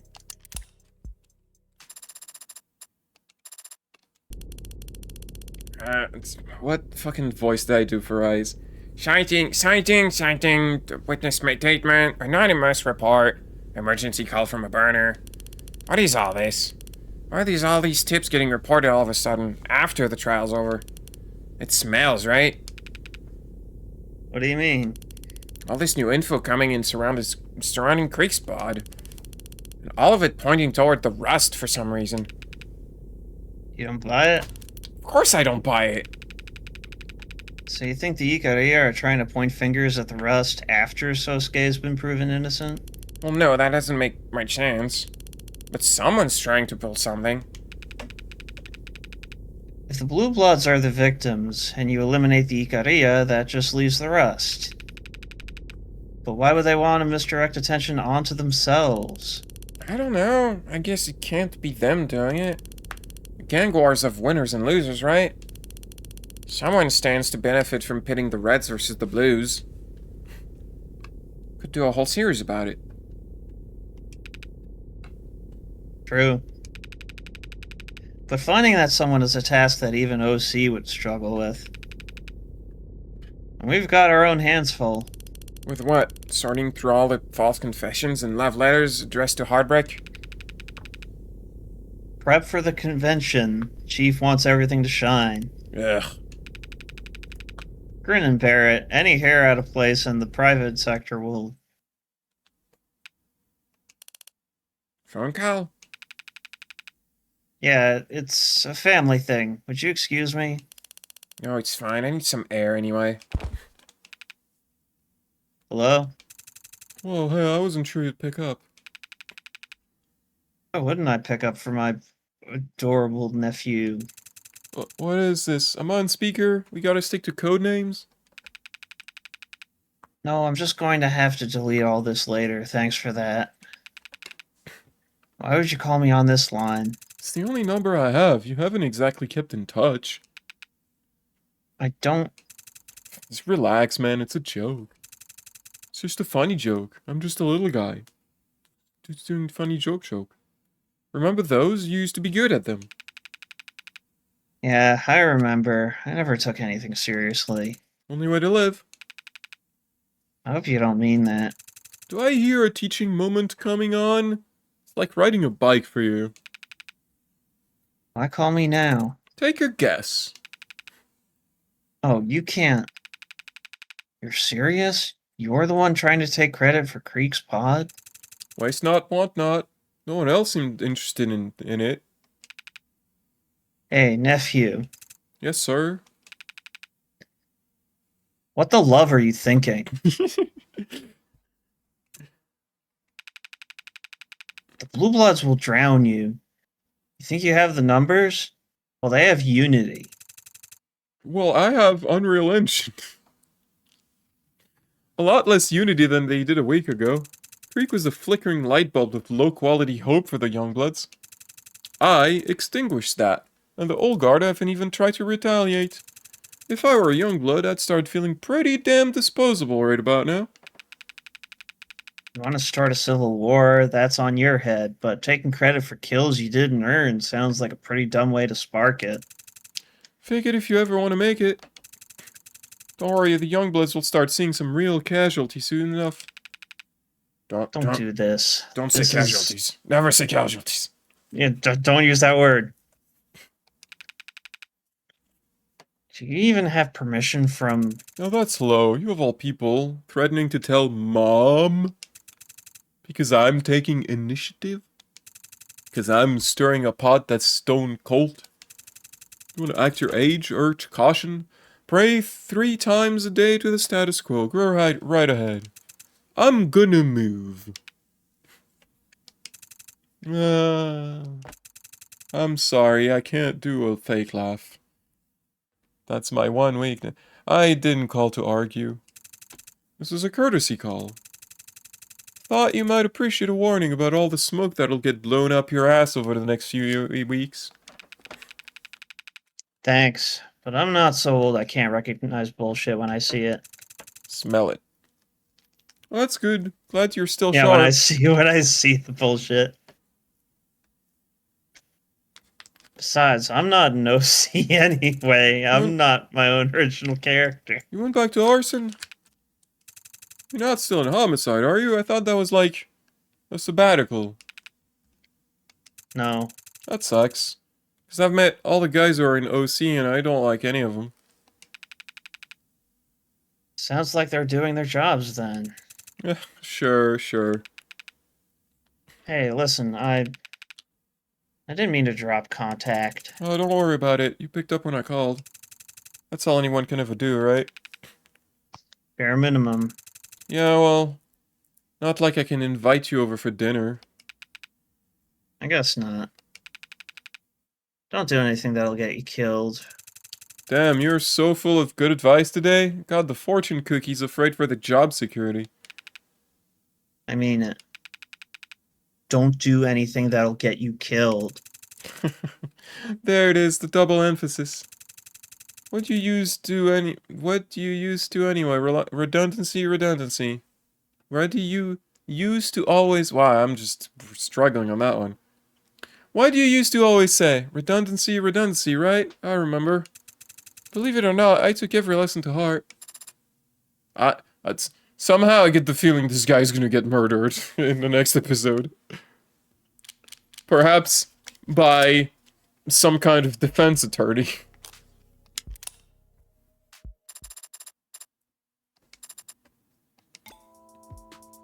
Hey. No, I'm glad you called. I could use some decompression. I've been playing Minecraft in order to No. deal with stuff. Well, I just had a loss, but don't tell anyone I called it that. Thanks. It'd be the death of me if it ever got out. Yeah, no, I read the story. Well, what I could. It was kind of hard to read anything in between the editorializing. Right. If it gets you the resources, who cares? I don't know at this point. If I can be conspiratorial for a second, I'm not sure they want Heartbreak caught. But that's going a bit far. It's more like, so long as Heartbreak's out there, they want to take advantage of the moment. People are scared because of Heartbreak. The state thrives on fear. Some of the radicals are getting bold. The state will relish the chance to draw them out. Maybe after the election. No, that's okay. I've thought about it myself. I just don't want to go that path if I don't have to, you know? Still got my pride. Really? Wow, they're taking it pretty seriously then. Reflects their priorities, of course. Data's their lifeblood. No, I mean, that's great. How long will you be in town? Yeah, I'm excited to finally meet in person. We should get dinner. I hear that there's this place that does buckets of pasta. I don't know if that's like a place you wouldn't want to take someone for a date. I don't know.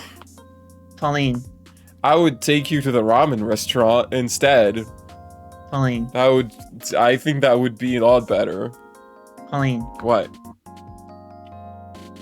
The second time, you have to take me to get buckets of pasta.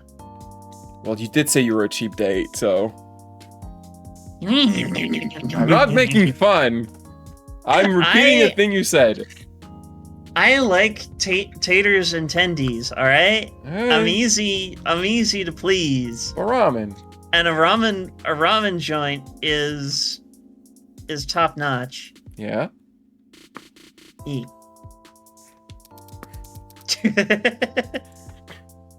Sorry, if you were hoping for that kind of excitement, but no. There's no jealous ex in the picture for you to worry about. We haven't even gone on a date. she doesn't want it. I think you'll be fine. There's no jealous ex. Instead, there's a jealous woman a jealous murderer who has a crush on me and is taking it out on random people because she doesn't understand that feeling and she's just taking it out the only way she knows how to express things, through violence. Or at least that's kind of the interpretation I'm having. She throws playing cards at my forehead. Yeah, I don't know why. And then we got the concept gallery. With, let's see, stuff becomes new. They should, like, split the concept gallery into an episode, honestly, because it's kind of annoying to have to, like, I'll just use the mouse. Whoop. Right, so there's Diamani. There's Creek. Made Man. I noticed that it says Made Man, not Made Man. I don't know why it says that.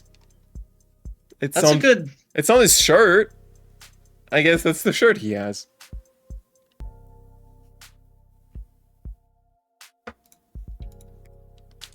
Why is it Made Man and not Made Man? It's what you make Joshua dress as to infiltrate the castle.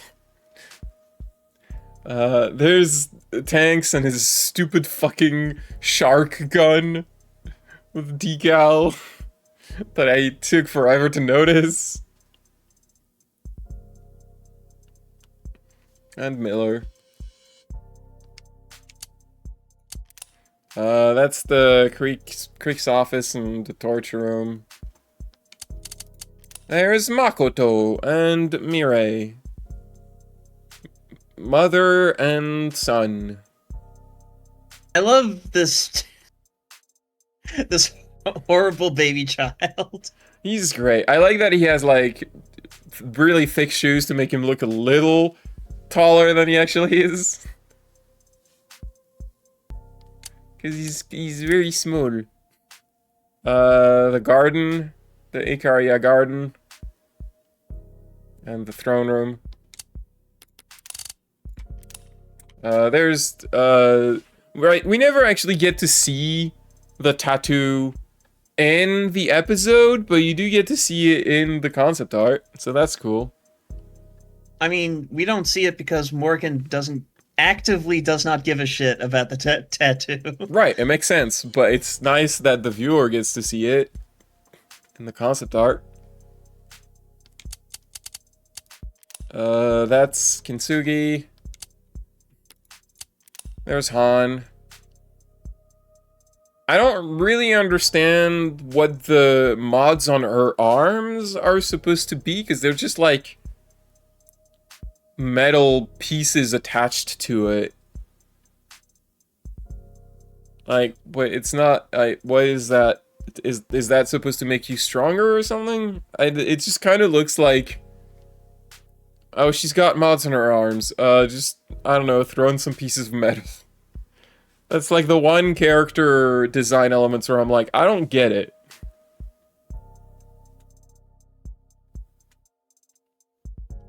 Whatever. Oh, there's Chopin, Huey, Roger, and Birdly. It's not really armor though. It's like it barely covers her. Like it doesn't really cover much of, like, if it was armor, it should cover everything, and you can't tell me they don't have like metal that is really light and really protective in the future. I don't know. You think that there would be more breastplates? Like I don't know. Maybe I'm silly. Here's the host club. And Hana Kim. I like that they have a picture of Hana Kim when she was younger. Even though there's no scene where you see her younger.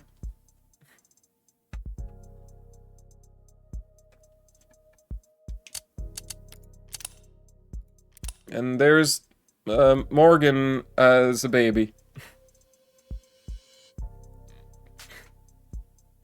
And as a murder. Baby murder. Do you think, oh my god, I just had a thought.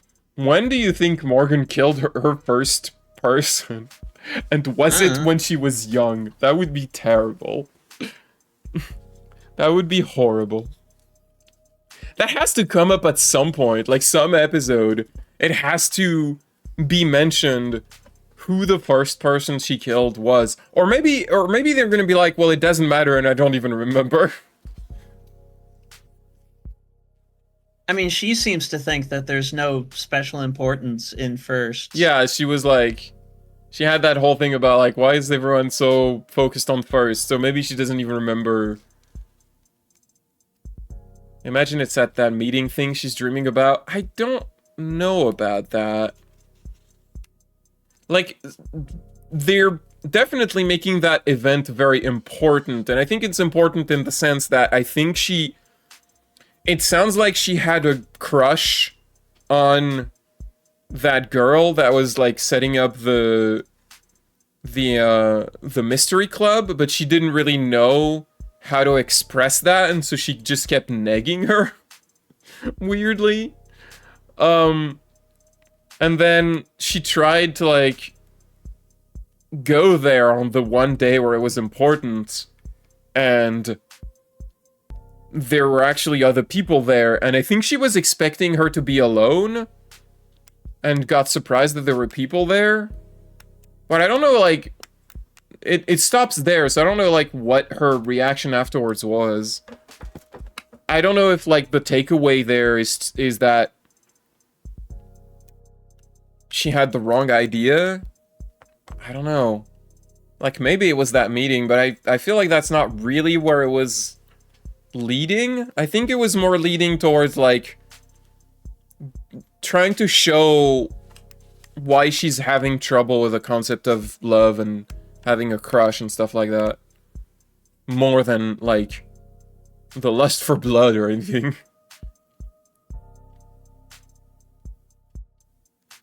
I don't know. It's all just speculations. I don't know what the author has in mind. I'm excited to find out, though. Excited. A normal kind of lust. Excited. I'm excited. I don't know.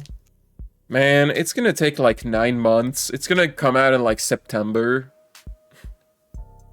October. November. Like, episode 1 came out in February, I think, of 2025. And then this one came out in December of 2025. So it's like that's like 10 months. This next one is coming out in like 2027. God damn. Why is everything I love taking so long to... I mean, I have the answer why. I'm just being rhetorical. No, you're being Pauline. I'm waiting for episode 3 of this. I'm waiting for part 3 of Final Fantasy VII Remake. I'm waiting for Trails in the Sky part 2. Let's find our idiot brother that I have a weird relationship with. Who's being the edgiest teenager now. You know, the real tragedy is that it doesn't seem like there's any way to guarantee that the next time we see him, he'd be wearing that hat. Yeah, because I mean, even if they bring those costumes back in the game, I assume the next time we see him, he wouldn't be in the party, so like the cutscene wouldn't have that hat back on him, because you wouldn't be able to put him. I guess like the one way we could do that would be to get the game on PC and mod it so that he wears the hat all the time. But I tend to prefer getting that kind of game on console just because it's easier for me to stream. Of the Devil is a visual novel, so it's not too taxing on the computer, so that's fine. But anything that's like 3D engine in Unreal or Unity or whatever, I would really rather not do that to stream on the same computer that I'm playing on, because it just causes issues. Anyway, that was episode 2. Pretty good if you ask me. Can't wait to see what other stupid shenanigans Morgan's gonna get herself into. Oops! I murdered a guy, and one of my friends got framed for it again. How do I keep doing this? Yeah, but Pauline, What? when Rogers was trying to explain like why he murdered his partner. Well, the devil made him do it. No, Pauline, you know the reason why. It's because Chopin had his back turned to him, and he had the knife in his hand. Yeah? And? Well, the opportunity was just there.